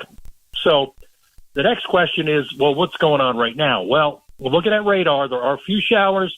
We don't think any of these showers, although it may briefly rain heavily, they're progressive. So they're moving along. So we don't think it's going to cause any additional flooding problems as we go through the next probably 4 to 6 hours. I think they're going to be widely scattered. The one already over Asheville is starting to dissipate.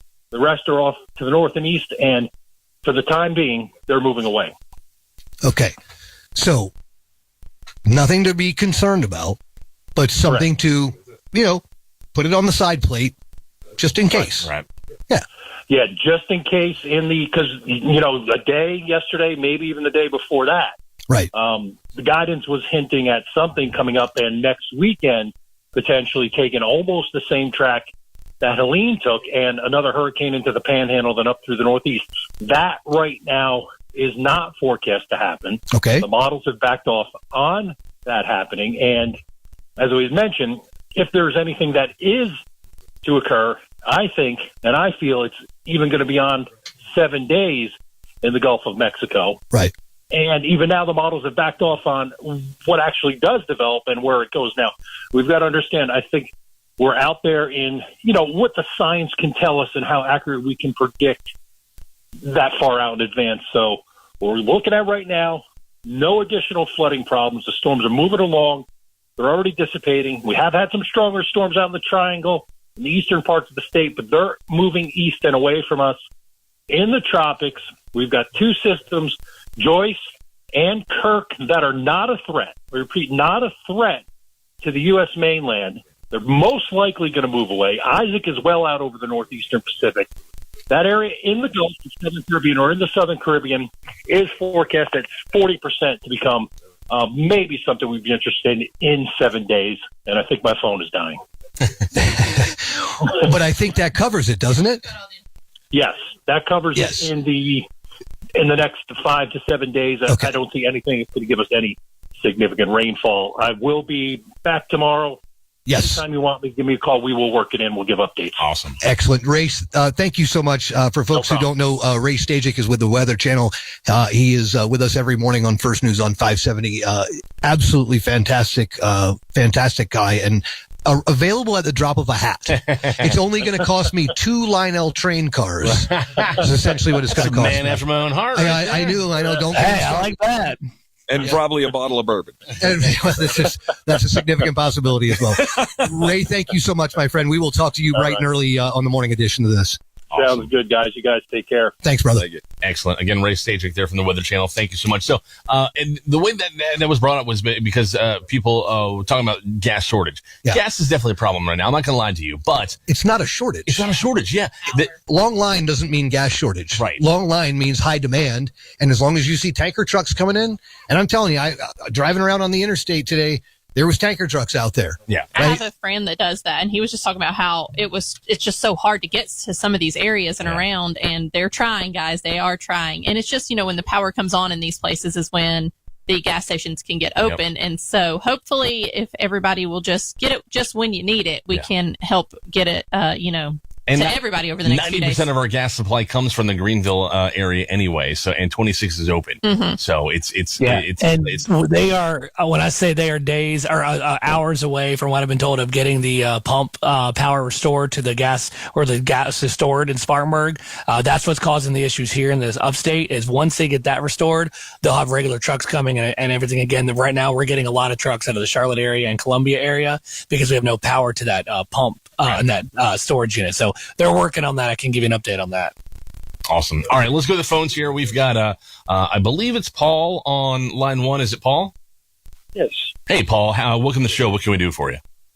Well, let me just say that we appreciate what y'all are doing, and we've been listening to you now for several days, and y'all are doing a great job. The reason I called, and I'll say that my wife and I are pretty lucky. We don't have power. We do have a generator.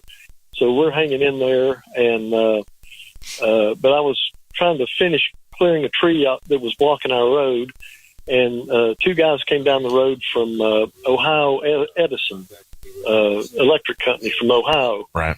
And they came all the way down here to help out, and very nice fellas. And I was asking them, what the situation was. Of course, they couldn't give us any kind of prediction. What they were doing was checking the lines for Duke Energy as far as limbs of trees on the lines, poles down, different things like that. And then they told us that they would assess, if they would turn that over to Duke Energy, they assess that and turn it over to contractors who then come out and try to do repairs. But the thing is where we're at, we're right off of Highway 191. They're building 500 apartment buildings. We're right across the road from that, right where the Dollar General store is. Yeah. We haven't heard a lot of people calling in from this area, so I thought that if people are listening from this area, they might want to know what these fellas told us. The bad news is that the substation that serves us is underwater.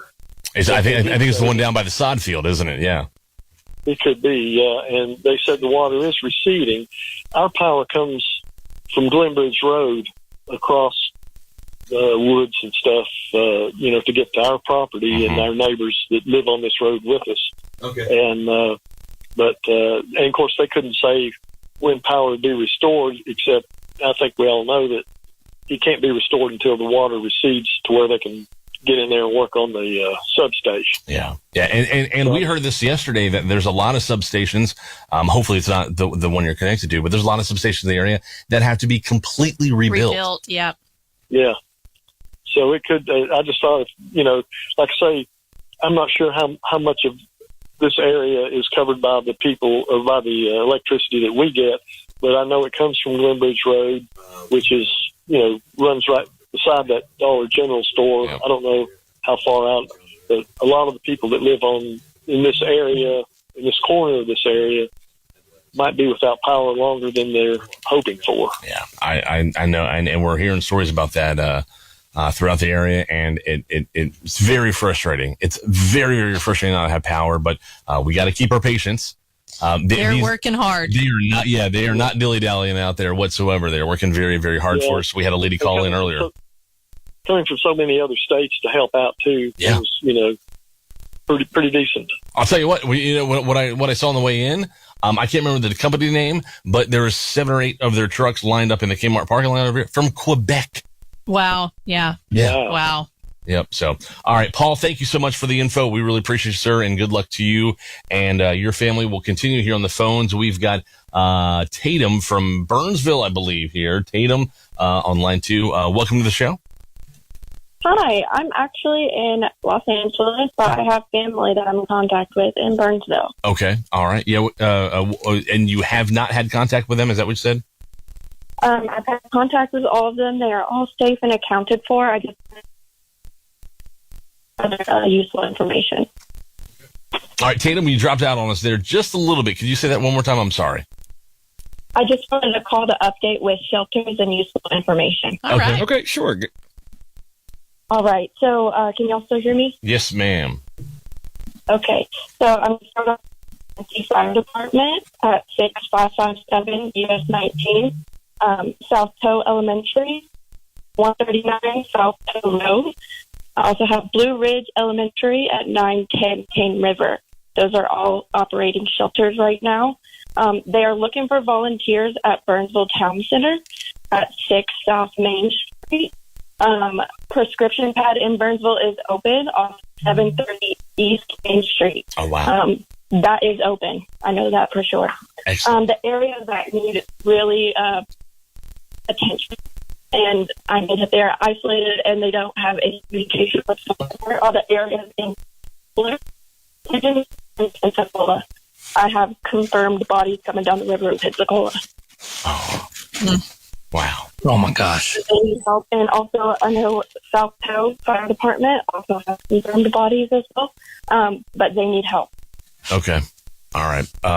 Well, thank you for the info and the request, and all the way from Las Vegas, too. Wow. Yeah. Thank you so much. Los Angeles. Los Angeles. Thank you, guys. I guess I just can't hear today. I don't know what it is. Tatum, thank you so much. I really appreciate you, and good luck to your family there. And thank you for all the info. Let's move to, we got line 3 here. Line 3. Welcome to the broadcast. Hello, is it Godfrey by any chance, or Ryan? Carly. Oh, yes. sorry, Carly. I'm sorry. I'm so sorry. I wasn't sure if it was my turn to talk. Not your fault. All mine, Carly. What can we do for you? I just wanted to really I'm from Hendersonville, and things are, I think they're moving pretty as to be expected. I think people are starting to lose a little bit of hope, but there's really no reason for that. We'll get it figured out. But really what I called about was Publix, like the store in Hendersonville. They have been awesome. They have been handing out waters outside of their building, and there's a line out to go into the store, but they're making it to where, like, your shopping experience is pretty great and nobody's like hoarding waters, what people would normally do. But the main thing is if you're needing prescriptions filled and you don't normally go to Publix, and like, let's say you go to Walmart and they're closed, if you just take your medication bottle to Publix, they'll fill it for you. I'm not sure if it's like every single medication. I'm sure there's some sort of rules, but my husband was able to get his meds filled, and he usually gets them filled at Walmart, but they're closed. So I thought that was really good information because that's not something we should have to worry about.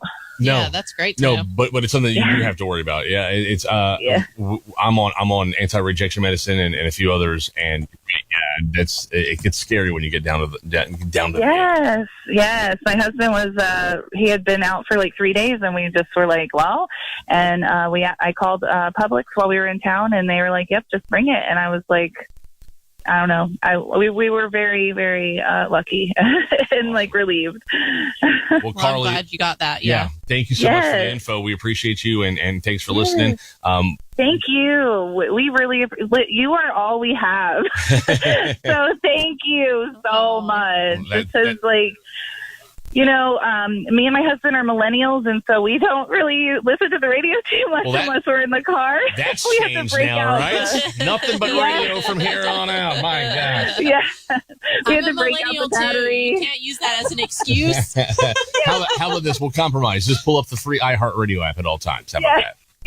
Yeah. Well, none of the apps are working for me because of no service. Yeah. So, but thank you very much, you guys. You guys are doing wonderful work. Well, Carly, thank you so much. And that is a major concern. And if you are not mobile or maybe you're cut off from the world right now, down bridges, things like that, if you have medicine that you must have, if you've got like anti-rejection was the example I used, it was an email I got earlier today. You want to call the emergency management number for your county.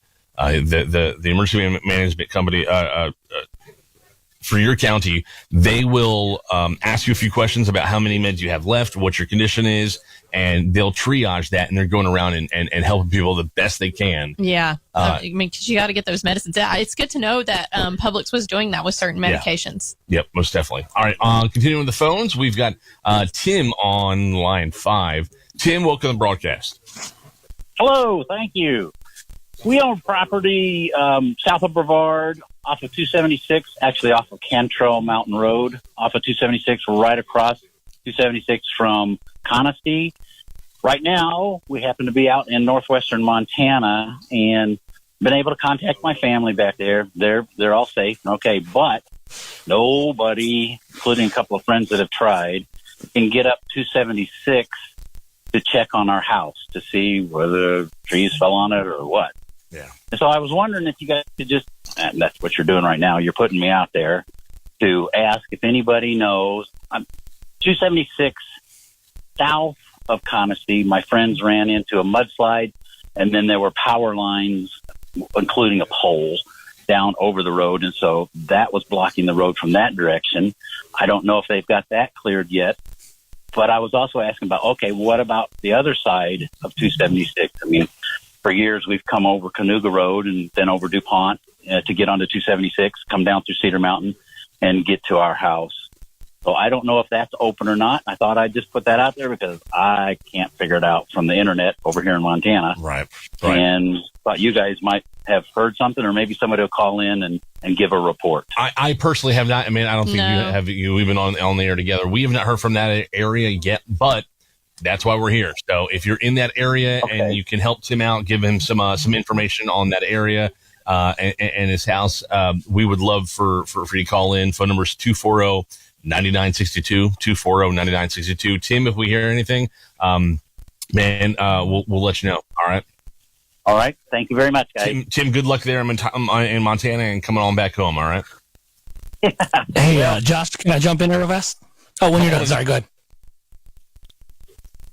Well, okay, what I was saying is I talked to my son today, who actually evacuated Asheville yesterday and went to stay with my daughter who lives just south of Charlotte. And he said, Dad, do not head home. Yeah. You ain't going to make it. Yeah, I would wait as long as you can. Yeah, right now is not the best time to come on in, but hopefully we're not too far away from you, Bill, to come home. But yeah, that's good advice from your son, to be honest. Glad you and your family are safe. Thank you. Thank you very much, and thanks for letting me ask my question. Definitely. Tim, thank you so much. Aaron, you want to chime in here? All right, yes. So I've got a couple things here. One, this was shared on Facebook. In the Green Mountain area, they say they are in need of help out that way. There's a lot of people up there that have medical conditions. They're running low on supplies. So if we know anybody near the Green Mountain area, off of Settlement Road, he says he owns property there on Bailey Settlement Road, and he says you have permission to land a helicopter, whatever you need to on that property there. That's in the Green Mountain area. So I know that I'm getting requests from there. Also, he's got an email about Polk County. So they've had very little distribution there. They've got this is at the Sunnyview community. A lot of elderly people are living in that community. They need food. They need water. They're running out of supplies. And they said, honestly, people are getting stressed and losing hope with barely any signal at all.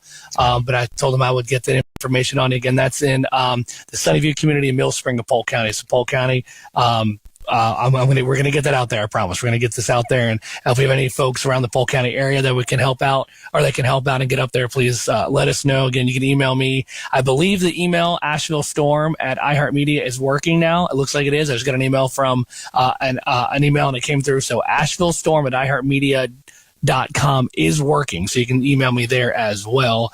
Okay, can you give us that name of the retirement community again? Yes, let me go right back to that. Hang on 1 second. That is the Sunnyview community of Mill Spring. It looks like it's a housing development, but it has a lot of elderly in there. So it's Sunnyview community of Mill Spring in Polk County. So the community is on Upper Highway 9 North, right before you get to Lake Lure, Chimney Rock. I know exactly. Yep, that's exactly what they're talking about. That's going to be hard to get in there. There's no doubt about it. Yeah, again, that was a very hard hit area, but we've got a lot of different partners there. So let's throw that out there. Again, Polk County, Sunnyview community in Mill Spring. There's a lot of families there in desperate need of supplies and desperate need of help. And I did have someone. Oh, sorry. Go ahead, Amanda. Sorry. No, you go ahead. Someone just messaged and said they were able to drive 2570 and Highway 209 from Newport all the way to Waynesville, following their daughter home. She said folks in Spring Creek and Meadow Fork are pulling together to help each other, but there's badly battered areas. And they said there was a fire station open yesterday that was offering hot meals and construction equipment working to clear the road. So that's good news. And I did have someone email us from our East Tennessee friends, and we are obviously extremely focused on Western North Carolina, but our friends in East Tennessee are dealing with a lot of the same, just over the mountain there, Sam's Gap.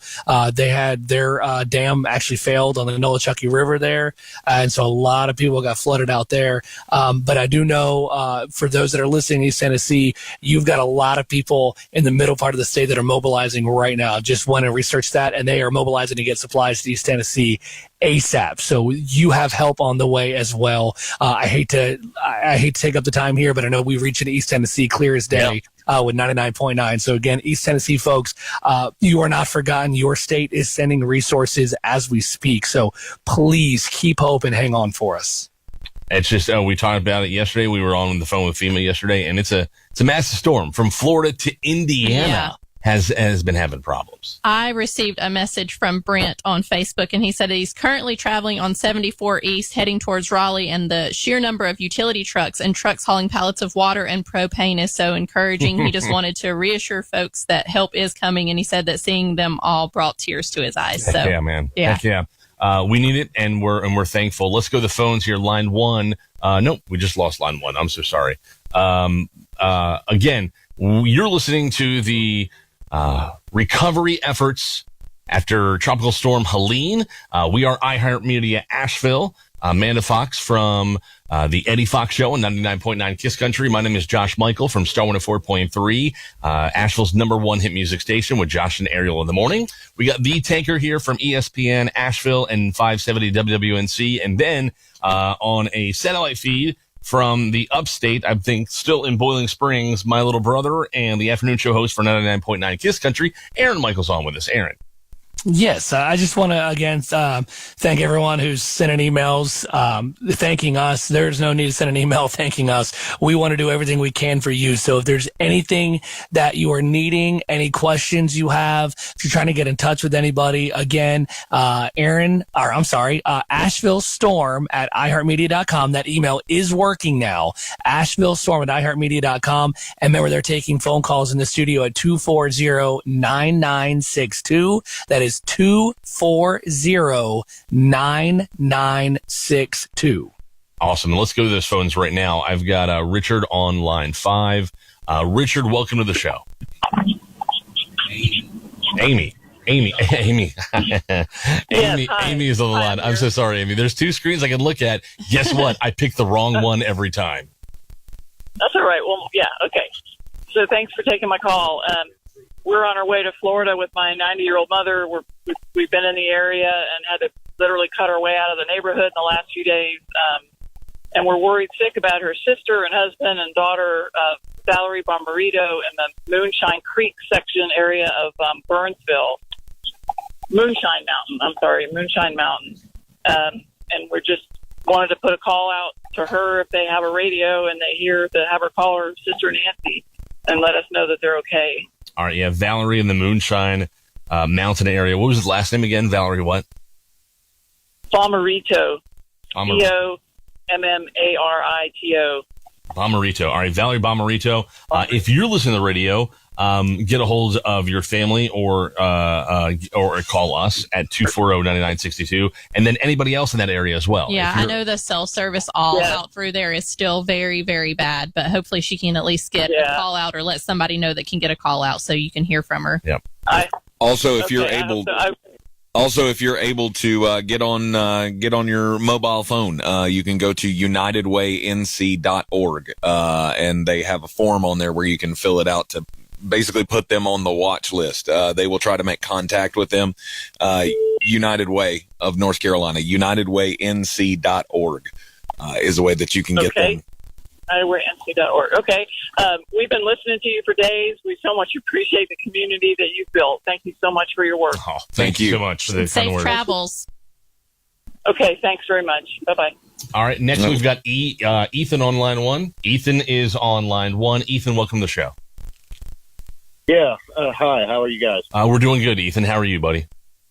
Good. I just I heard a few minutes ago the guy calling in trying to reach his house in Conisty. Yes. I'm calling from Pisgah Forest, and I have an aunt and uncle that live up off Solomon Jones, close to Pretty Place up in Camp Greenville. And a couple of days ago, I think it was yesterday, I was able to get up to them through DuPont and 276 up past the fire department. At least it's clear enough to get vehicles through.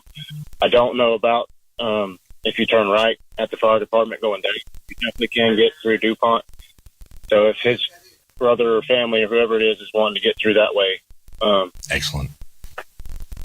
Well, Ethan, thank you for that info. Yeah, he was just caught a few callers ago. Yeah, I'm sure that'll mean a lot to him. Yeah, he's in Montana, right? I really thought. Mm-hmm. Yeah. So, Ethan, thank you so much for that. How are you and your family doing, Ethan?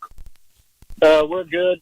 We currently don't have power at our house, but we have some family members that do, so we're just kind of sharing resources back and forth. Awesome. Very awesome. I haven't really heard too much about where drop-off points or anything for resources like that are in Transylvania County.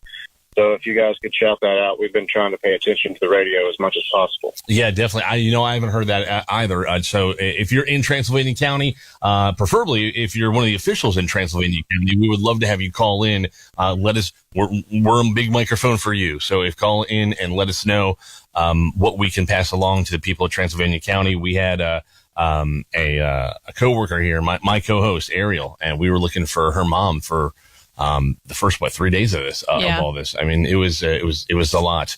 All right, here we go. We are going to take a quick break. It's the coverage of the Tropical Storm Helene recovery effort. WKSF FM, Old Fort, Asheville. WQNQ FM, Fletcher, Asheville. WQNS FM, Woodfin, Asheville. WWNC AM, Asheville. WPEK AM, Fairview. WKSF HD2, Asheville. WKSF HD3, Candler. Rescue crews are looking for hundreds of people who are still unaccounted for as North Carolina communities grapple with Helene's impacts. More than 40 people ranging from 4 to 75 years old were killed in the state. Buncombe County Sheriff Quentin Miller gave an update earlier this morning, saying 35 of those deaths were in his area. More than 1,000 missing persons reports have been filed through the county. A federal major disaster declaration has been issued for 25 counties and the Eastern Band of Cherokee Indians. Governor Roy Cooper says Helene brought up to 29 inches of rain, life-threatening floods, and landslides across the mountain region. Emergency repairs are underway at the Lake Lure Dam after it was at risk of collapsing last week. The town posted on Facebook yesterday saying the dam is now stable. A warning about the barrier's imminent risk of failing was issued as Helene was moving through the region. Engineers have assessed the dam. FEMA officials are expected to examine it next.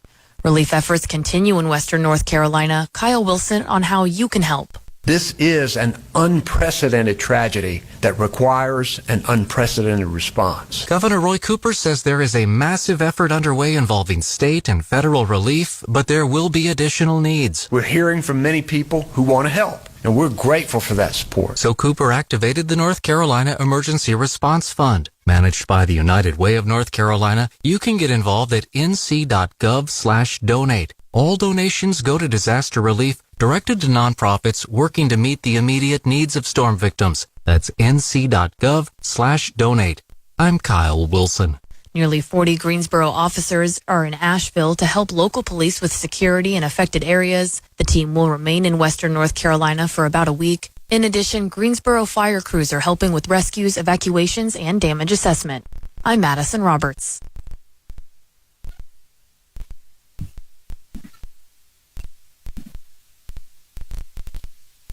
We're here connecting the community. This is iHeart Radio Asheville's continuing coverage of rescue and recovery efforts from Tropical Storm Helene. And welcome back into our coverage on iHeart Radio, iHeart Radio Asheville, continuing coverage of rescue and recovery operations for Tropical Storm Helene. I'm Tank Spencer, Josh Michael from Star 104.3 along with us from Kiss Country 99.9. We have Amanda Fox in with us as well as we continue to take your phone calls and bring you the latest information about basically what you need to know right now as we continue the cleanup process here in western North Carolina from the devastating effects of the flooding and the storm that came through. Just kind of want to do a reset here of all of the information that is pertinent to you, and if you are looking for resources, if you are looking for people, right now we have, of course, United Way of North Carolina is helping lead the Western North Carolina, the region-wide charge of making sure that you get in contact with the people that are important to you. You can call 211 if you're in the state of North Carolina. You can call 211 and they will ask you the information. They will put them all on a list, do some wellness checks, try to get you in touch with these people as much as they can. If you are outside of the state of North Carolina, you're listening to us on the iHeart Radio app. We've had phone calls from Texas and California and Montana today. We've got a lot of people focusing on Western North Carolina right now, concerned about their loved ones. You can go to unitedwaync.org. That's unitedwaync.org. There will be a form on there that you can fill out. And if you're in Buncombe County and you have access to the internet, you can email the Register of Deeds office because they're doing the same thing at a more local level, trying to connect people who have not been accounted for or who you can't get in touch with. Register@buncombecounty.org is the email. Register@buncombecounty.org, and they can help you find whoever you're looking for. Again, region-wide, 211, or go to unitedway.org. FEMA assistance. This is on everybody's mind right now as we try to clean up from all of this. FEMA assistance. If you have damage to your property, you need help or you need to get on the list. 1-800-621-3362. 1-800-621-3362. For those of you who do have access to the internet or you can get to a Wi-Fi hotspot, disasterassistance.gov is the website, or you can have you can get the app on your phone. There is a FEMA app that you can also apply for assistance through there. 25 counties in North Carolina have received a major disaster declaration, which means you could be eligible for help through FEMA if you reside in the following counties, and there are 25 of them, so bear with me. Yeah, right. Alexander, Allegheny, Ashe, Avery, Buncombe, Burke, Caldwell, Catawba, Clay, Cleveland, Gaston, Haywood, Henderson, Jackson, Lincoln, Macon, Madison, McDowell, Mitchell, Polk, Rutherford, Transylvania, Watauga, Wilkes, and Yancey counties, and the eastern band of the Cherokee Indians are all included in the federal disaster declaration. That's all of Western North Carolina. That is all of Western North Carolina, all 25 counties, 25 westernmost counties. Again, you may be eligible for assistance. So again, the number 800-621-3362. 800-621-3362, or again, you can get disasterassistance.gov once you get Wi-Fi connection somewhere. You can also register for assistance through the FEMA app. Awesome. Tank, thank you so much. Let's reset here. Can review some of the things that we've been talking about. One, on a positive note, we have a lot of progress today. A lot. We've got, I was saying at the start of the broadcast that I live in the Fletcher area past the airport on my way here to the radio station. And the cavalry has arrived.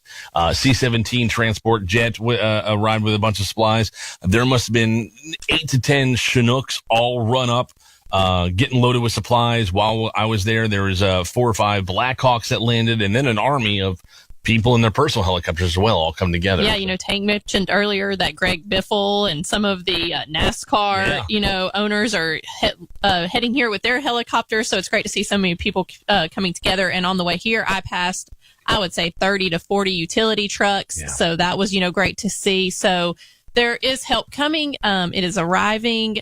I saw an update earlier from Duke Energy that they're still hoping to have mostly everybody back on power by this Friday. I think that's very optimistic. And I do too. Yeah, Friday seems like such a long way if you have no power. I understand that, but it's also when you look at the realm of what has happened. Oh, I was expecting weeks. So if they can get it back on Friday, then that's some great news there. We'll have to wait and see. Another great news here is the rain outside has stopped here, so that's good to see.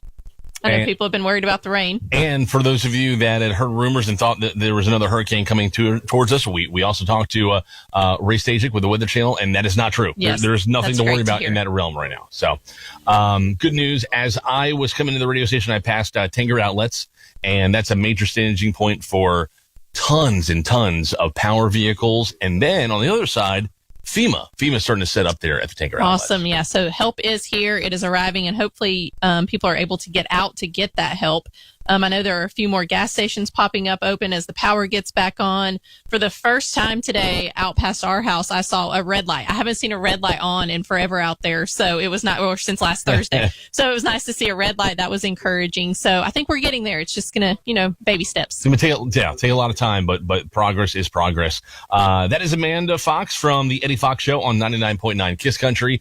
We've also got Tank Spencer from News Radio 570 WWNC and ESPN Asheville. On a laptop microphone in a corner of a room in Boiling Springs, South Carolina right now, is my little brother and the afternoon show host for 99.9 Kiss Country, Aaron Michael. And I'm Josh Michael from Star 104.3, Josh and Ariel in the morning on Asheville's #1 hit music station. Aaron, are you back with us?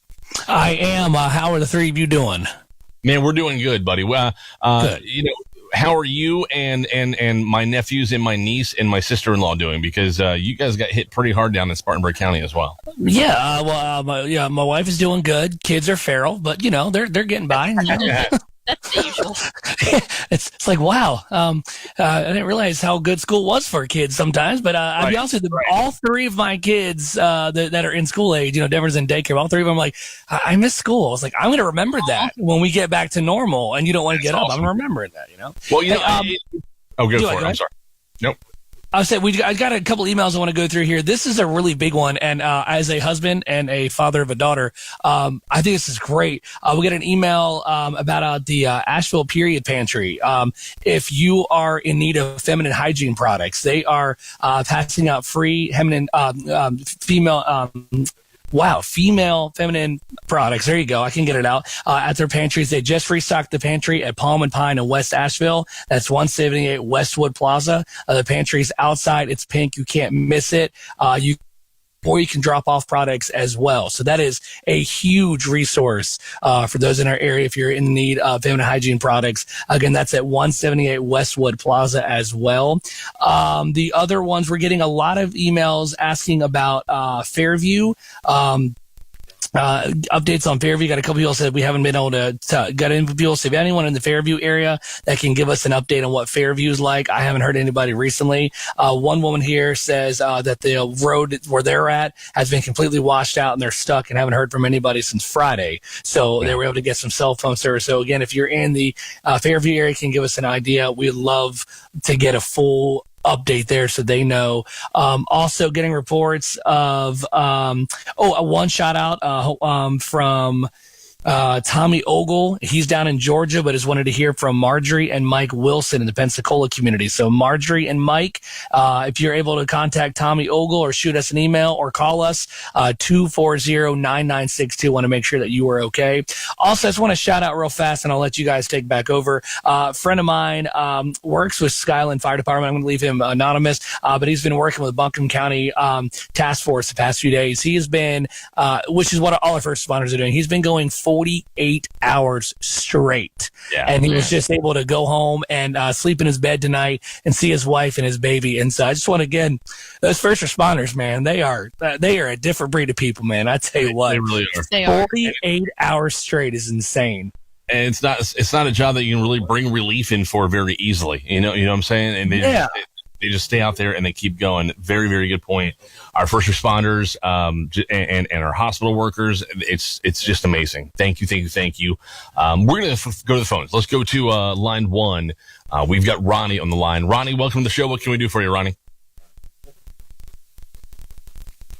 Ronnie, did we lose you? Ronnie. Hang on. Oh, sorry. Hello. Hey, there you are, Ronnie. We got you now, buddy. How are you doing? Oh, doing good.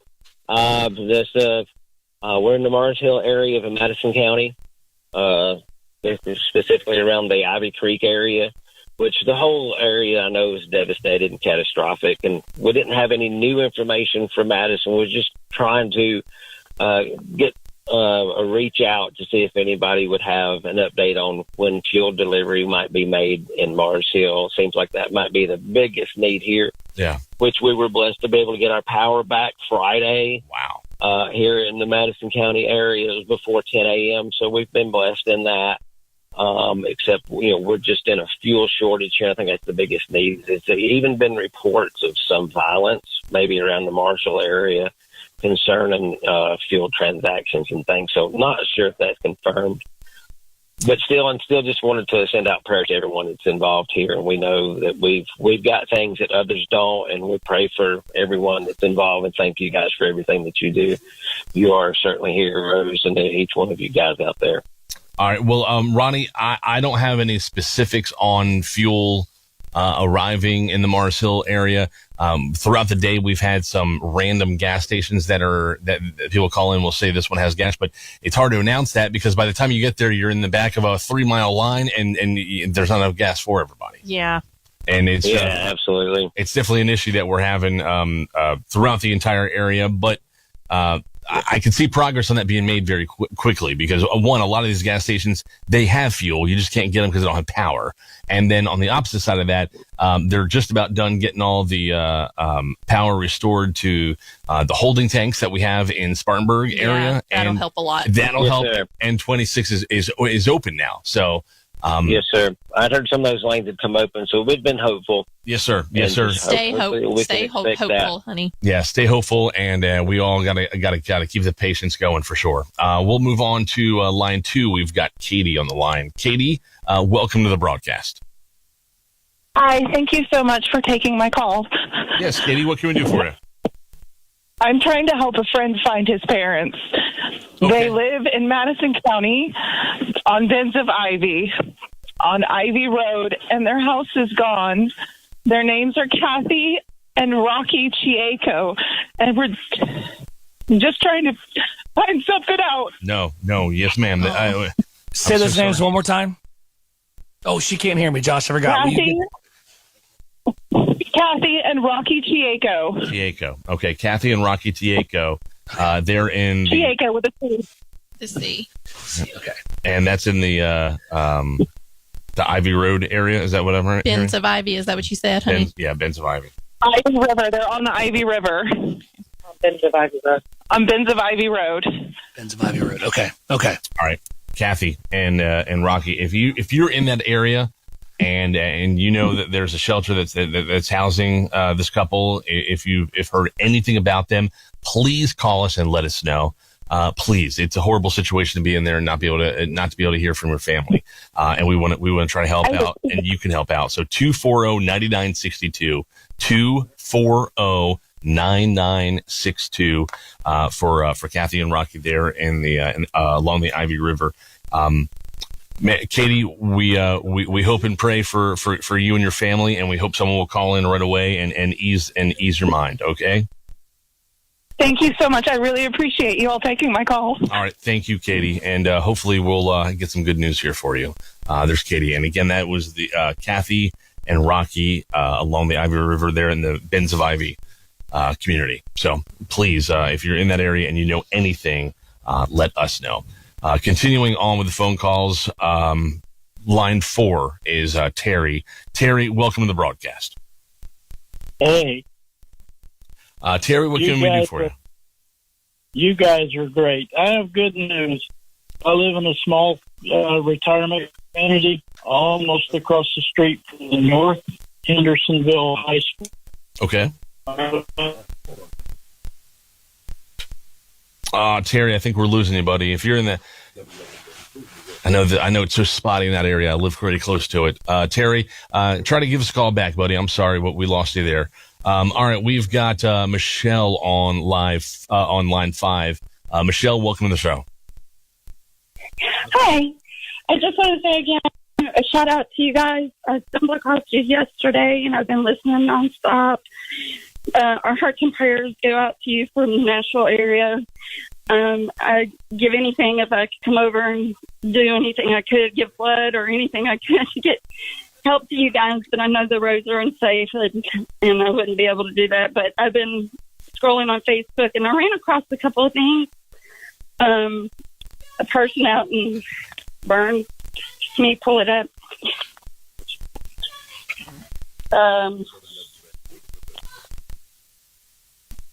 It was a guy that said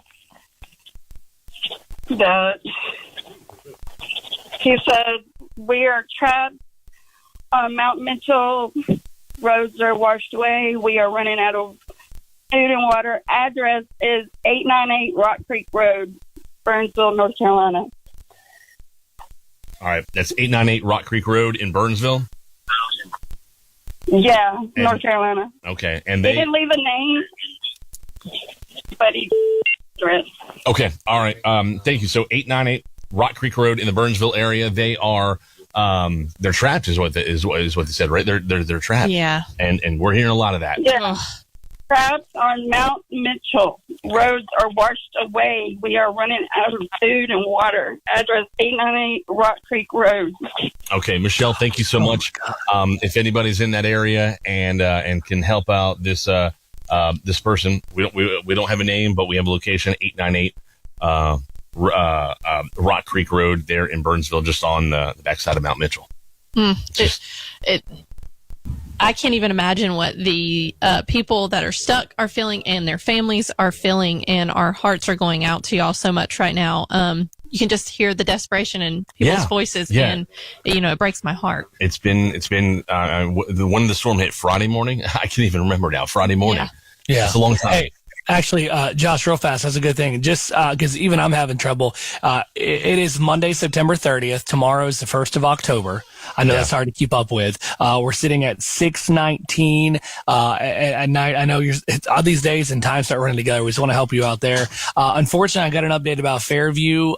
This one from Kate Williams said they just were in Fairview yesterday and said, honestly, completely devastated. A lot of bridges washed out, homes lifted and taken, trees down everywhere. So that's not a good update there at all. No, it's not. It's not. And we know. We've seen pictures of Fairview, and it was unreal. Yeah. Haywood County Sheriff's Office have posted that the Pigeon Community Center at 450 Pigeon Street in Waynesville is open as a welcome center from 9 a.m. to 4 p.m. every day.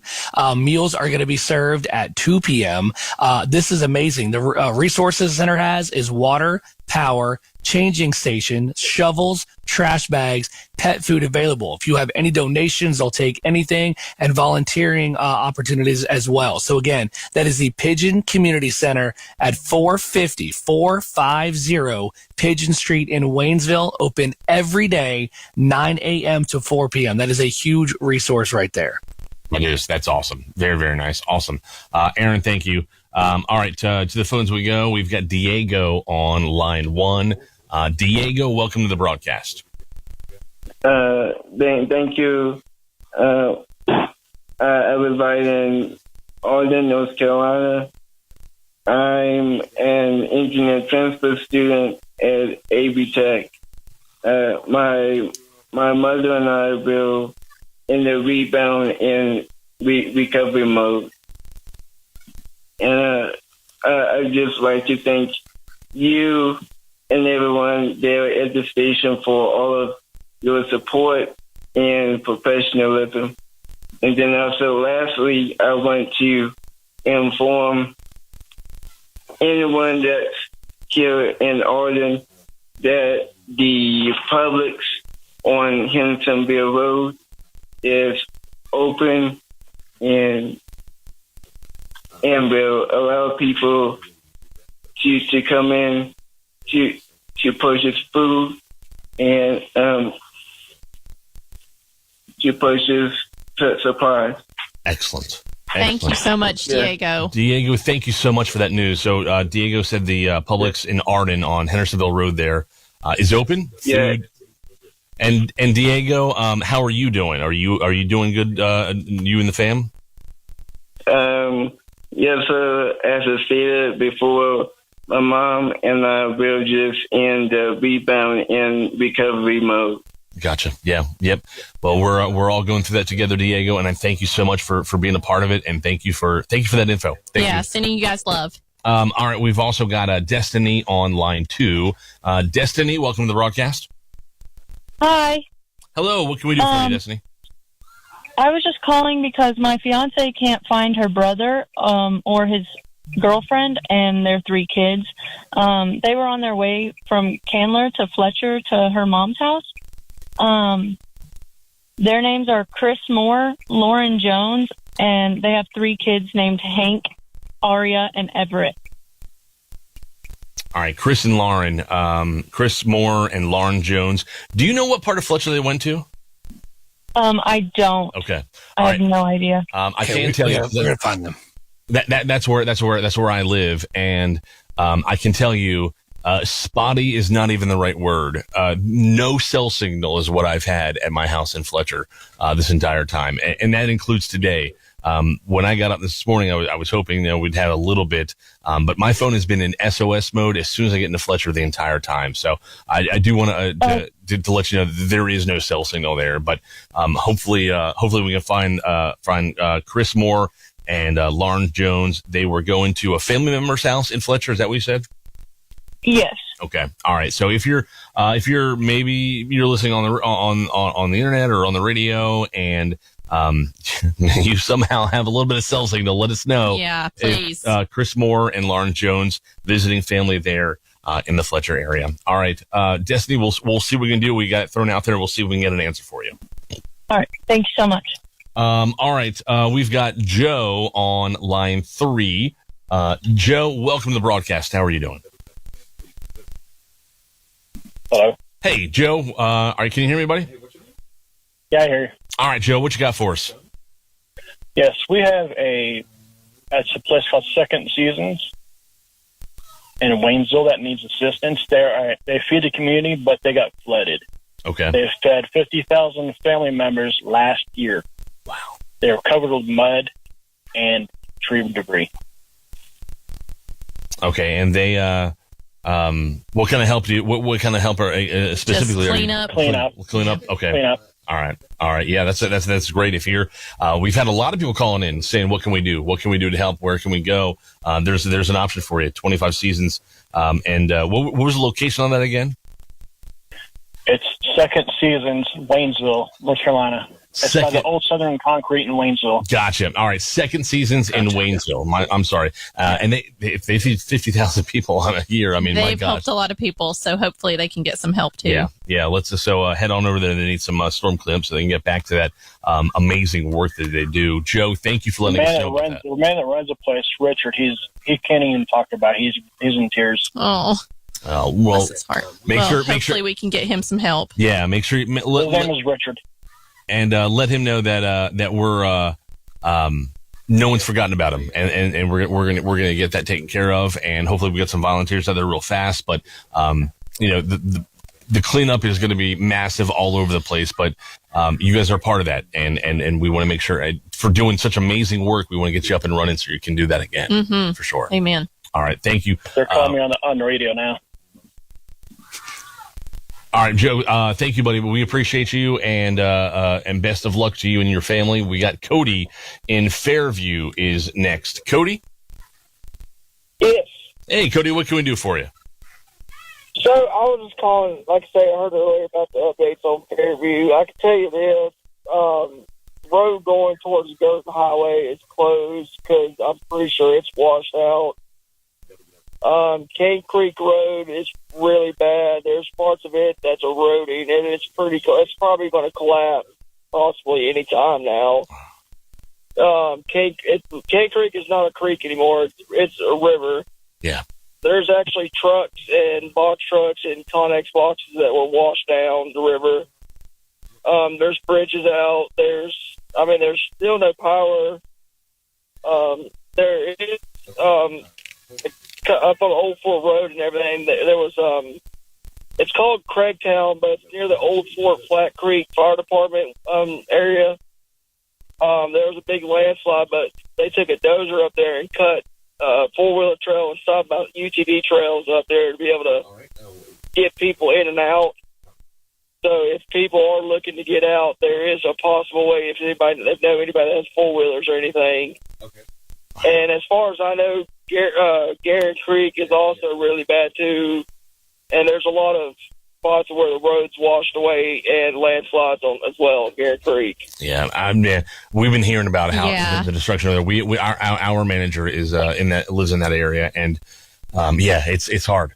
It's a hard one. My mom grew up out there. I still have a lot of family out there, so my hearts go out to all of y'all, and hopefully we can get some help out there and some cleanup. Let's pop over back to line 3 here with Angie, because she has heard the call, and we were on with her just a moment ago. Okay. She says she's got some information here. All right, Angie, welcome to the show. Hey, thank you. So I live in the Fairview community. Yes. And first of all, I want to commend all my neighbors for pulling together. They got out the saws. Everybody's sharing. It's just awesome to see. But what I want you to know is that Fairview, as beautiful as it is very rural, and there are parts that are just wiped out. We're in bad need on 74, which is our main throughput connection. We don't have any grocery stores open. We don't have any gas stations open, of course, without power and water, et cetera. And we're having to drive all the way to Hendersonville and beyond to get supplies. So if somebody out there hears us and can help us get some basic needs open, we would greatly appreciate it. All right, yeah, we've had quite a few calls that the Fairview area needs help. We need help. And Angie, we appreciate the phone call and the shout out, and hopefully we can get some help out to you. The correct people are going to hear this. I promise you haven't been forgotten about. No one's forgotten about you, but it's just it takes some time. So to the emergency management people, to those in charge, Fairview is in desperate need some help, especially at High Fairview as you head back into the rural areas.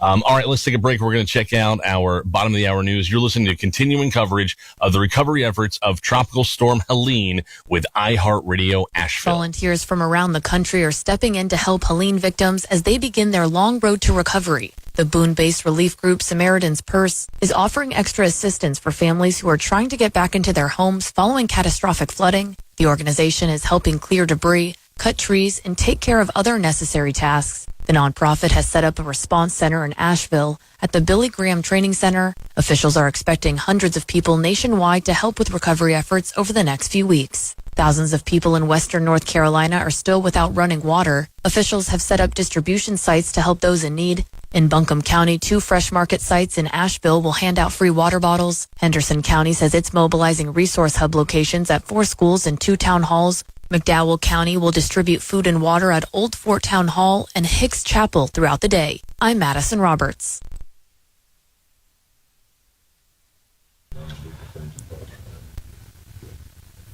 Here we go. We are here. It is iHeart Radio Asheville's continuing coverage of the storm coverage for Tropical Storm Helene, a storm that was absolutely massive and will be remembered forever, not just here, but all over the country. We were told last night that there's a recovery, there's storm damage and storm had affected everything from Florida to Indiana. That blew my mind when I heard that. Shocking, man. Oh, my gosh. Phone numbers, if you want to get in and ask a question or share some info, 240-9962, 240-9962. Also, hey, sorry, Josh, can I give a quick update? I just saw something before I lose it here. Yeah. On Hendersonville Road, Alpha Fitness is opening up for showers and charging to anybody. You don't have to be a member of the fitness club. If you need a shower, you need to charge, they're open until 8 o'clock tonight, so another hour and a half. And then they're going to be back open at 9 a.m. tomorrow as well. The gym is closed for workouts. You cannot work out, but they're open for showers and charging. This is at 2570 Asheville Highway, Suite 40 in Hendersonville. So 2570 Asheville Highway, Suite 40 in Hendersonville. Our buddy Jonathan Brogan and Alpha Fitness are open for showers and charging. That is a huge service to the community. We shout out Alpha Fitness for that. Yeah, with that Alpha Fitness, that if there's anything that'll change the perspective on everything, it's a hot shower. A hot shower. Yeah. I'm dreaming of that myself. All right, let's go to the phones. Is there one you want to start with, or anyone? Let's go to line number 1. Stone. All right, is also in Fairview. Stone in Fairview. How are you doing, Stone? Doing well, man. How are y'all doing? Doing all right. What you got for us? I wanted to say a couple things. First off, awesome for Alpha Fitness. That's fire that we can, charge our phones and get a shower. I'm going on day 5 of no shower. Yeah. Really want to say we appreciate you guys. Out in Fairview, it's pretty tough. The scenery, the landscape has changed quite a bit. But I will say it's been really awesome to see the community kind of come together. Neighbors relying on neighbors, people being cool with each other, sharing of information. So it may be kind of dire out here, but there is a strong sense of hope in the community. And don't fret, Fairview. We got this, guys. We got this. Asheville, we got this. Two kind of questions for you guys. Number one, do we have a curfew this evening? Are we going to continue to have a curfew in place going forward? Yeah, I believe it's 7:30. Is that still 7:30 to 7 a.m.? Okay, yeah, 7:30 to 7 a.m. Excellent.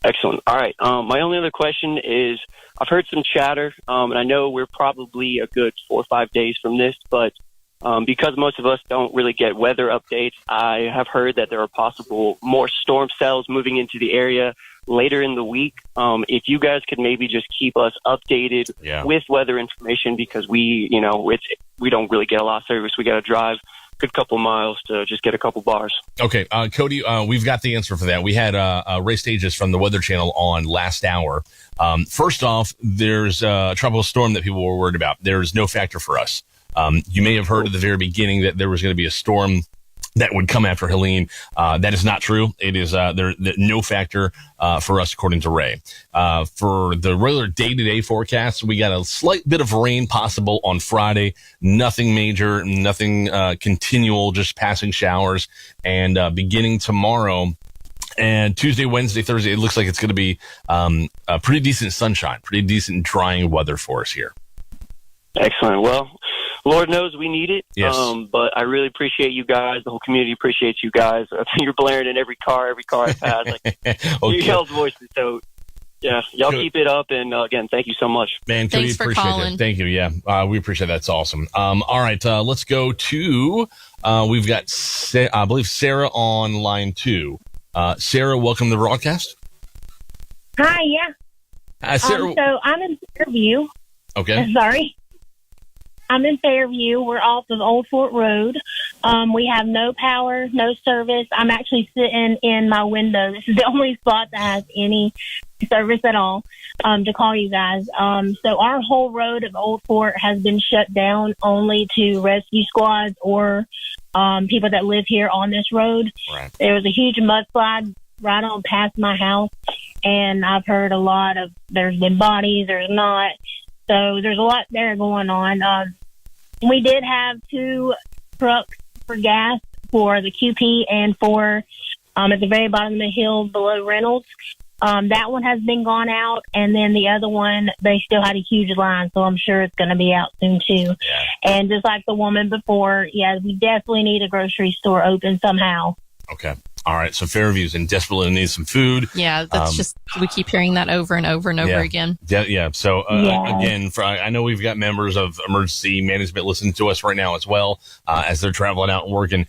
We need to get the message out. Fairview needs food. All right. We need to. Yeah. They need help. Yeah.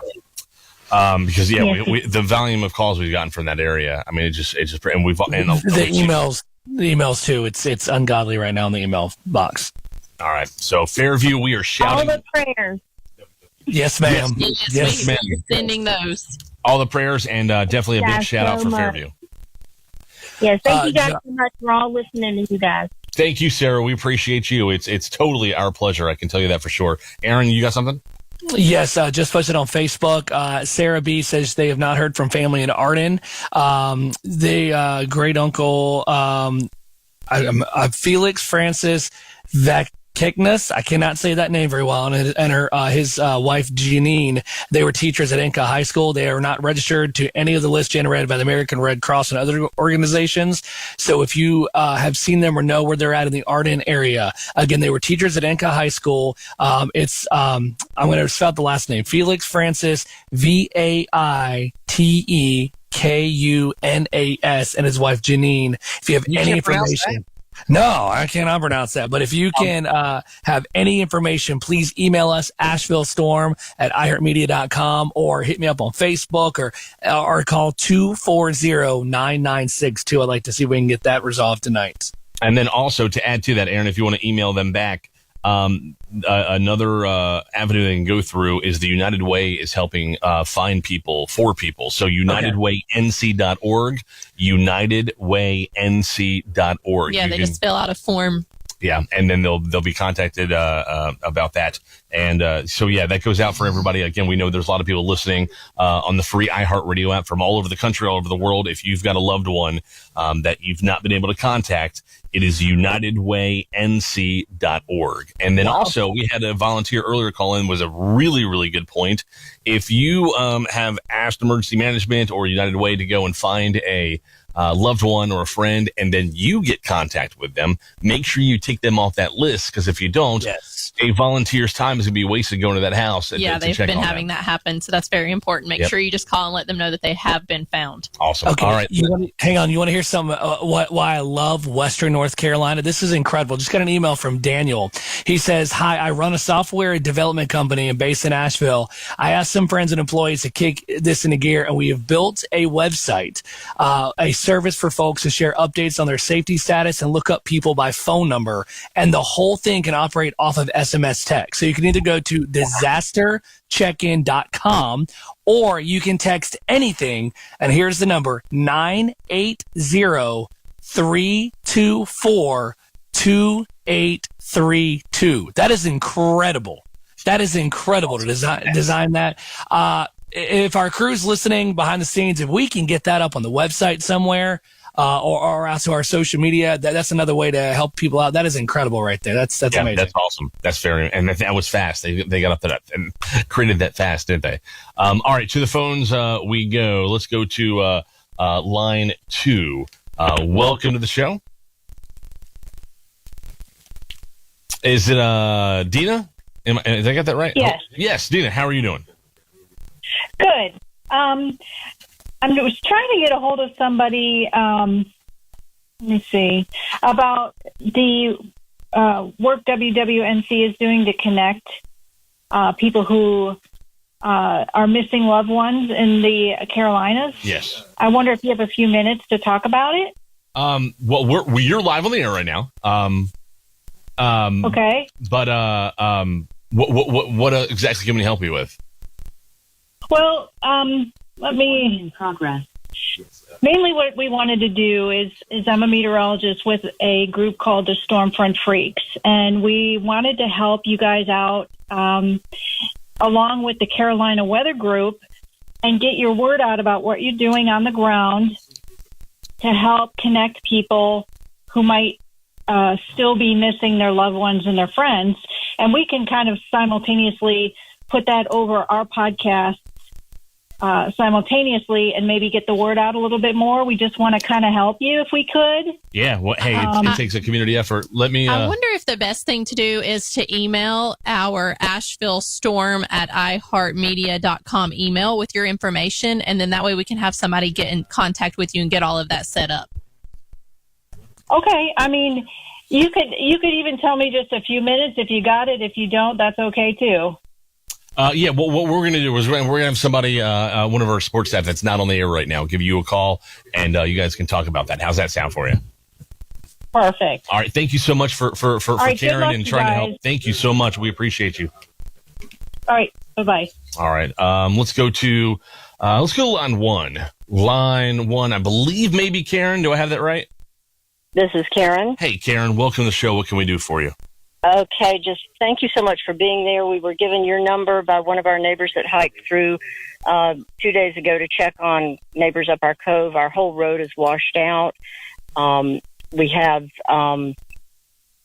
two of our neighbors showed up at our door, early in the dark, right before their two homes were destroyed, early Friday morning.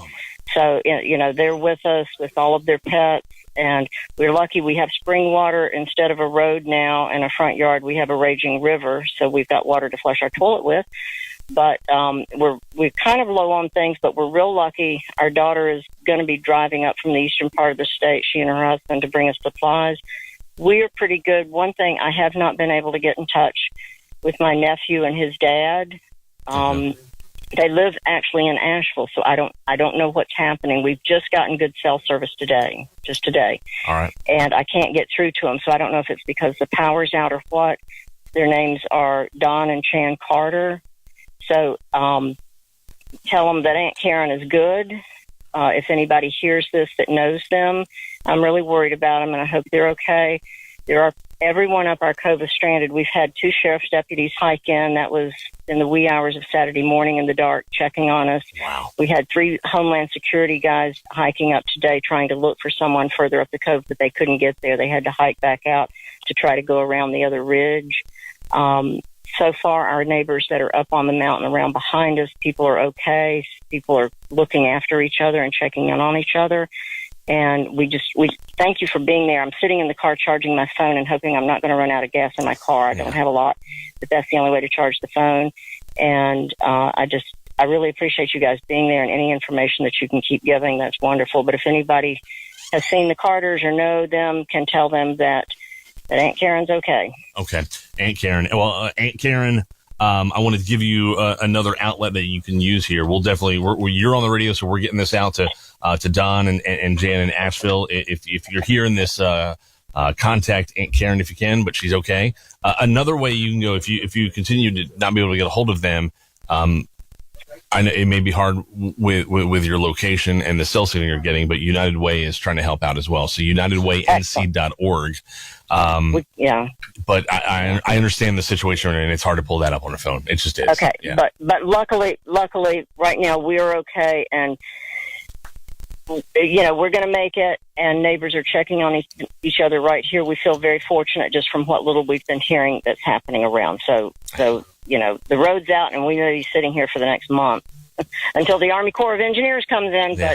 But we feel thank you so much for being there. And if anybody can get with Don and Chan at CHAN, Don and Chan Carter, and just let them know we're good, and I hope that they are. All right, Yeah, I hope you Don hear from them soon. So Thank you very much. Thank you. Thank you. That's Don and Chan in Asheville. If you're friends with Don and Chan, let them know. Let them know that their family up on the mountain, Aunt Karen and the folks are good to go. Josh, got to check in.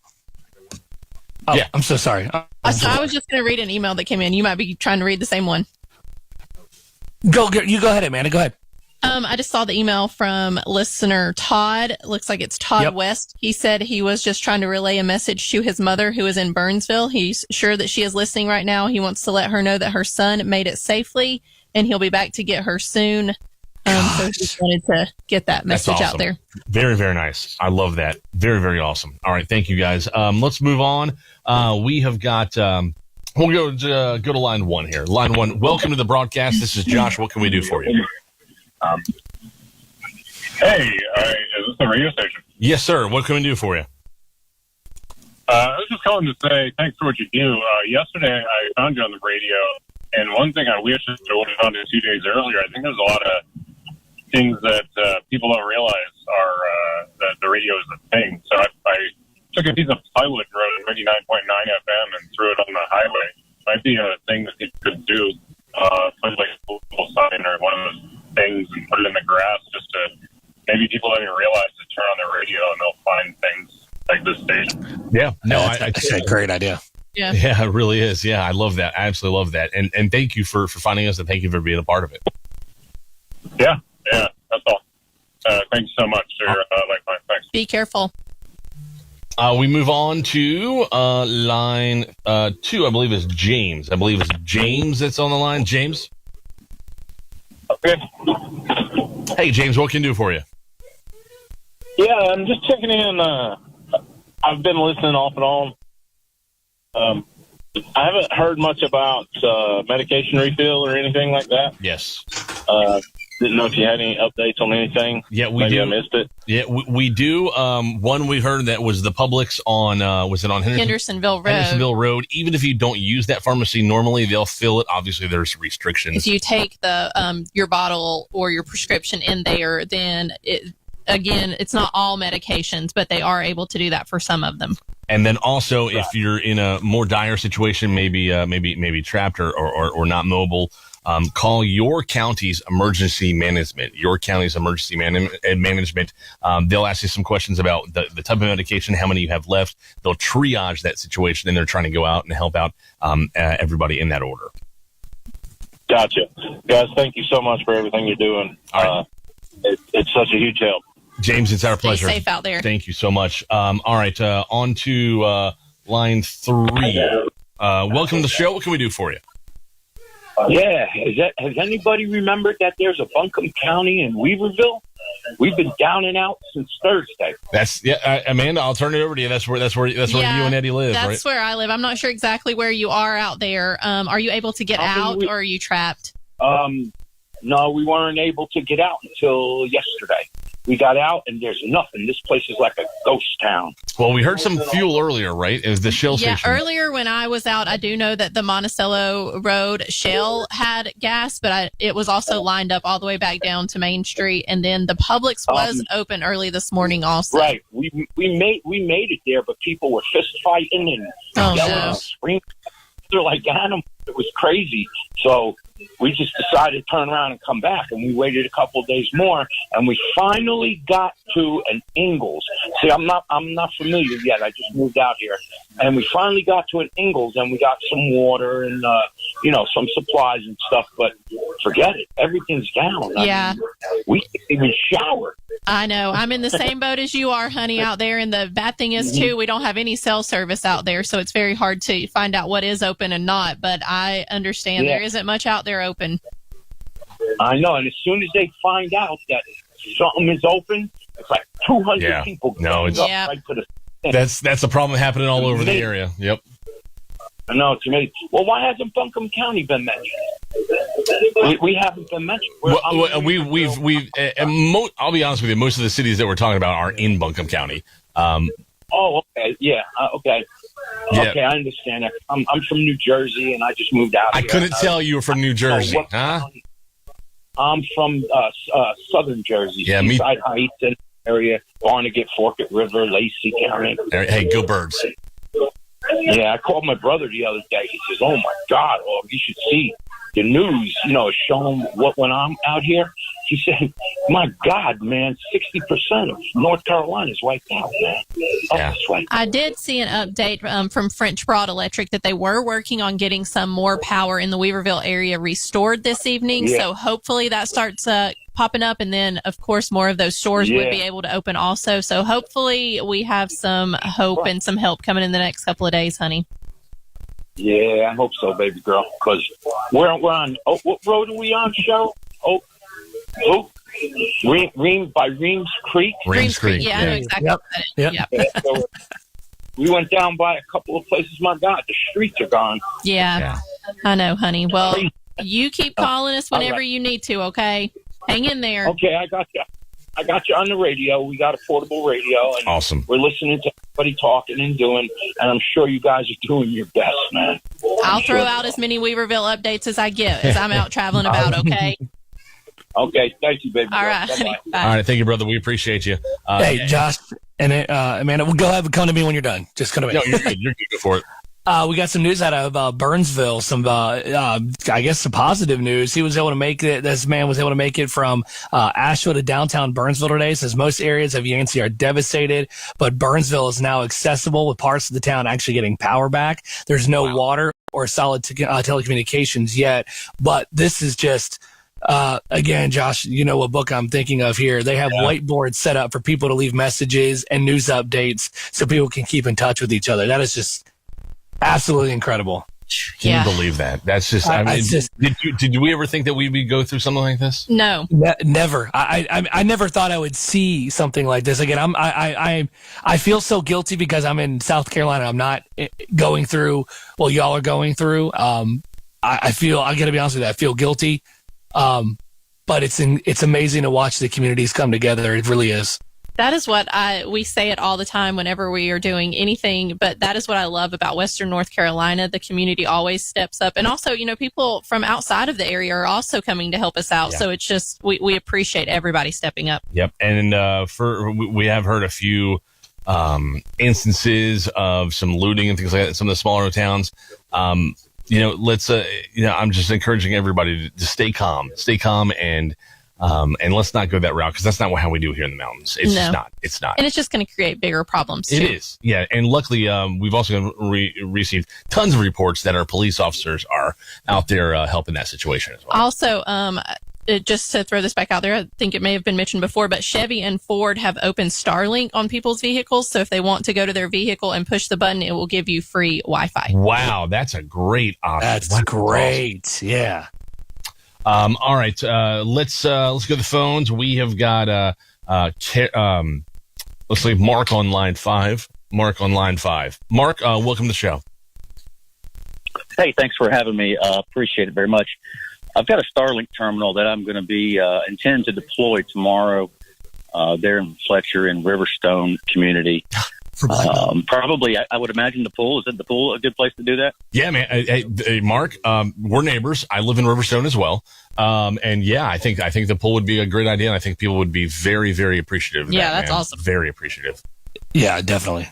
Okay, great. Yeah, I'm former Riverstone, Josh, but you might recognize me. But anyway, I'll intend to be there tomorrow at 10, and maybe we'll move to Fletcher Town Hall at noon. We'll see how it plays out. Yeah, I believe you'll have a crowd if you go to Fletcher Town Hall because I think that's one of the drop-off points that they have set up tomorrow as well. Right. Okay.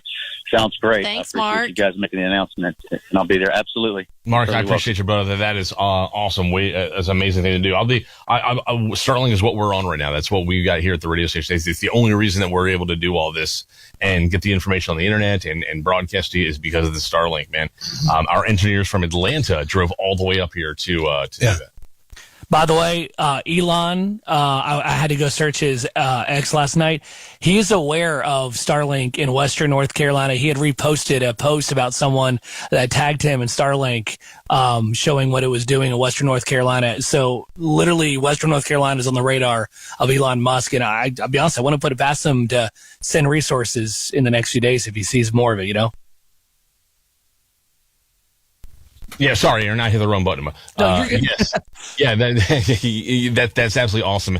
And this is the first time I've ever seen it work, and I'm absolutely just blown away by it. Yeah, again, I don't have any service until I walk into this building, Same so thing here. I'm very grateful for it. Yeah, even with the progress that we've made, I kind of thought after leaving the radio station last night that I'd go home and have a few bars and could get caught up on text messages and work, and nothing, zero. So, all right, well, let's get Cole in here. Cole is on line 1. Cole, what can we do for you? Hey, guys. So I've been traveling the area over the weekend, started Saturday night, ran a rescue mission for my grandmother up in Yancey County on Highway 80. Just left Burnsville, headed back to Tennessee now. Dropped off water in Barnardsville, Yancey County Fire Department on South Toe. There's 2 of them. Dropped off water there for anybody. And dropped off water on 209 at the fire department about halfway up. We're headed back home towards Tennessee now, going 40 west, taking exit 24, 209 to Hot Springs to Newport to anywhere you want in Tennessee. Yeah. I do have more water in the truck. We're going to drop it off in Hot Springs at that Dollar General that's downtown, because I don't believe anybody will be out in the dark. Right. After that, I know Highway 80 going down the hill towards Marion. It is pretty much a total loss. Wow. Oh, Cole, looks like we're losing you, brother. Cole, if you can still hear us, thank you for making those water drops, man. Hot Springs is going to love the fact that you did that, because Hot Springs needs some help over Yeah, there. I've heard a lot of people asking for help out that way. So again, the Dollar General in Hot Springs is what he said. And I'm Highway 80's gone. I'm like, how's that possible? Is that what he said? God, I missed that. He said Highway 80. Jeez, oh my God. It's unreal, man. It's unreal. All right, let's take another phone call. Let's get you want me to get Kara in here? We're going to go line with 2 is Kara. Kara, welcome to the show. It's actually Tara, but I was calling because I heard that if I called in, that you guys could probably get the word out. My uncle, Michael Lauder, he lives at 64 Red Dick Road, and it's right above the Azalea Road where it all got flooded, and we can't reach him. We've tried, and I guess the phone service is down, but he's disabled, and his daughter is mentally handicapped, and we haven't heard from them, and we're scared, and we're just nervous about it, and so we just want somebody to let us know if they're okay. Okay, all right. Let me reset here. Michael Lauder on Azalea Road. I'm tired here. It's Michael Lauder on 64 Red Dick Road. And what part of town is this in? It's in Asheville, but it's in Otine. Otine, okay. Otine, okay. All right. If you're in the Otine area, we're looking for Michael Lauder on Red Dick Road, below the Azalea River in Otine. All right, Michael Lauder on 64 Red Dick Road. And I'm Tara, I've got something else for you to do as well. We're obviously going to get that out on the radio, but if you could also go to UnitedWayNC.org. They're doing welfare checks for people. So if you go to UnitedWayNC.org, there'll be a form you fill out, and then they'll keep you updated from that. Okay, tyou so much. All right, thank you, and our prayers are with you and your family, okay? Thank you so much. All right. Thank you. It's like you said, desperation. It is. And it's just... I just want to hug everybody right now. Like, I really do. Oh, you get some of these phone calls. There's just so much work to do out there.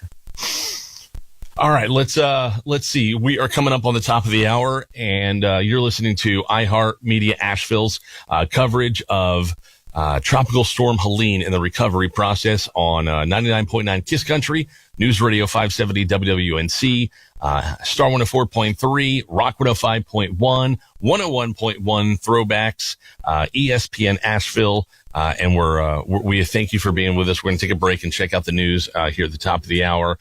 Again, 240-9962 if you want to get in a phone call, 240-9962.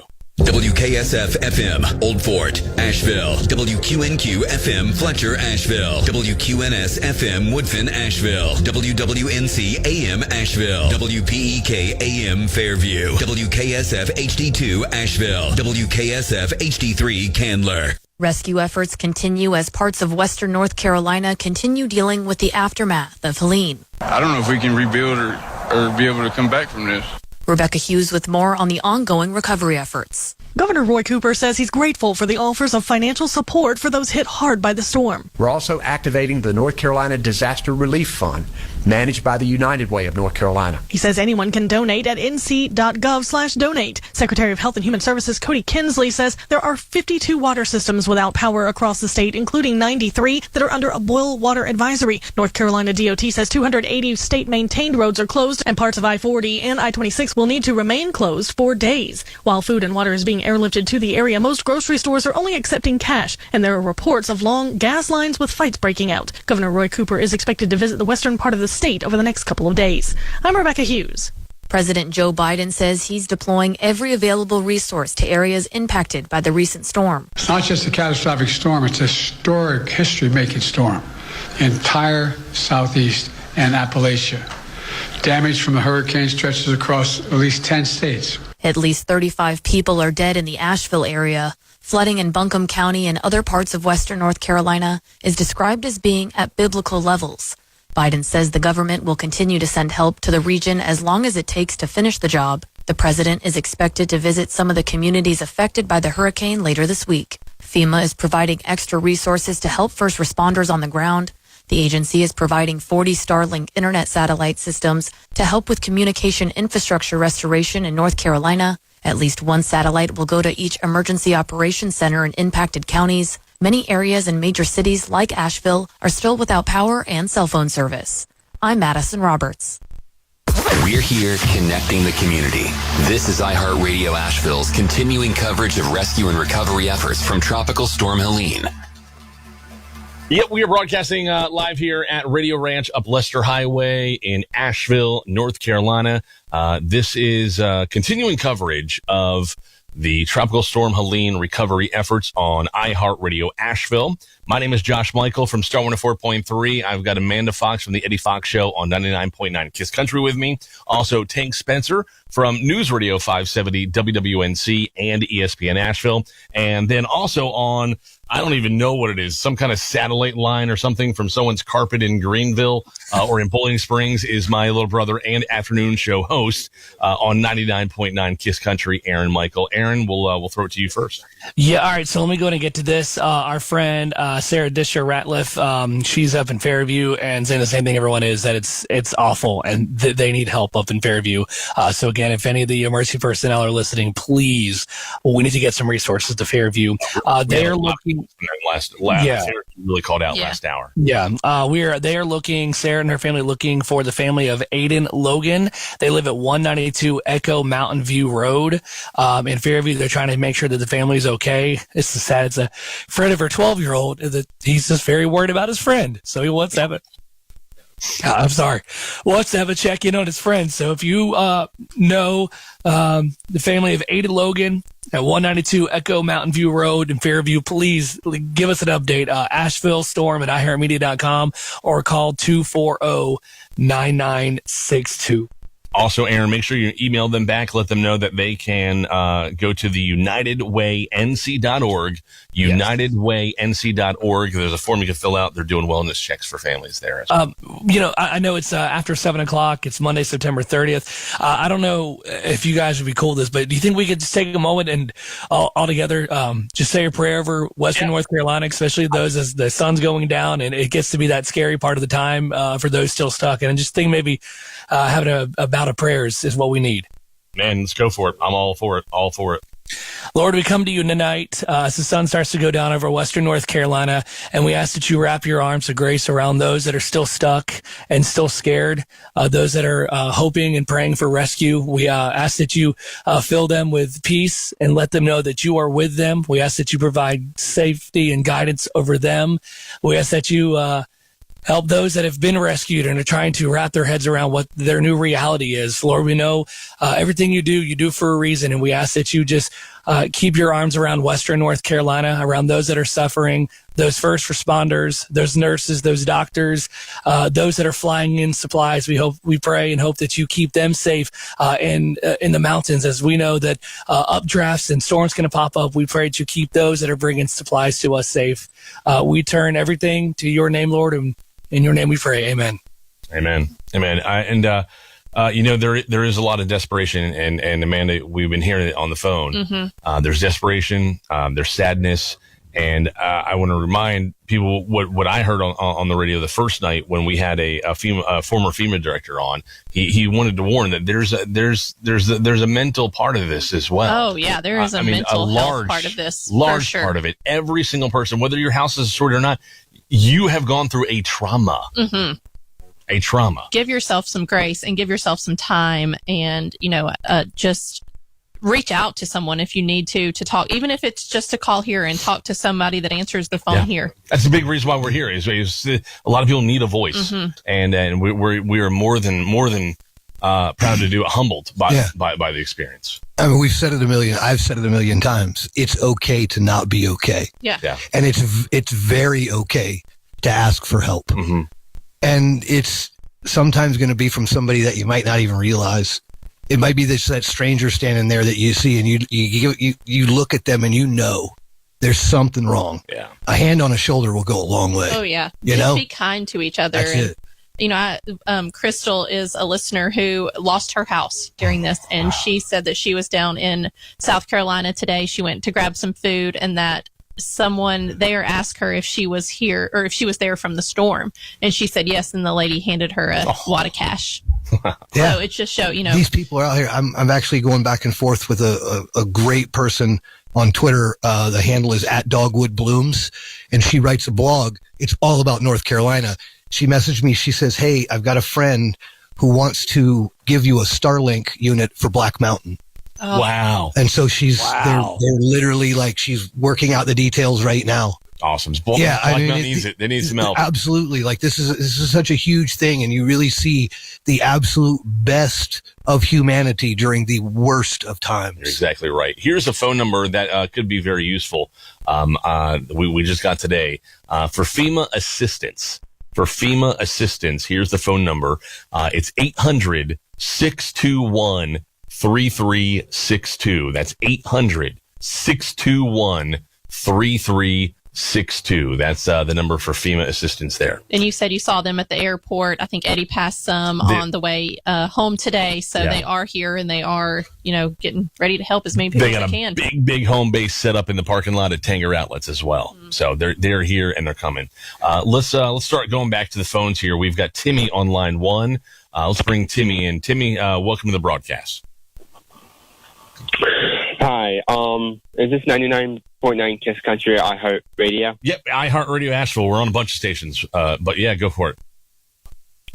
Hi. So I'm the founder of Highland Weather, and I was coming across social media, and someone posted on social media that Camp Bow Wow needs help with the animals because there's no power and water. Okay. At 5 Airport Road in Arden. Yeah. There's at least 40 dogs and more, and under one care of one person. All right, Camp Bow Wow. That's over like right above the Walgreens, where Airport Road and Hendersonville Road connect, right? I believe so. It's the Airport Road. I'm not quite familiar with Airport Road exactly. Yeah. All right. Well, thank you so much, Tim. It's something we've been hearing. Brother Wolf was talking about help that they needed, and so if you're in the area, hey, maybe you buy your dog food in bulk and go help them out. Yeah, for sure. Our definitely. fur babies need some help too. Yep. So, and they said they had 40 dogs and then some cats as well at Camp Bow Wow there. So, if you're in that area and you can take, I guess foster would be the best thing. Foster during the storm. Yeah. I'd take them all if I could. Every one of them. We're all fur baby people in this room right now. Mine's here running around the radio station somewhere. I don't know. Yeah, he makes a little appearances every now and then. I'm so sorry. Oh, no, we love dogs around here. All right, let's go to Kevin. Kevin in West Asheville. Kevin, welcome to the broadcast. Hey, what's going on, guys? Not much, man. What can we do for you? Well, I'm in the Alexander/Weaverville area, and I just wanted to let everybody know that Walmart is open. Whoa! Yeah, Walmart opened today. They closed about 3:30. They said it's going to be back open at 8 o'clock as long as they can get people in there. I don't know if they're taking cash card, what they're taking, but they said they're going to be open tomorrow. Oh, okay. That's great to and know. They've got like a wall of water down where the deli and stuff is. Oh, wow. They've got a wall of water stuff waiting for people. Publix is still open. They said they had like 5 or 6 trucks today. They was going to keep getting more every 2 or 3 hours. It's card only up there right now, but I think you can get cash back. Not sure. I don't know how much. And Mountain Energy, they still had gas. Line was moving pretty quickly. They said they was going to get a truck. They just don't know when. Where's the Mountain Energy? Is that the Shell station right that's there? The one yeah, it's the Shell station across the Monticello. Yeah. Okay, yeah. It's been lined up every time I've gone by. Yeah, it was lined up. I took my mom's car out and got it, but it was moving pretty fast, and there's no limit, by the way, either. Like, they let you fill up your car and jugs and whatever. That's good to know. We had someone earlier asking about Weaverville. And it is cash and card there, too, as well. You can pay at the pump, or you can go inside and pay with cash, or whichever one you want to do. That's all great news, especially if that Walmart out there gets opened up. That'll help a lot of people. Yeah. I mean, they just closed at 3:30 today because they didn't have enough people to help run it. Yeah. All right. Well, thank you so much for that update. No problem. Thank y'all. Josh and everyone, just got an update from our buddy Brian Black. Haven't heard from him in a while. Glad to know he and the family are good. He says, your neck of the woods, Josh, about to get crazy. The new Sheets on Asheville Highway has a tanker that's emptying now into the holding tanks. They're going to take cards only and no limit on gas. So amazing. Again, if you're heading that way, we ask that you please use professionalism. Please be polite. Patience. Yes. It's going to get busy right there quickly. But again, the new Sheets in Hendersonville has a tanker there right now. It's not in Henderson. It's on my exit. Hendersonville. I'm sorry. Yeah, you're right. I've read Mountain.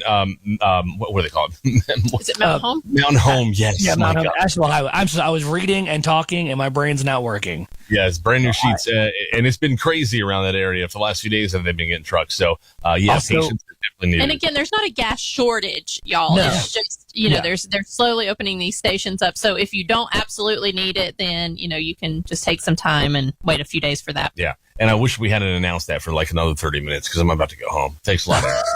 Sorry, Josh. All right, let's pop over here to the guest line. Public Information Officer with the Asheville Fire Department, Kelly Clope, joining us once again for another update. Kelly, how are things going? Well, on our end, we're moving along, trying to make just a little progress, a little at a time, but it's moving forward.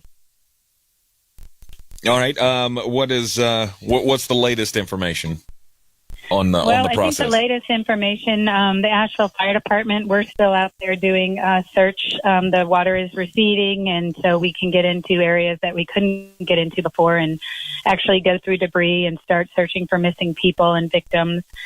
I know that the police department they're fully staffed now, and they do have additional law enforcement in the area to help with security, because sadly we have looting and different things going on, which is super, super unfortunate, but it is what it is. And the curfew is still in effect from 7:30 to 7:30, and that's for everybody's safety, obviously for looting issues, but also for your safety to stay off the roads. There's still down trees and there's still power lines down, and just you don't know what you don't know until you get up to it. And so we want people to be safe, and the street lights are out.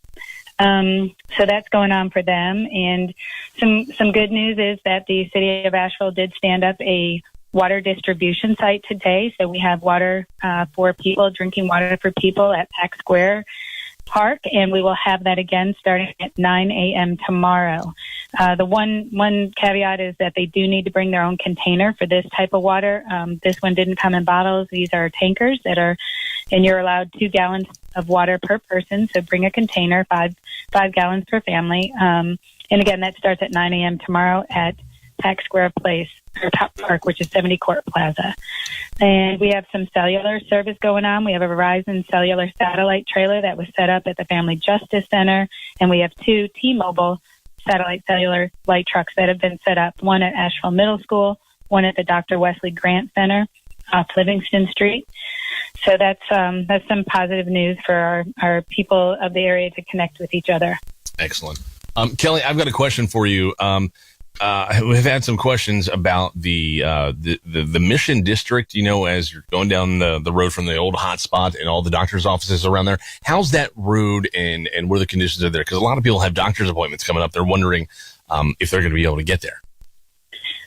So I don't know, to be honest, what businesses are open and what aren't. So if the businesses are open, my recommendation is to get on the Waze app. The Waze app is, it is serviced by customers. So if there's a barricade or if there's something going on with that road, that is based by customers, and they will input that information immediately. And so Waze is probably the most up-to-date crowdsourcing app that you can use. Okay. So we recommend using that to know what the most up-to-date information on the roads. Excellent. All right, Kelly, thank you so much for that. And thank you to you and your entire staff. I mean, we can't imagine. I can't imagine what y'all are seeing and what you're having to go through. And so we just hope that you guys are doing all right too.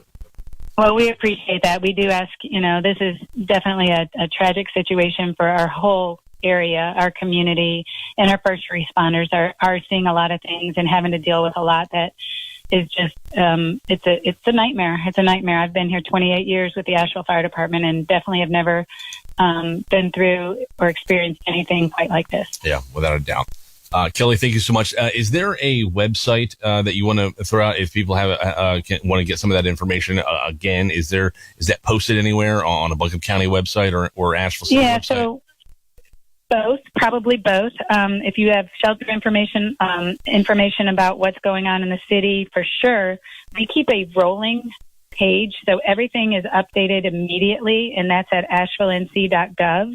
And then there's a Helene button for that. You can just straight go, and that'll show you. You can also follow on the fire department's Facebook, X, and Instagram. We post pretty often, and we keep sending press release. And then we also have a one-pager that we are sharing with the community because we know a lot of people don't have internet or Wi-Fi. And this one-pager, we update it daily. We pass it out. We give it to firefighters, police officers, the water distribution sites. We share it as often as we can. And we just ask people to share this information, give it to a neighbor, share this information. We've seen it posted on the bridges where people are, viewing what's happened below. And so we thank the community for sharing this type of information because we are trying to reach people where they are. Yeah. All right. Excellent. Kelly, thank you so much for taking the time to talk with us and getting all that great information out. And again, thank you to you and your staff. And we're praying for all of y'all and sending good thoughts as you tackle an insanely hard job. Be safe out there. All right. Thank you, guys. Thank you for sharing and being out there and helping to spread this information. I promise you it's our pleasure. Kelly there with the Asheville Fire Department. Let's take a quick break from storm coverage. I've got one piece of national news that some people may want to hear here. MLB legend Pete Rose has died at the age of 83. If you're not aware, Rose spent the majority of his legendary career with the Cincinnati Reds, the best part of his career with the Philadelphia Phillies, and Montreal Expos as well, before returning to Cincy and finishing his career as a player manager. Rose hung up his spikes for good as a player in 1986. One of the greatest baseball players of all time. What was it? It was the baseball's hit king. Yeah. What a shame too. That they're gonna finally put him in a Hall of Fame and he's dead and he won't be able to see it. Yep. If you haven't seen that documentary, When the Power Comes Back On, go check out that documentary. That's Sting Spencer. That's Sting Spencer from ESPN Asheville right there, people. No doubt about it. All right. Pete Rose. Back to our coverage. This is a extended, complete coverage of the recovery of Tropical Storm Helene. We are iHeart Media Asheville here at Radio Ranch, up Lester Highway in Asheville, North Carolina. We've also got our team in iHeart Media Greenville. They're tagged in, although we had to say goodbye to Aaron Michael. He lost connection. So I do have a message that I received on Facebook from Crystal, and she said that they are looking for Harry and Cindy and John Jordan in Fairview. If anyone knows if they're safe, they're listening on the radio. So if anyone knows Harry, Cindy, and John Jordan in Fairview, Crystal is trying to just find out that they're okay. Okay. I've also seen on Facebook right now, since we had some rain move in, there is a gorgeous rainbow over Fairview right now, and it's just really something to see, because a lot of people are suffering out there, and they're standing in their yard seeing this rainbow, and it's given them a little bit of hope. Oh, that's awesome. Hope is what we need, and I think today that we've received that. A lot of us have, with the news and the visuals of the cavalry coming in with all these supplies. We've got a long way to go. There's a lot of suffering, but we are seeing progress. And it's going to take, even after the cleanup is done and things are reopened, I think that's a time that we're also going to have to step up as a community, and these restaurants that do get reopened, and these businesses, these small businesses, and trying to just really support them, because these people are going to be without work for a long time also. And, their families are going to pay the bills and feeding their family. So after this, we're really going to have to step up too. It reminds me of coming out of COVID almost. It's a similar situation. All right, let's go to the phones. I'm going to start with Trish on line 1. Trish, welcome to the broadcast. Hey there. Thanks for having me. Thank you for all you guys are doing. You guys are the only news source that I've been able to get in contact with. Luckily, so I'm just going out and sitting in my car and listening to you guys at the top of the hour. Oh, so thank you. Well, thank you, Trish. I also did have an update. So I live down in Arden on Long Shoals, and Overlook Road had been really, really, really badly hit. There were at least 10 trees visible just from the intersection that were down, and broke at least 6 or 7 light poles. So we had been out of power here. But we luckily just got power back within the last couple of hours. Excellent. Very awesome. So I'm thinking that means that Hendersonville, like the corner of Hendersonville and Long Shoals, should be up now too. So I think this is going to be a huge bump in more gas stations and a couple of places that should be opening soon. And then also Huey Magoo's, the new chicken tenders place that had opened up, they are open. I don't know how long that they are running for, but I went there yesterday, and they're running with a very limited menu and no limits on anything, and they're taking cards. Awesome. That's and you're right. As we start getting this section and that section and the other section of power back on, things will start to be, they'll look up. They'll over the next couple of days, I suspect that there will be more of that coming, on, and shops opening up, gas stations opening up. So, hopefully everybody can be patient and get what you need in the next couple of days. Yeah, awesome. Trish, thank you so much for the info. Absolutely. And Trish, thank you so much. How's your family doing? Everything good? Yes, we are doing good. I have many animals who are luckily happily fed, and now that we have lights, we are doing so much better. I'm unfortunately have been used to this. Very different, but I was in Queens during 9/11, and then Hurricane Sandy that tore apart Queens and Staten Island. I was there for. So I was not expecting this here. At all. This is absolutely insane. And I think the sense of community has been really wonderful, because unfortunately places like New York maybe aren't like that all the time. Right. But yeah, I'm really loving being a part of this community down here. And any volunteer efforts that you hear about, I know I keep hearing about the email address that we can email to. I'm having a lot of trouble getting any emails out. Yeah. But I'm a nurse down here and would just love to get out there and help. I just don't want to waste any gas driving around. No, so I totally anything understand that you hear about, please throw it out there. Okay, yeah, that's a great question, and thank you, Trish, for calling in. We appreciate you, and welcome to the community. If you have any official information on where volunteers should go, that's one thing I haven't heard. A lot of people have been asking that, where to go, and I don't know. They seem to be changing. It's like these places pop up here and there, and so I don't know the best place to tell these people to go. But it's very important. So if you officially have an answer for that, and I'm talking to somebody that's in charge, where can we send these volunteers? Oh my gosh, Trish said she was a nurse. Yeah. Yeah, I mean, that's important stuff. So, great question, Trish. Thank you again for calling in. And, Overlook Road was one of the ones I thought about. Like, it was in my mind. I was like, what did this do to Overlook Road? Because there's so many of those big, old, natural trees. Yeah. Mm-hmm. It is crazy. Just our driveway out here is crazy to see with all of the trees that have fallen. Did you see the brand new view of downtown Asheville that we have now? It is insane the way these trees can fall and how quickly it can all happen. And some of these communities that are just completely blocked off by these big old trees. And hopefully, I know that in my neighborhood, I heard a bunch of people out with chainsaws trying to help clear up some of these side roads themselves. So I think people are stepping up and trying to help out. Definitely. All right, let's go to Timothy on line 2. Timothy, welcome to the broadcast. Hey, Tim, are you there, buddy? Hey, Timothy, can you hear us? All right. We'll have to go to line 3. We've got Carla on line 3. Carla? Yes, sir. Oh, welcome. Thank you for having me. I appreciate that very much. I haven't heard this on the radio, so I wanted to make sure we've been listening every day to you guys. It's keeping us alive, basically, when we're home. And that's very humbling to hear. Thank you, Carla. Yes, sir. Thank you for what you're doing. And I've been spending most of my time at work, Home Depot on Fairview Road. We are open until 10 p.m. tonight, 6 a.m. tomorrow morning. We will reopen. We are slowly getting trucks in, stocking back up on things, necessities. Got plenty of generators on hand right now. There's other things on its way back in.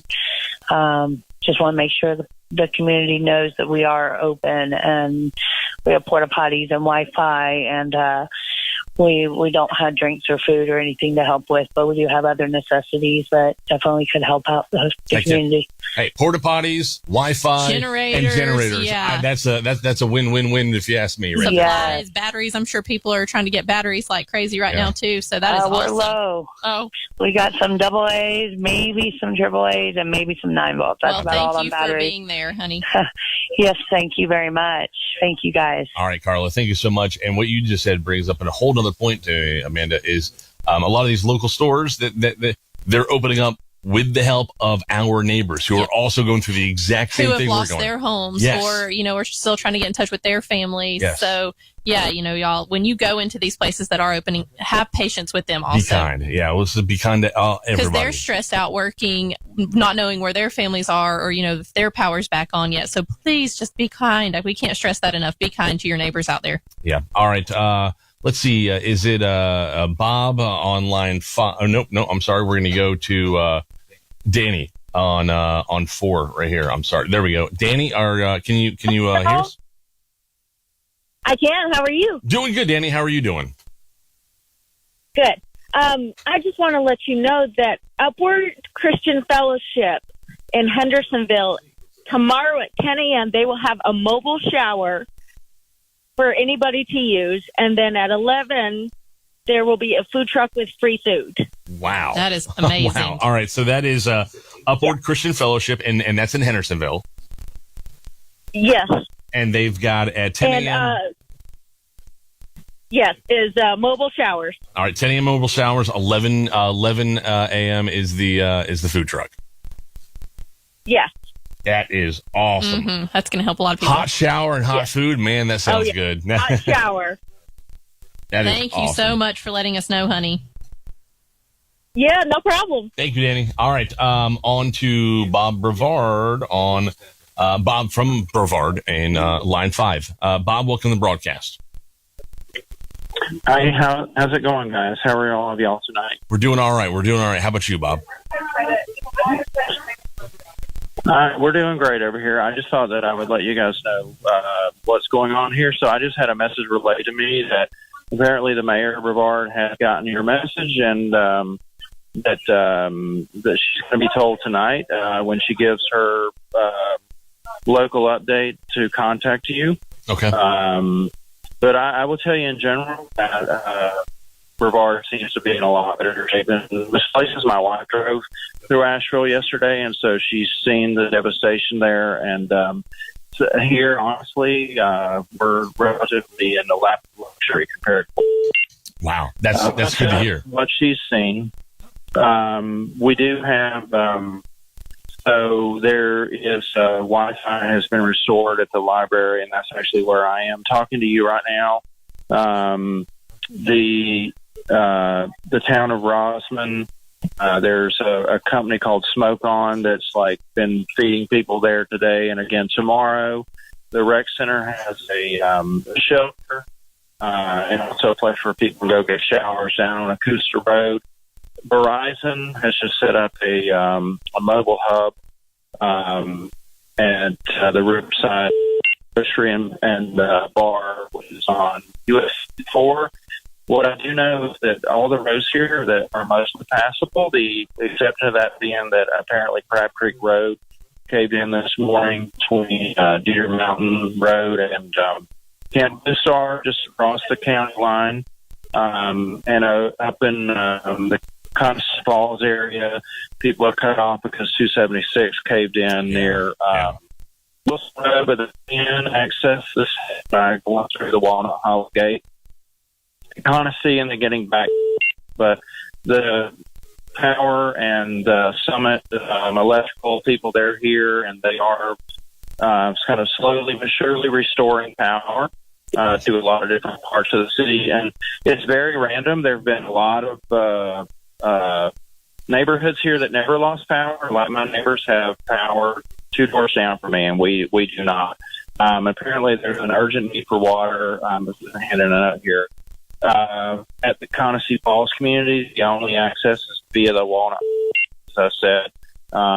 So anyone with water, they can hear my voice, is asked to bring it to the Constance Falls Fire Station. Okay. And please be aware that there's an 8 p.m. curfew here in Transylvania County. It goes from 8 a.m. to 8 p.m. I've also been told that there are 2 trailer parks on the other side of there's a creek and a Turkey Pen Gap, and that so there was a culvert that basically took a road over to those 2 trailer parks, and there are a lot of Hispanics who live there, and it's washed out, and so there's no way to get into those people. And but I do believe that there are rescue people there, and also Anchor Baptist Church has been them with food. So wow, I'm telling you, it sounds like all that I know that's going on. That's plenty, Bob. I'm telling you what, it sounds like Brevard and the Rosman area, you guys are really coming together and doing it right, man. I really appreciate the info there. Unreal. And the need, from what I heard from Bob, was water. So if we can get some water. And little glimmers of hope there also of people coming together and things becoming available for that area. Yeah. All right. You're listening to iHeart Radio Asheville's continuing coverage of the recovery from Tropical Storm Helene. We'll take a break and check out the news bottom of the hour. It's going to be a long road to recovery for communities in western North Carolina as Helene's impacts are still well known across the region. It's been an incredibly apocalyptic weekend for all of us here in Asheville, North Carolina. The folks here are making it through, but we need help. That's Asheville resident Gregory Harrison. The city has ordered food and water supplies in hopes of getting them in the next day or two. Until then, residents are advised to conserve and help their neighbors as much as possible. Duke Energy is still working around the clock to restore power in the region.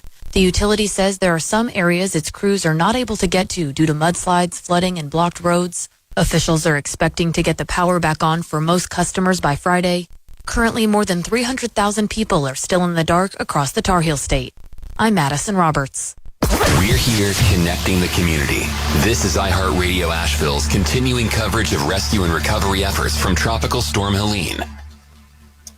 Yes, it is. And my name is Josh Michael from Star 104.3. I've got Amanda Fox from the Eddie Fox Show on 99.9 Kiss Country here. The man, Tank Spencer from 570 WWNC and ESPN Nashville. Tank's been here. I think you've been here since 3 a.m. on Friday morning. You went home for what, 3 hours maybe? Thursday morning, actually. Thursday morning. Went home yesterday. You are a champ, man. Yeah, I got home yesterday, was able to take a shower, get some sleep. Got back up this morning, came back in here, ran in here at 10 o'clock, and been sitting in this chair for all of it. We love you. Yeah. You're a rock star, Tank. We could not do it without you. And thank you for taking that shower. Yeah. All right, let's go to line 4. Probably one of the most important phone calls we're going to have so far. Line 4. Who is this on line 4? It starts with an R. Ronnie. Is this Ronnie? This is Amanda, the brother. This is Amanda's brother. We have actually spoke. He left a note on my door. We've got a few texts together, but it's so good to hear you. You too. Yeah, trying to keep it together. I know. Hey, have you talked to Mom and Dad today? Eddie stopped by there and dropped them off some water earlier. Right. Okay. I can't get a hold of them at all, so. Yeah, that was on his way home. Cool. That was the most important reason. Second, you guys were talking about Rainbow earlier. Yeah. So the rain has quit in Jupiter about 6:30. We revealed Jupiter area where I live. Rain quit. Had a beautiful rainbow here too. So that was cool. And then I had a question for, I guess, Tank on a lighter note. Did the Panthers play yesterday? Yes, the Panthers did play yesterday. I probably don't want to know the outcome. You do not if you're a Panther fan. Oh, It did no. not go your way. It was a really, However, I will say they held up. I think they only lost by 10 to the Bengals. So, you know. Hey, I'll take it this year. Are y'all doing okay while I can actually talk to you? Yes. So, rationing fuel, but luckily have a generator, able to keep Miss Addie's oxygen going, which has been huge. Yeah. So, yeah, I'm good. I did find out just a little while ago, I don't know if you've heard it or not, but they were saying that Publix, I know we were trying to get her medication earlier, and that Publix, they are with some medications. If you bring in the empty bottle, they will try to get it filled for you. Gotcha. So I don't know. We might want to try the that. Publix in Weaverville. Yeah, maybe. We'll see if it gets to that point.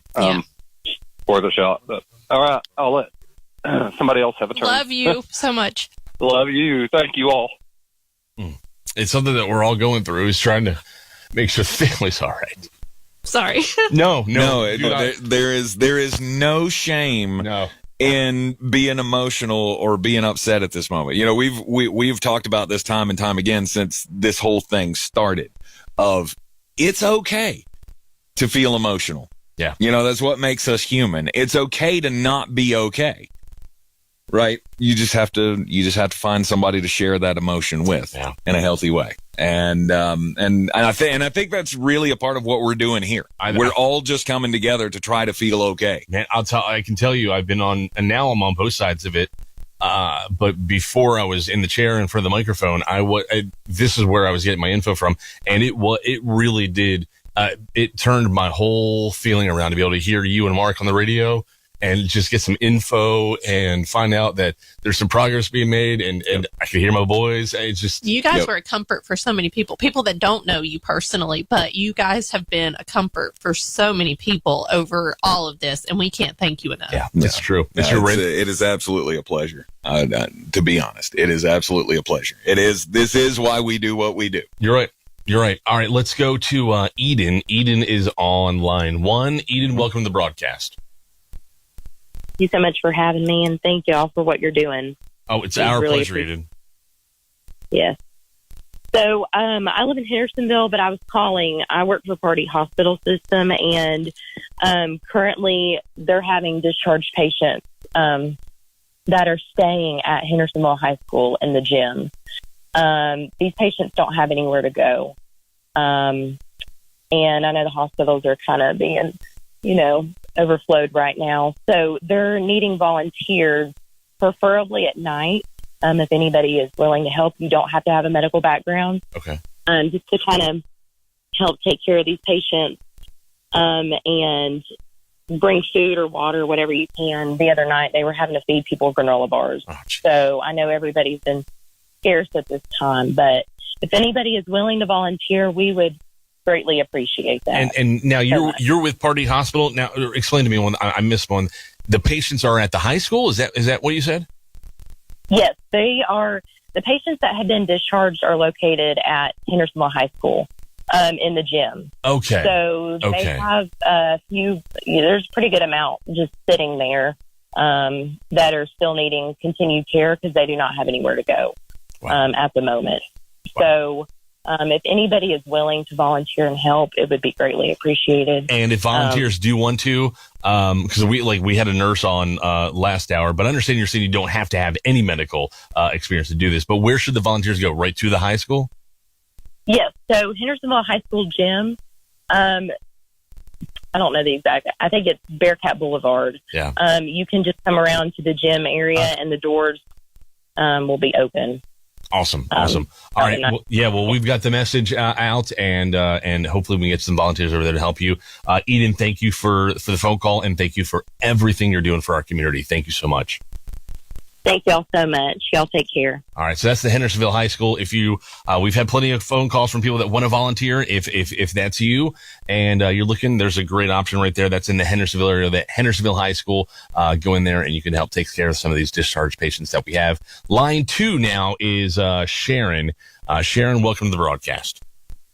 Hi. What can we do for you, Sharon? This message is to go out to Ralph and Opal Blevins. Let them know I got home. No. And say that again. Ralph in where? Opal Blevins in Yancey County. Okay. All right. And you want Ralph to know that you got home safely? Yes. And I came through Crossnor, and Jonas Ridge is open now. Okay. I live in Morganton, and when I got to Morganton, our Walmarts are open. We have plenty of water, gas, food. If you can come that way from Yancey County, because I just left hell on earth.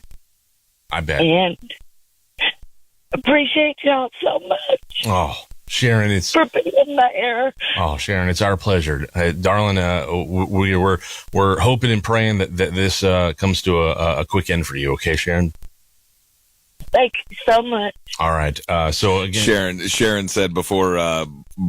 When I talked to her before she came on the air, said that she had been up to see her parents, so it's not like they're missing or anything. Okay. But they have no communication with the world other than they're listening to this radio station. Wow. So the fact that she can come on here and send the personal message across, it's just That's another awesome. example of mass communication can be personal communication as well. Definitely. That's awesome. And we got the info that Morganton's wide open right there. So if that's something that you can get to, that's awesome. Okay, we've got Timothy on line 3. Timothy, welcome to the broadcast. I have a friend, but her name is Belve Norton. She's been missing since Thursday. She's from Hot Springs, and I know the family is worried about her situations. She's about in her 70s, mid 70s.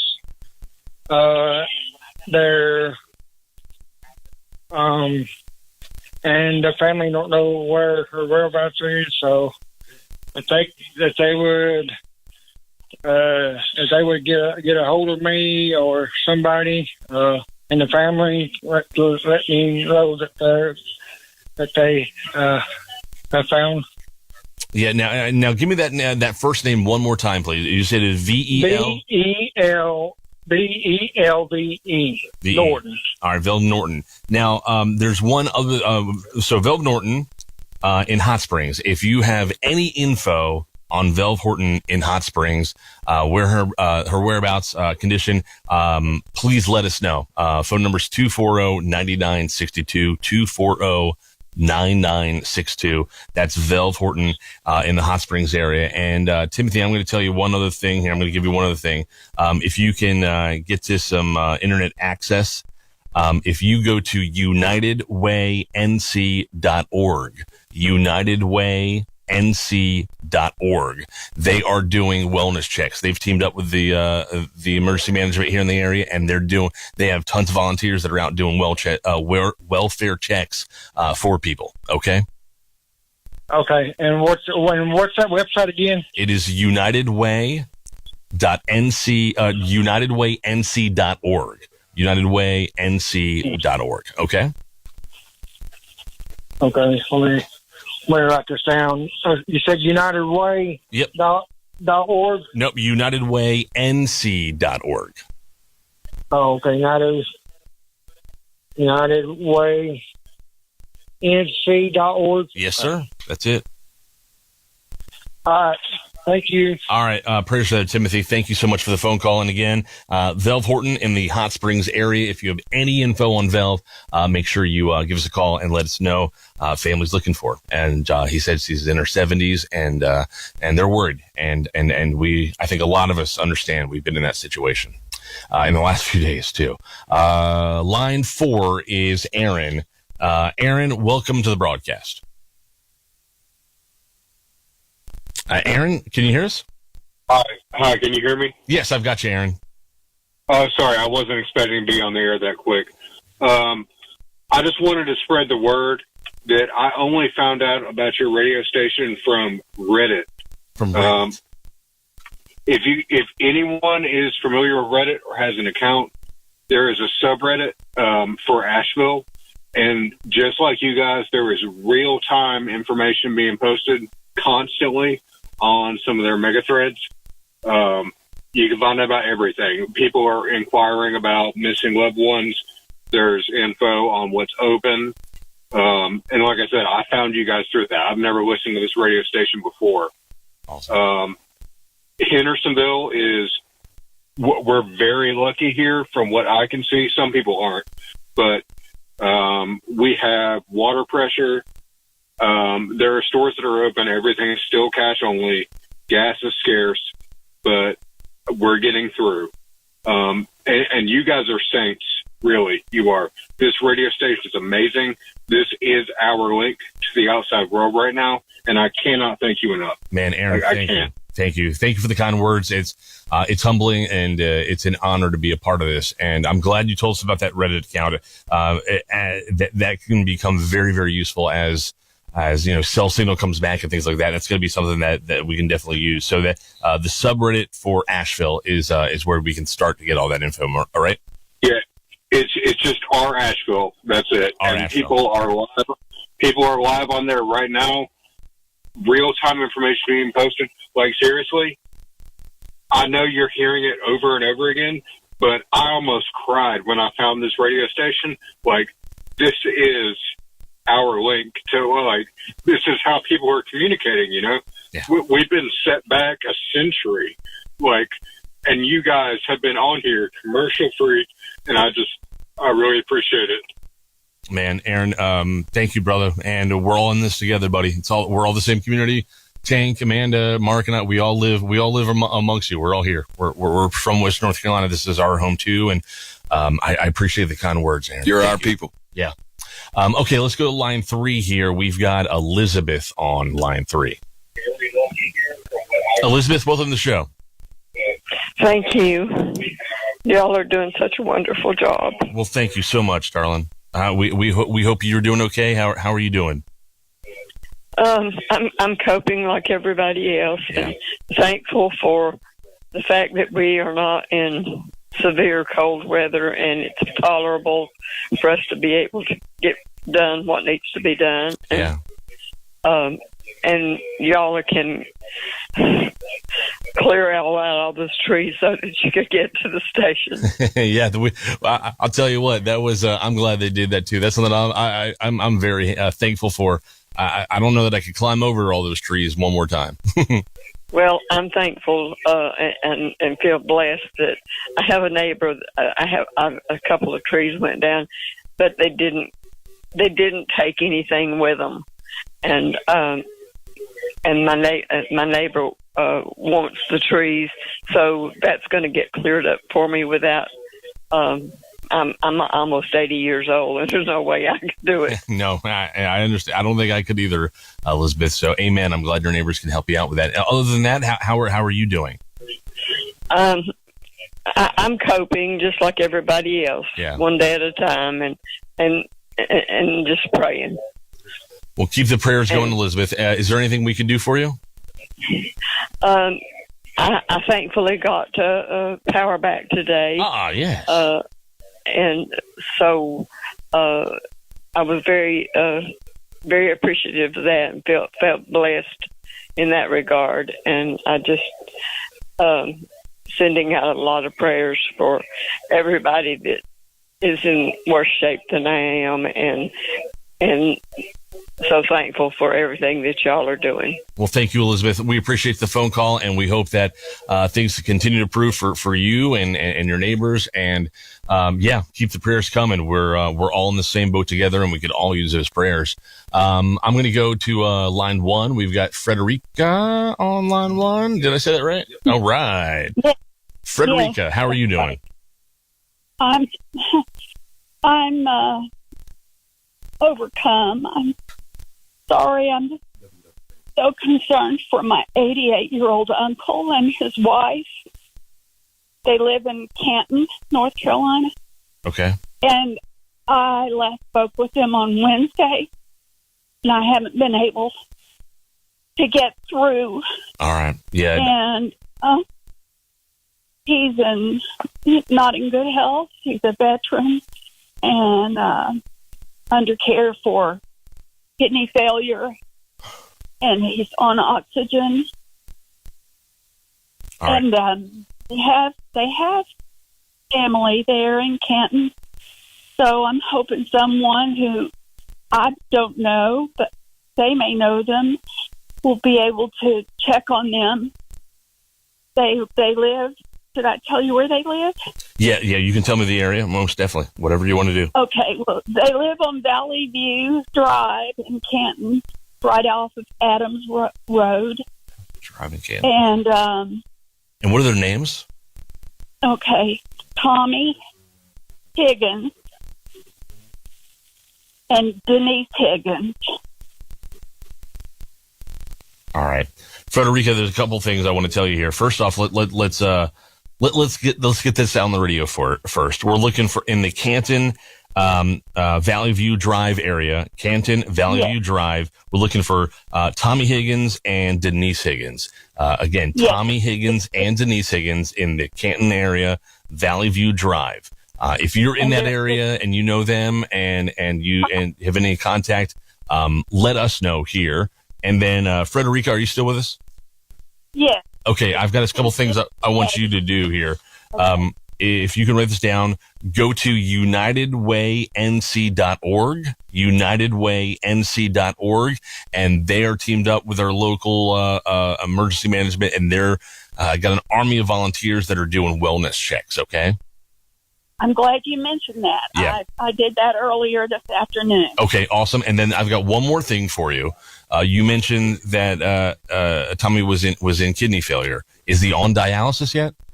He's not. He's at stage 4. Stage 4. He's Okay. not quite in dialysis, but he's being treated by the VA. By the VA. Okay. And his health is always tenuous because of it. Right. No, I understand. I'm at stage 5, so I totally understand where you're coming from. Have you tried giving the VA a call to his specific doctor's office to call? Because I know a lot of doctor's offices have been trying to get a hold of patients as well right now to do welfare checks on them. So that may be another avenue you can go through. It may not work, but it could be worth a try. Okay. Thank you for mentioning that. I appreciate that. And I appreciate what you all are doing. A dear friend of mine from school in Asheville texted me your info to let me know that I could try again. Frederica. And I'm so thankful. Well, Frederica, I'm thankful for you. Thank you for calling in. And I'm hoping to get hope and praying that someone close by can hear this and get a hold of Tommy and Denise. Again, that's Tommy Higgins and Denise Higgins in Canton. On Valley Drive. Valley View Drive. Valley View Drive in Canton. Tommy Higgins and Denise Higgins. We need a welfare check on those for Frederica. Frederica, our prayers to you, okay? Thank you. Thank you. And thank you. And keep listening. Hopefully, we'll have somebody that can check that area out for you. Thank you, Frederica. Man. It's just constant. So many people out there looking for relatives, and we just hope and pray that this gets better as communications come up. They're working so hard to get cell service. A lot of people aren't getting it back. Not everybody though, and we hope it continues. All right. Line 2. We've got Joe on line 2. Joe, welcome to the broadcast. Hello. How are you today? We're doing all right, Joe. How are you doing? We're doing as well as can be expected. I just wanted to tell you guys I've listened to WWNC since Scotty Road Armor was there. Yeah. Oh, yeah. I got to work with him when I was a kid. Love the Scotty. Yeah, you guys have done just as good as his guys could have done. Man, you're very professional. Thank you, dude. That means a lot, Joe. That means a lot, buddy. And what I was calling about is I'm a CPAP user at night when I sleep. Yep. And my cousin brought me up a generator to use so I could start using my machine again. Oh, but I run out of distilled water. I need to know if the regular bottled water will hurt my machine or not. If somebody from the medical profession can air that out, I'd appreciate. There's probably other people around need to know that too. Yeah. I don't know the answer to that. That's a great question. If there's a doctor or a nurse that's listening right now that would have the proper information of that, make sure you know exactly what you're talking about. Medical stuff can get weird. We want to see if regular bottled water can be used in a CPAP machine instead of distilled water. Okay. Joe, keep listening, man, and we'll hopefully get a phone call that we can get that answer for you. Okay.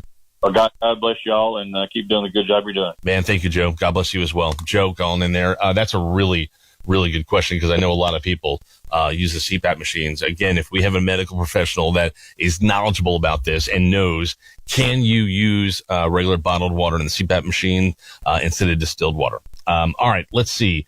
Online, we got Amy. It looks like on line 1. We'll go to Amy. Amy, nope. Sorry, that was my bad, I think. You're listening to iHeartRadio Asheville and our continuing coverage of the recovery after Tropical Storm Helene. We are on 99.9 KISS Country. We're on News Radio 570 WWNC, Asheville's #1 hit music station, Star 104.3, Asheville's Real Rock, Rock 105.1, our brand new 101.1 throwbacks, classic hip hop and R&B. If you love the early 2000s hip hop, you're going to love that radio station. A lot of 90s on there too. It's our new baby, and we love it. Also, ESPN Asheville, and we've got, of course, Tank Spencer here. He's been running the soundboard and giving us this info since 10 a.m. today. 10 a.m. And then before that, he was only here for like 4 days straight. Yeah, so. it's fine. It's all fine. That's why we're here. But let's hop over to the phone lines here and go to Marilyn. Marilyn, how are you doing this evening? I'm doing great. I'm here in Chandler. I am right here, just not even about a block or two down from the trucks, TA Travel Center and the BP. Yep. You're right there on Wiggins Road, right? Right there, yeah. If anybody's coming off of the interstate, it will be exit 37 off of I-40. That was my go-to. Whenever I lived at Western, I always stopped there for a Dr. Pepper. He does have gas. Oh. He does have gas. Okay. I don't know if they just taking cash only or cards. I am not aware of which one they make. Normally, everybody will take cash. Right. The TA Travel Center is not open for business. Okay. All right. That's good information. That's several of the truckers there that has been laid over for the last 3 days. They have grilled out hamburgers with chips, a bag of chips, and a bottle of water. Free to anyone in the community that wants a hot burger. Wow. That's awesome. Wow. Okay. And a bag of chips. Let me repeat that. Marilyn's telling us that at the TA is closed, but all the truckers that are around there that have been stranded, they're running barbecue, and they're barbecuing up or grilling up some hamburger and bag of chips for anybody in the community that needs it. That's awesome. What I can understand, one of the truckers had a whole truckload of pre-pattied out burgers. Wow, they're grilling up their load. That is awesome. I love that. Oh, my God. And they're helping the community, even though some of them ain't even nowhere near around from here. That's amazing. And you talking to someone that used to be a truck driver all over this country myself. You were, Marilyn? Until about a week and a half before 9/11 happened, I was all over this country. Wow, Marilyn, that's amazing. Never known this a few days before I got off the truck that would be the last time. About a week later, be the last time that I or anybody else saw the Twin Towers again. Yeah, you're right. That's crazy, Marilyn. That's amazing, and it's amazing what these truckers are doing. Good. They are. People will come together for communities that they're not even from. Yeah. Nowhere near. No, you're right. They're just stranded here for a while. That's very awesome. Until Marilyn. some roads clean, until they can take their loads on in. Yep. Well, Marilyn, thank you so much for the info. And let me repeat that for you. If you're in the area, the TA, exit 37, right? It's exit 37, the TA there. It's a truck stop. It's not open for business. However, the truckers that are not from around here that just been stuck there because of closed roads and all that, they're grilling the hamburgers that they were hauling. So, very awesome stuff. All right. You're listening to iHeartRadio Asheville and our continuing coverage of Tropical Storm Helena recovery. WKSF FM, Old Fort, Asheville. WQNQ FM, Fletcher, Asheville. WQNS FM, Woodfin, Asheville. WWNC AM, Asheville. WPEK AM, Fairview. WKSF HD2, Asheville. WKSF HD3, Candler. Rescue crews are looking for hundreds of people who are still unaccounted for as North Carolina communities grapple with Helene's impacts. More than 40 people ranging from 4 to 75 years old were killed in the state. Buncombe County Sheriff Quentin Miller gave an update earlier this morning, saying 35 of those deaths were in his area. More than 1,000 missing persons reports have been filed through the county. A federal major disaster declaration has been issued for 25 counties and the Eastern Band of Cherokee Indians. Governor Roy Cooper says Helene brought up to 29 inches of rain, life-threatening floods, and landslides across the mountain region. Emergency repairs are underway at the Lake Lure Dam after it was at risk of collapsing last week. The town posted on Facebook yesterday saying the dam is now stable. A warning about the barrier's imminent risk of failing was issued as Helene was moving through the region. Engineers have assessed the dam. FEMA officials are expected to examine it next.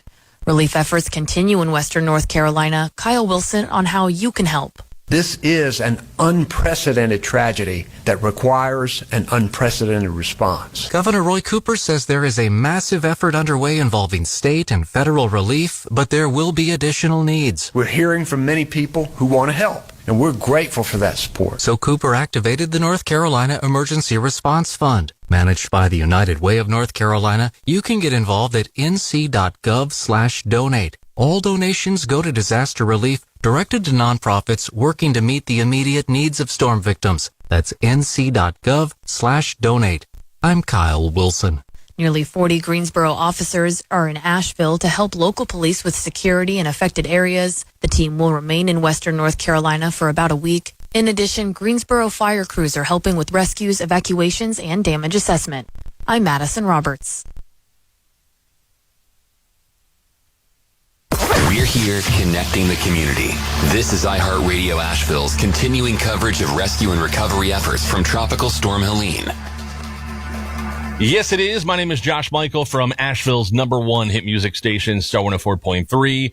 We are iHeartRadio Asheville, and we are broadcasting across all of our radio stations right now because we want to get the info out there. This is continuing coverage of the recovery effort of Tropical Storm Helene. And I'm not positive, but I think we also have Ashley on the line with us. Ashley, can you hear us? Hey, Josh, can you hear me? Yes, there we go. This is Ashley, and you're from our iHeartMedia Charlotte location. And I'm telling you, it takes a whole team of people to make this kind of broadcast happen. Welcome, Ashley.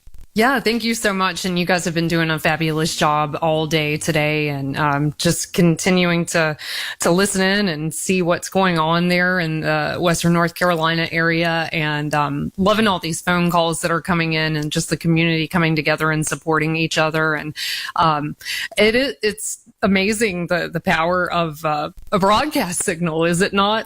It is. It's absolutely amazing. What some of the stories that we're hearing from the community coming together, and it's humbling to be a part of it. To be honest with you, it really is. Absolutely. Well, how are you guys holding up? You've been there all day. We're all good. Honestly, it's mainly the Tank and Mark that have done the long hours. I just get to come in here and relieve for a few hours during the day, and I'm loving every bit of it. I wanted to ask you. We were hearing that you have family in the Boone area. I think your dad's up there. Have you heard any more reports of what's it like in the Boone area? Actually, I was able to go pick up my dad yesterday, so he's fine. It's just that he had no entertainment, no internet, and that is like the least of everyone's worries this week. But he's 64 years old, and already struggles with isolation, and that's what a lot of people are dealing with right now. So I decided to go pick him up, but that was after not being able to get in touch with him for 2 days. So it's a privilege to be a lifeline for a lot of people here on these airwaves, and we encourage you to continue reaching out to us tonight. I know that it's after hours for a lot of people. We're under a curfew, but we're here to keep you company, and would love for you to reach out. We've got a few different numbers that you can call, 800-570-9962. We've also got an email address set up. We've been getting some emails there, ashevillestorm@iheartmedia.com. And you can also tap the red talkback mic on our iHeart Radio app if you're listening to us there. Excellent. Ashley, one of the things I was thinking about when I was at home in the dark and no power, no internet, no nothing, is parts of the outside world are going to know a lot about what's happening in West North Carolina more than we are, because we're not as easily connected as watching the news every night on TV. Can you tell us, have you seen any of the news broadcasts, local or national, and tell us any of the info, what they're talking about that we may not be hearing here in the mountains? Well, that's the thing there, Josh, is that I think that there's more news coverage today than perhaps there was yesterday, just because outlets like us are broadcasting what's going on. And Eddie and Mark and I were on the air last night, and the stream was being covered by USA Today's YouTube channel, and CNN actually wrote a story about us today, which is wild, because they were talking about a segment that we did at 10:30, 11 o'clock last night as things were winding down. And, I did not watch the national news tonight, but I watched it on Sunday night. And, we get a minute or two at the top of the news, and it's all chaos and catastrophe.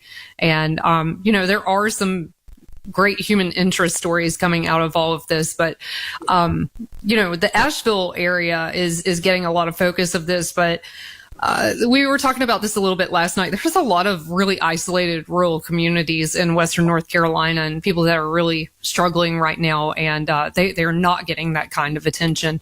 So we just want you to know you're not alone. We're right there with you. We know you're there. There are people there. There's help coming your way, and it may take a little bit longer, but it is coming. Definitely. Ashley, yeah, you're exactly right. Help is coming. And in fact, some help is already here. We've had we were earlier today, we were calling it a day of progress, because on my way in here to the radio station, I passed the Asheville Regional Airport, and just the cavalry has arrived.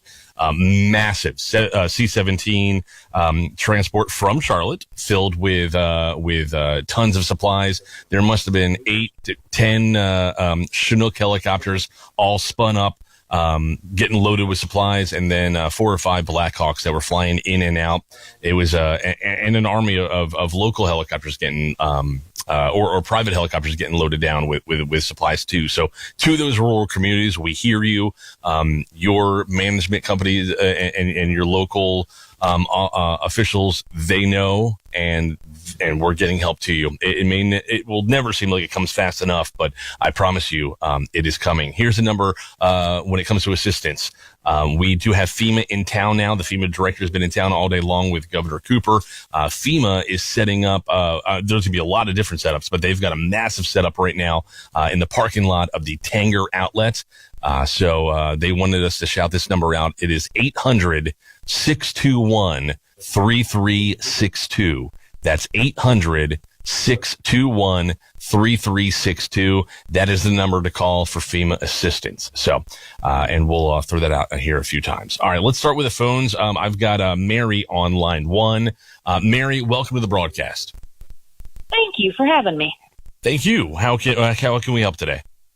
I'm calling in because a CPAP user had called earlier, and they were asking. Yes. They said they'd gotten a generator, and they were asking, can I use bottled water, because the usual recommendation is to use distilled. The answer to his question and to any other CPAP users out there, I'll share real quick. I'm with Aeroflow Healthcare, so I answer questions like this every day. Excellent. Yes, you can use bottled water. You just don't want to do it long term. And the only danger with using bottled water is that over time, if you're doing it for like a week or more, it can create buildup in your water chamber that can not only be hard to clean out, but it can, it gets detritus and stuff in the water chamber over time. But in a situation like this, where it's put bottled water in the CPAP, or don't use the CPAP, use the CPAP with bottled water, because that is a life-saving medical device, and it is okay. It will not hurt him one bit. Man, Mary, thank you so much for calling in and let us know, because I didn't know the answer, and that was a really good question. I know a lot of people. It is a good question. Yeah. So again, if you have a CPAP machine and you were wondering, yes, the bottled water that we drink is just fine to put in there in the situations. What's Mary's saying? So Mary, and you said you were with the Aeroflow. Aeroflow Healthcare, that's right. Mary, thank you so much for the phone call, and thank you so much for that information.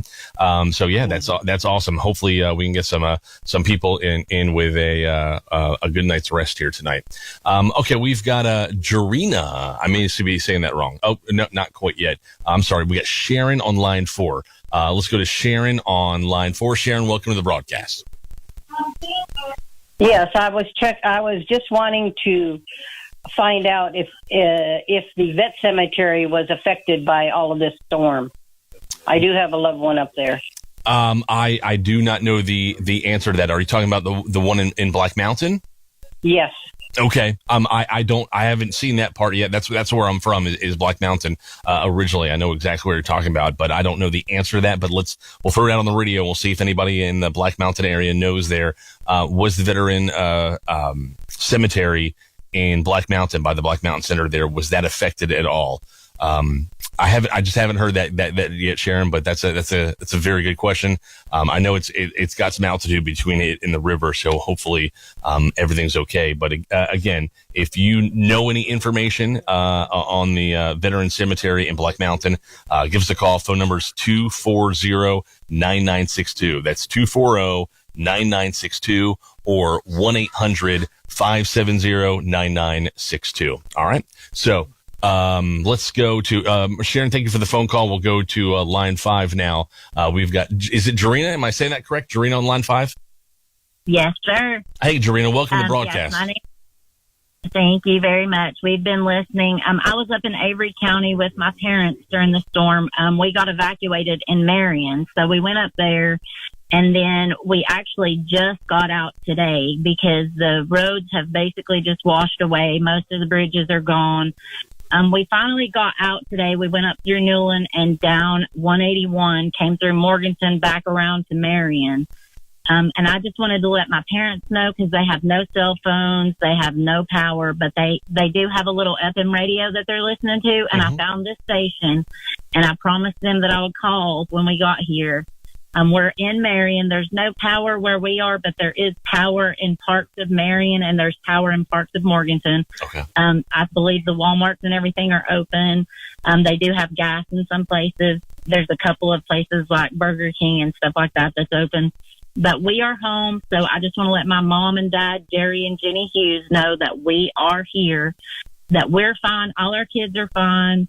And I'm hoping that they'll send some stuff up in Avery County because it's real bad up there. Yeah. A lot of the roads have washed out. The bridges are pretty much gone. We did see when we were coming down 181, there was a whole troop from Tennessee that was coming. Excellent. So I'm hoping they're coming up to help with the down trees, and a lot of the power lines have just washed away up there. So it'll probably be a while before they get power. Yeah, and then a lot of the boots on the ground that we have, they're going to go into that area. They're going to make sure that they can secure LZs for the helicopter so they can come in and bring those supplies. So yeah. I think we're close to getting Yancey County taken care of there. Okay. Okay. Thank you so much. All right. We love you guys. We're praying for you. Hope everything is good for everybody. Well, thank you, so Jarena. much for what you're doing. Thank you so much. I appreciate the phone call. And Jarena mentioned Morganton as well. We heard that earlier in the show, that Morganton's rocking pretty good. So if you can get to that area, electricity, gas, food, It's all right there. So that's one area you can go to. Ashley, we've got Ashley on the line. Ashley is our midday girl from 99.9 Kiss Country. She's actually in the Charlotte studio at this moment because it takes a village. Ashley, can you give us the email address again, please? Yes, it is Asheville Storm at iHeartMedia.com. And we've actually got a few emails from there that I would love to cover.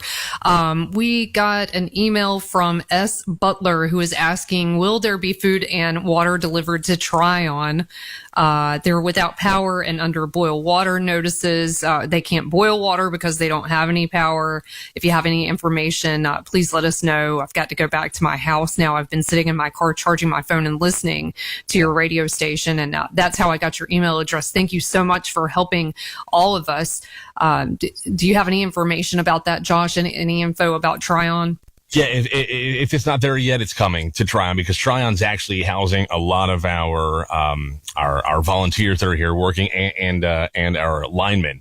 So there's a lot of people that are staged at the Tryon Equestrian Center, and they still don't have power or anything like that. But everyone there is using generators. But that's where a lot of our help is actually staged at. So they're definitely going to be getting supplies in there for not only the residents, but we also got to make sure we take care of our volunteers that, they need water and food to keep going.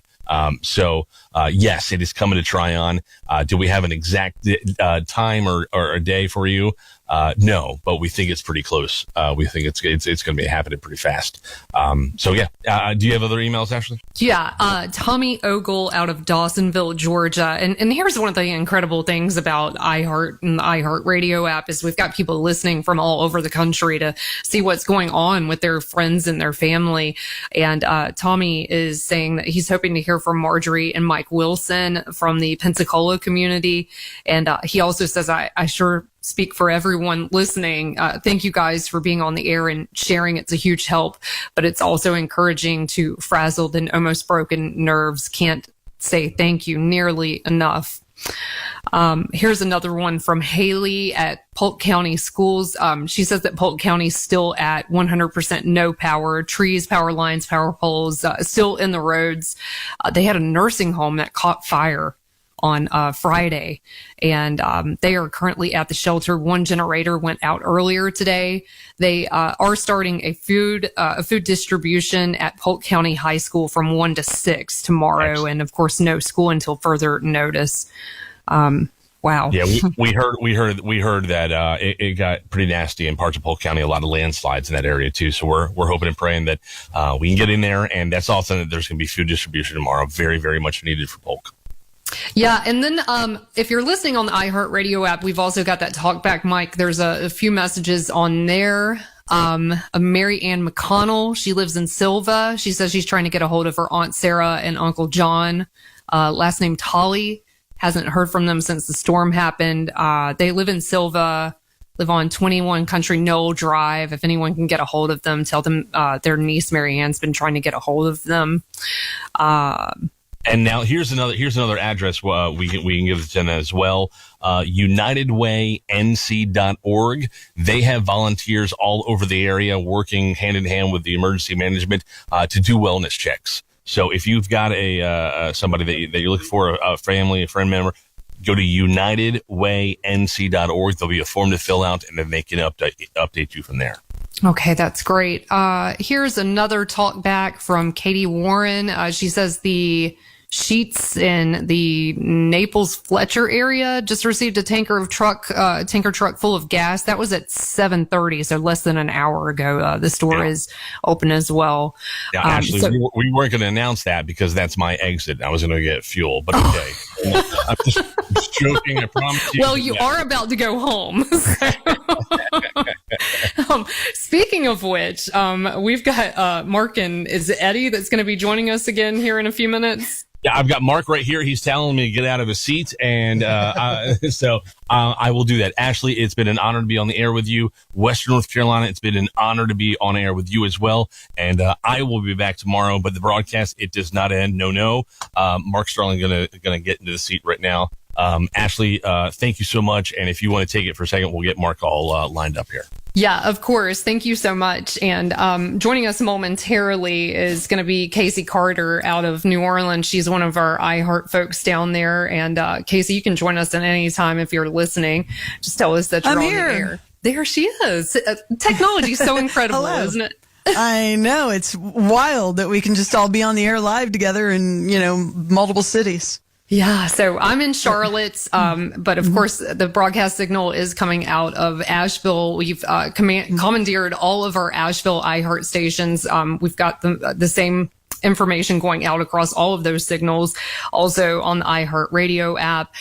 Casey also works for us at iHeart, and she is coming to us live from New Orleans. And I thought that she would be a great person to bring into the fold for a few minutes tonight, because as we all know, Katrina was extremely devastating to New Orleans many years ago. And, Casey, I thought that perhaps you could come on here and give people a little bit of perspective and some encouragement. Right now, we're still very much in a rescue and relief situation. We've got many people listening to us tonight that are without power, without water, that are seeking medical supplies. There's folks out there in some pretty dire situations right now. So any encouraging words would be helpful.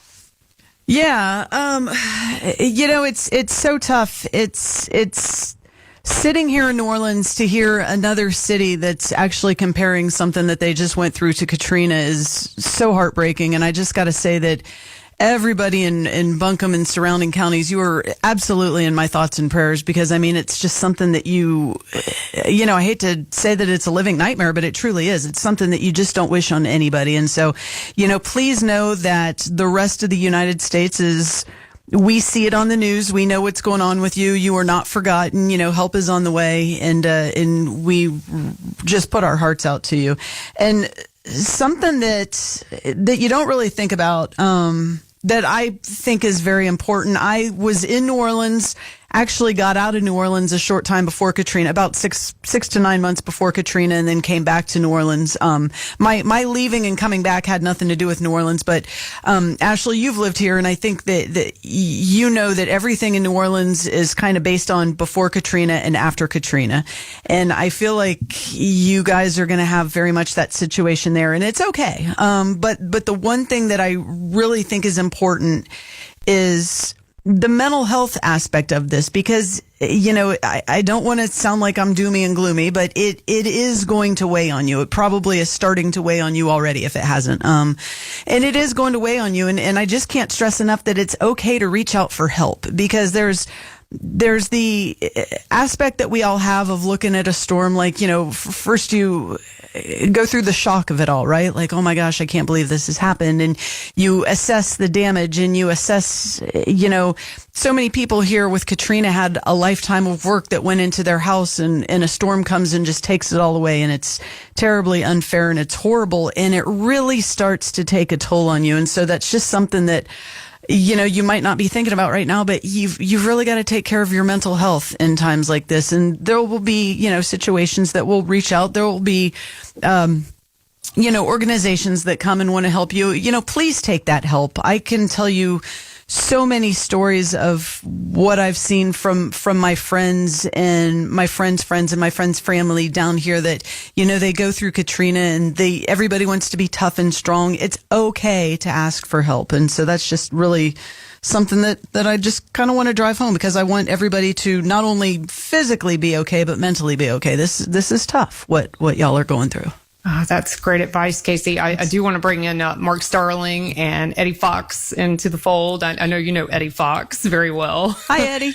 You're Eddie-less tonight. Oh, are we Eddie-less? Okay, Eddie finally went home. Okay, that's great. I hope Eddie's getting sleep. I hope he's getting sleep, too. I hope, I can't wait to get some sleep. I got to be honest with you. Mark, you've been there how long today? I haven't gone home since Thursday at 3:30 in the morning.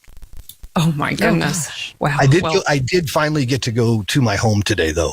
I got a chance to go down and kind of survey kind of what had happened and where we are and what we need to do, and make a plan. And Thankfully, my wife and son and four fur kids evacuated down to my brother's place in Atlanta.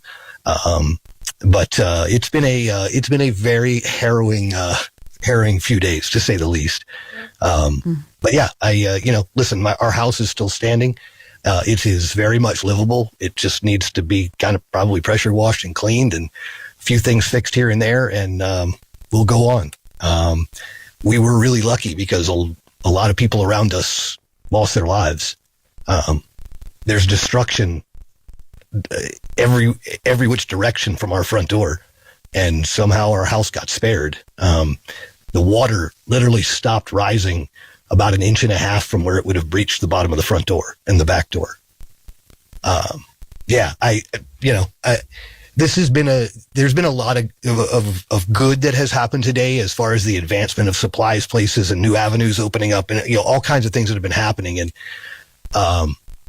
being able to get back to the house, being able to be in regular contact with my wife now, that is like fantastic, and my son and daughter, and it's just I still haven't seen them since last week, but at some point in time they're going to come back here. That's just kind of where it is. It's been a very up and down day in that sense, and seeing my little community of Black Mountain, and that's Brian's little community as well, and then Josh Michael grew up in Black Mountain, and it's just decimated. I don't know any other way to describe it. Where there was houses, there's not. Where there was roads, there's not. And Casey, I have a funny feeling you can probably relate to this. The look on the faces of people. It's just this kind of astonishment of where am I? What happened? And as I was driving back today from Black Mountain, I just kind of thought about all of the people that I saw and looked in the mirror and realized, hey, Mark, you got that same look on your face. And it's covering this story allows me to not be a part of it. But unfortunately, I can't not be a part of it because we're all a part of this story. Everybody in Western North Carolina is a part of this story. And I think you are 100% right, Casey, about this is our pre or post, right? This is pre-Helena or post-Helena. And that is probably how things will be described from now on. Just kind of crazy, isn't it? I don't know. It's wild.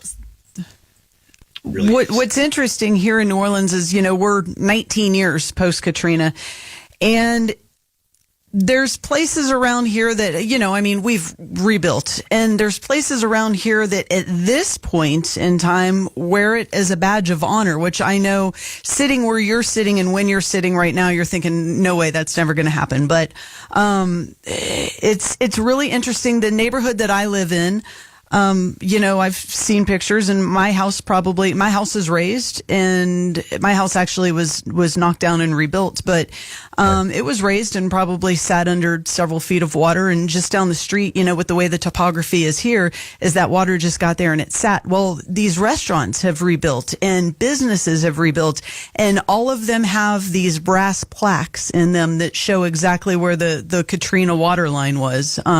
Several bars that I like to go to, all within walking distance, of course. But everybody has their Katrina water line, and there's one place that I enjoy going to eat that the water line is so high up. I'm 5'6", and when I stick my hand all the way up in the air, I still can't touch that water line. And just to think that had happened, but they came out on the other side. This business that I'm talking about has been around almost 100 years. This restaurant that I like to go to, and they rebuilt, and they don't erase Katrina from their memory. It's like I say, 19 years later, it's almost a badge of honor, and it just kind of shows how resilient a community can be. New Orleans is very resilient. We've had more than Katrina. Katrina is just the one that sticks. There is no doubt in my mind that the Asheville community is just as resilient, and you guys are going to rise again, and it's going to be beautiful. You've already got a beautiful situation up there, being in the mountains, and you're going to come through on the other side, and you're going to be proud of what you've rebuilt. I was thinking about that as we were bringing you on, Casey, is that a lot of people may think that there is nothing in common between Western North Carolina and New Orleans, but I can guarantee you resilience is definitely the key word there. New Orleans is a very resilient city, and mountain people are very resilient people. Like we survive and we thrive. There you go. You're listening to continuing coverage of recovery and rescue efforts from Tropical Storm Helene. Gosh, I can't get that name right to save my life. On 99.9 FM, Kiss Country, News Radio 570 WWNC, Star 104.3 FM, Rock 105.1 FM, Throwback 101.1 FM, The Brew 97.7 FM and 92.9 FM ESPN Asheville. We're going to check in with the bottom of the hour news coming back. We've got Mike Morgan, who is the Chief Communication Officer for Henderson County. Also, Mayor Esther Mannheimer, Mayor of Asheville, will join us. All that straight ahead. Volunteers from around the country are stepping in to help Helene victims as they begin their long road to recovery. The Boone-based relief group Samaritan's Purse is offering extra assistance for families who are trying to get back into their homes following catastrophic flooding. The organization is helping clear debris, cut trees, and take care of other necessary tasks. The nonprofit has set up a response center in Asheville at the Billy Graham Training Center. Officials are expecting hundreds of people nationwide to help with recovery efforts over the next few weeks. Thousands of people in western North Carolina are still without running water. Officials have set up distribution sites to help those in need. In Buncombe County, 2 Fresh Market sites in Asheville will hand out free water bottles. Henderson County says it's mobilizing resource hub locations at 4 schools and 2 town halls. McDowell County will distribute food and water at Old Fort Town Hall and Hicks Chapel throughout the day. I'm Madison Roberts.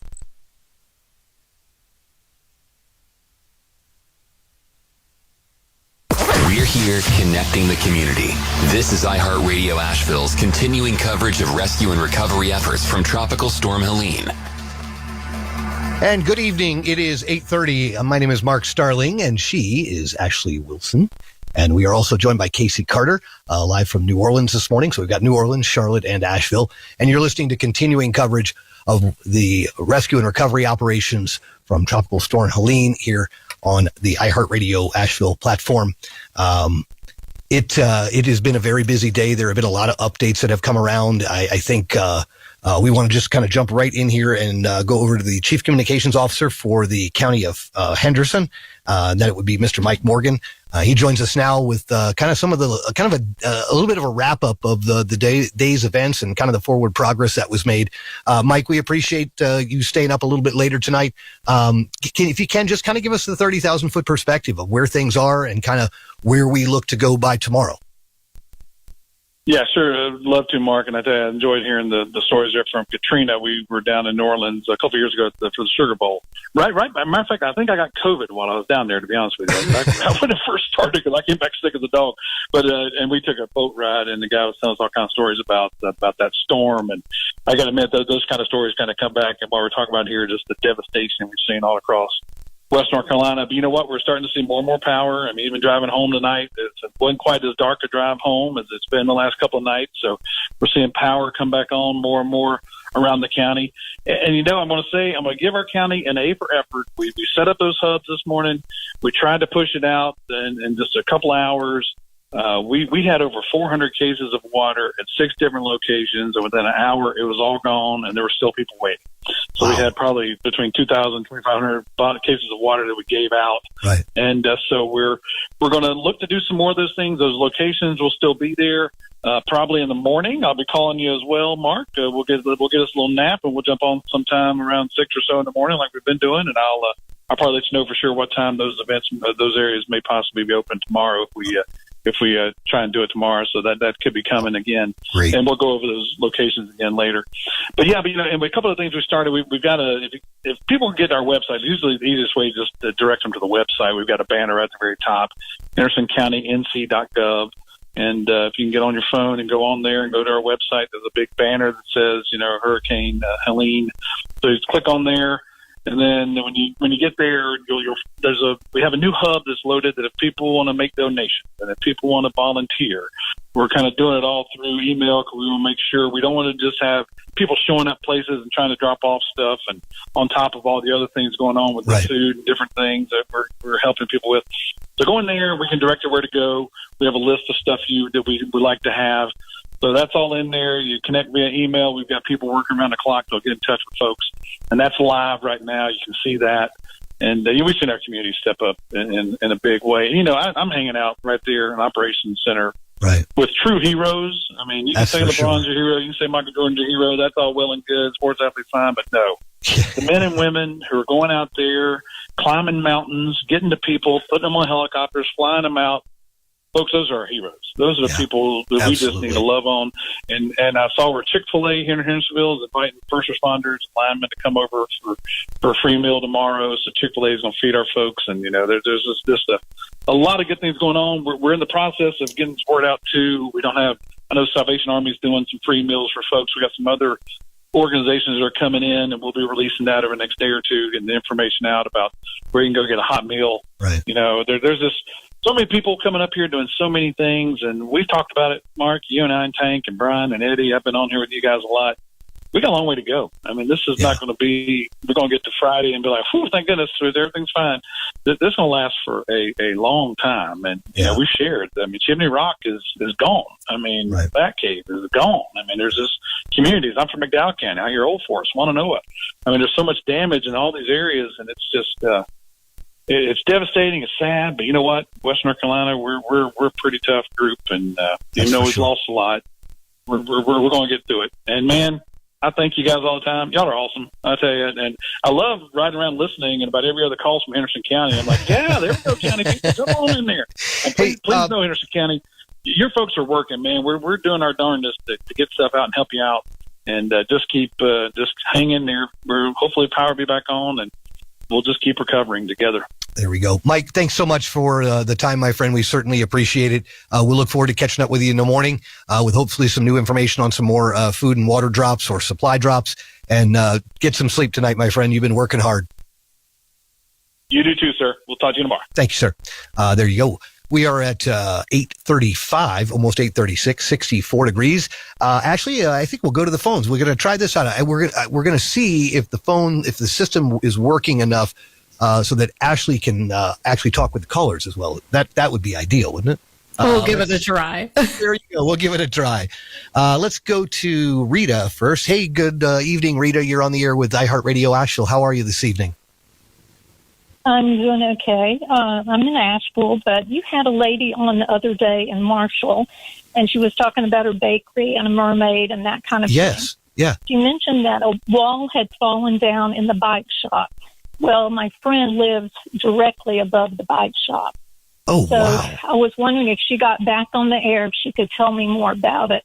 And if not, we've not been able to get up to somebody to do a check on him, a wellness check.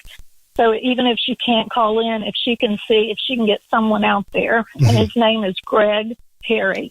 Greg Terry? Is that right? Okay, Greg Terry. Yes. Okay, I know she was going to continue to listen. We will, if anybody is listening that is that has any connection over to Marshall, we're looking for a Greg Terry. You can email me here at the radio station, mark@wwnc.com, or you can give us a call, 240-9962, 1-800-570-9962. Rita, how are you doing? I'm doing fine. I'm very lucky. I'm a little bit up from Biltmore Village. I could walk there, and you wouldn't even know we had rain. We have trees down. Right. So I'm in a very good position. I've got a surgery recovery, but other than that, good. You know, I just feel for everybody else and the people that we can't reach. I just can't imagine. Yeah. So I would appreciate if she can get someone over there, or if she knows what happened or whatever. I really would appreciate it. Well, the word is out now, and hopefully we'll see a few results from it, okay? Okie doke. Thank you so much. Thank you so much. Bye-bye. Have a good night, and you stay safe. All right, let's go over to Lori on line 4. Hey, good evening, Lori. How are you tonight? Hello, Lori. Are you there? Whoop. I don't think she's there. Mark, you are normally on in the mornings, right? On WNC? Yeah. Yeah, you've said this morning a few times. It's probably a bit disorienting for you. Have I really? Yeah. I don't even know where I am at this point. I know. Let's, that is such a bad habit for me. 25 years of doing mornings will do that to you. You're doing great. Okay. If you say so. Let's go over to line 3. Hey, good evening. You're on the air with iHeartRadio Asheville. How you doing this evening? Hello?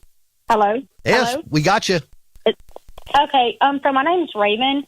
I'm from Louisiana. My husband actually owned a water and mold restoration company. He's actually been doing this for Katrina through an uncle, but since our 2016 flood here, he's been doing it on his own. And I just want to give some encouragement and help for these people out here. If your house is still standing, it will be rebuilt. Unfortunately, it will take some time. Materials will start being very hard to come by.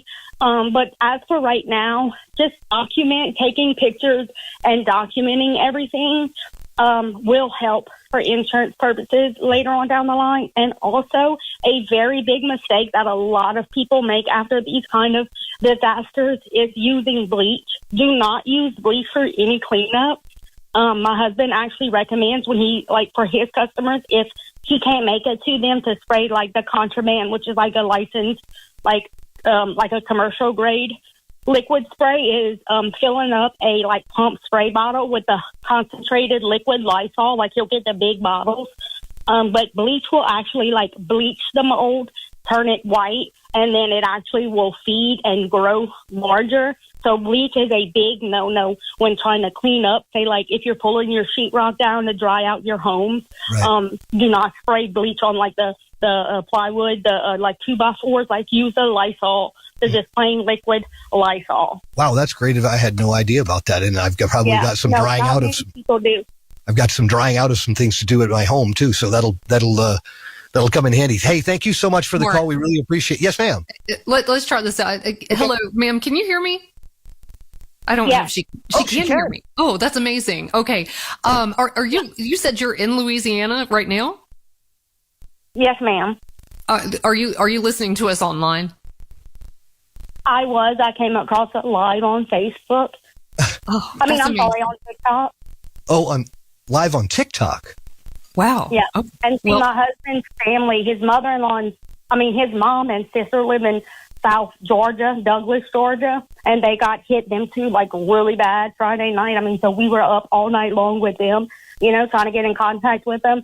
And then the next day, Saturday, he loaded up a U-Haul. He got 2 pallets of generators, 2 pallets of waters, chainsaws, and tarps and nails and, just everything that a lot of people don't think about, after these things. But I think the main thing that I really wanted to share was do not use bleach. I know a lot of people buy it and a lot of these organizations give it out after, but it can actually cause more damage than good. Excellent. Hey, thank you so much for the call tonight. We really appreciate it. You stay safe down in Louisiana, and we'll and keep listening. Okay. Okay, we'll continue to pray for all of you guys. Thank you so much. We really appreciate it. All right, let's go over to we're going to go over to the mayor of the city of Asheville. Esther Mannheimer is with us this evening. Hey, Mayor, how are you tonight? I'm good. How are you all doing? We're hanging in there. It's been another long day. I know it's probably been a long day for all of you as well. And it seems like we've had some progress made today in several different areas. Still a long way to go, though.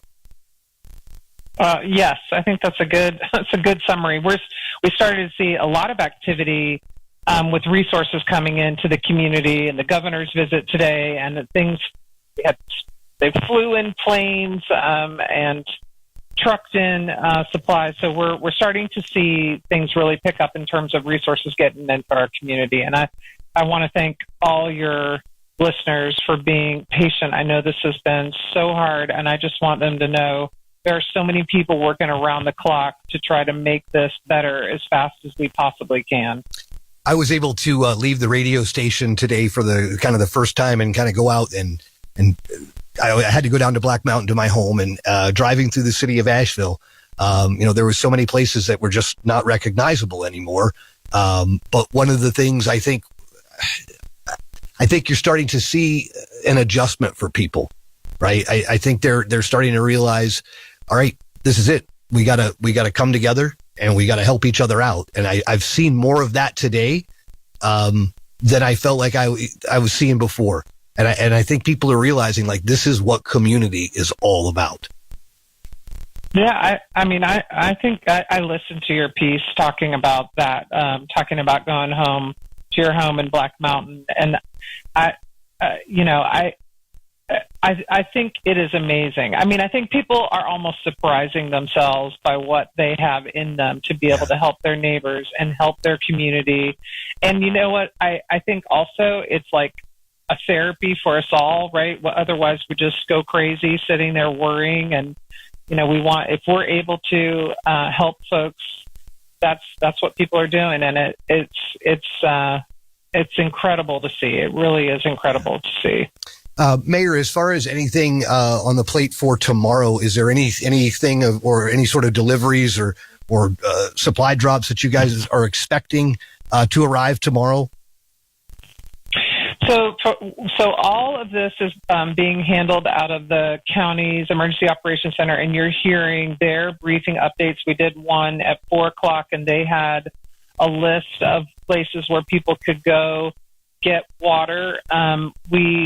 So just stay on top of those information pieces so that people can hear where resources are coming. Okay. I do want to tell you the president called me today again, and this time I was able to talk to him on a working phone, and so that's good news.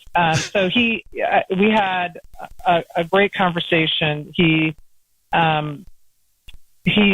is very concerned about our community, and he wanted to make sure that I understood that they are bringing all resources possible to us. He is going to be surveying our community by air, looking at the damage on Wednesday, he said. Okay.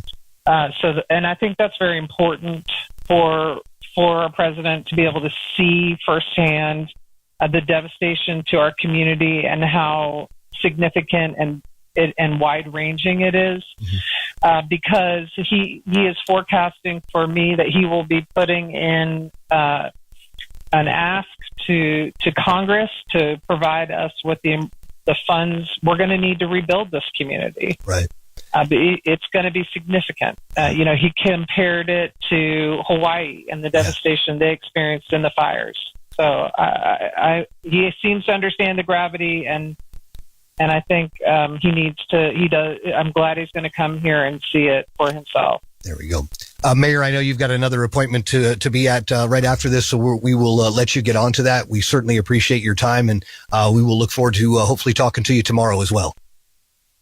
Yes, absolutely. Thank you all so much again for keeping it going. You're amazing. Thank you so much. And make sure you tell your husband to keep sitting in the car and listening at night. I know. I will. Thanks. Thanks so much. Take care. All right. There we go. That's Mayor Esther Mannheimer from the city of Asheville. We certainly appreciate her time. Obviously, it is a very tense situation everywhere. Actually, today it was wild to see all of the operations folks, whether it was city of Asheville folks or whether it was Black Mountain folks.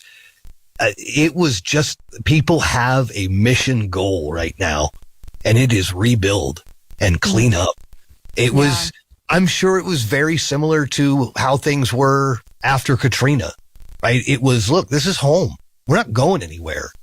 There were a lot of people in New Orleans that absolutely refused to leave. But the craziest thing about this storm was that I was out of town Monday night with someone who lives in Tampa, Florida, and she was like, "I've got to fly back home." Like, coming out on this trip was kind of foolish because I need to get back on the plane and go back because they were saying Category 4 hurricane. And here I was sitting in the same place thinking, oh man, well, Florida's really going to get this. And, all of us watching the weather and the forecast earlier in the week and thinking, oh, well, this could never come our way. It's Florida. And then, and I live in Charlotte. So, Friday was, it was very windy, very rainy. I tried to go into work at the radio station. As soon as I walked in the door, around 9 o'clock, the power went out. And I had no idea what was going on in Western North Carolina, though. And I don't know that really anybody was anticipating that it was going to be this bad. I don't think they did because it was going to be a tropical storm. That was the thing. It didn't feel like a tropical storm. I'll say that much. Let's run back over to the phones. I think we're going to go to Mark on line 1. Good evening, Mark. How are you, sir? You're live with iHeartRadio Asheville tonight. Hello, Mark. Are you there? This is Craig. Oh, Craig. Sorry. Oh, that's okay. Hey, I just wanted to, I saw a little glimmer of sunshine today that I was out in Swannanoa and there on Old 70, I talked to a couple of city workers for the water department, and they started moving a lot of heavy equipment in to start rebuilding water lines on Old 70, and they were also telling me that they were moving equipment in up in the North Fork area to start reconstructing water lines up in that area, and that by this evening they were already moving dirt and moving asphalt and getting things started. That's fantastic. So, it was just great news to hear for an area that, we don't have water and we get to see that. Yeah, no, I feel you, man. I mean, we live in Black Mountain, so we can fully relate. We're not even in our house right now. My wife's down in Atlanta, and I'm actually I've moved into the radio station, and if I can get away with staying here long enough and not pay rent, I might not leave. I'll be honest. There you go. The free. But I want to thank y'all for everything that you've been doing and all the hours y'all really put in, help this community out by getting the word out to everybody. Well, this is exactly what we signed up to do, and we are certainly grateful that we are able to do it.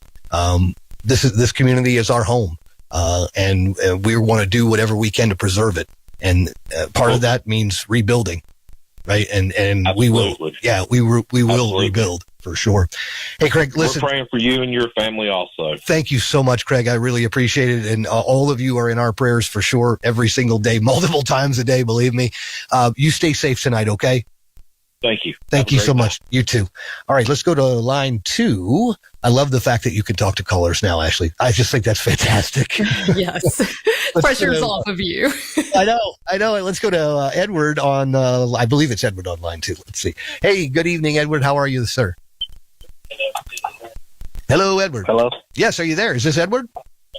No, this is Lonnie. Oh, Lonnie. Okay, for some reason my phone said Edward. That's all right. What can we help you with tonight? How you doing tonight? Good. What can we do for you? I just want to let some friends and family out in Swannanoa and Black Mountain know that I'm all right. I have Spectrum Mobile. I have no idea when that's going to come back around. And what was horrible? What was your name? Lonnie. Lonnie? Lonn. Yeah. Okay. And I'm out here in O-Teen. It's pretty rough. Yeah, it's. I didn't get a chance to go through O-Teen today. I didn't want to go through there and end up hindering anything trying to make my way through. But I have heard that I've seen some of the pictures and heard it's rough everywhere, man. But O-Teen certainly is along that spot or along that side where things were just absolutely brutal. Well, it was a sight. Yeah, I walked down the hill where I live, and it was a lot of water, a lot. Oh yeah. And that, there's still a lot of water. It's not necessarily as visible and as present as it was, but when you kind of look back between the trees in some of these places, you realize there was not a lake there before, and now there seems to be a lake there. All along 70, there was just absolutely brutalized. And I'm from Swannanoa, and I've just seen pictures. I'm in no hurry to go see it. Yeah, I know it. Listen, sir, you stay safe tonight, okay? We really appreciate your call, and we appreciate you listening. And we would, call back, okay? All right. Thank you, guys. You got to take care. I want to go to line 1. I believe we're going to go to, I think it's Stuart. Jolly. Let's go. Line 1, you're on the air with iHeartRadio Asheville. How you doing tonight? Hey, I'm doing well. Stuart Jolly out in Mars Hill. Hey, Stuart, how are you? I am doing great. Just came from the county EOC meeting and was talking with President Floyd. He wanted me to get some help on this. There's been some errant social media posts that we don't have food for the students and things are not good with that. Just the opposite is true. We have plenty of food on campus. We have our cafeteria that is open and taking care of our students. And I'll only read you the exact thing that we just pushed out. He just pushed out. So, campus Wi-Fi network's been restored. Intermittent outages are still possible based on the status of regional service providers. Beginning tomorrow, October 1, meal service will be breakfast, lunch, and dinner. Dinner will be served at 5 p.m. today. You and I missed that. Renfrew Library will be hosting game night tonight until 9 o'clock. And classes remain suspended through October 4th. And we just have a thank you going out to our facilities and dining group and our safety group and our town folks. I'm going to try to get him to call in with you. Will that work? Yeah, absolutely. He can call the same number that you called. Okay. And, I'll we'll do that.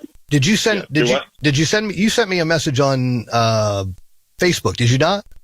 Yes, I did. Okay, I'll just send you a direct number back on that one, and that'll make it easier, and that way we don't have to miss those calls. I'll get him on the line, then I'll call you back. All right. All right. That's great. Thanks so much. We certainly appreciate it, Stuart. All right, and we can do anything from our end out here. Mars Hill's fared better than all the other municipalities in the county, so we're trying to help them as best as possible. But if you need us to push out some information through our fire departments or anybody at the county level, you got my number now, so reach out to me and let me know. Okay. Excellent. Thank you, sir. I appreciate it. Take care, man. I'll be in touch. There you go. Thanks, Stuart. Ashley, is this? I think all of this, all of the way this comes together with the phone calls from people and the crowdsourcing, social media is not the only place that can crowdsource. I just got a text message from a guy that basically saved the radio station and saved the broadcast tonight. Did you know we were teetering on the verge? I did not. No. How so? We were almost out of propane for our generator. Oh no. Up at our tower site. Well, I have been watching the messages all day long, and it has been quite the debacle of just trying to stay on the air between propane and gas, and it has been a collective effort on part of many people to keep this signal going. And I did see the message about the porta potties today. Did you guys finally get porta potties? I think they're coming tomorrow. However, and those are important. Believe you me, those are important. But I gotta give a bunch of kudos to all the guys over at Marsh Propane. I called them this afternoon in an absolute frenzy and said, guys, we got hundreds and thousands of people that are relying on us for information, and we're in a really bad spot with propane, and we need you. And these guys said, hang on, let me make some phone calls. And they pulled some strings and made some phone calls. And they had a guy that was just right around that area. And a few hours later, here we are. I just get a text from my friend over at Marsh Propane. And he says, we got you guys handled. And they're filling up our propane tank as it stands right now. Oh, look at that. Yeah. So they're out there right now, huh? Yeah. What was funny was one of the, I think it was Josh that said it this afternoon on the air. He said, we are in need of propane. And I was walking down the hallway and my phone went off, and one of our regular morning show listeners sent me a message and said, hey man, I got propane. And we tried to get back in touch, and it was like he was in an area where we couldn't get signal. And then the next thing you know, I picked up the phone. I said, okay, I'm going to have to call. I got to find a backup. So I did. And there was Marsh Propane.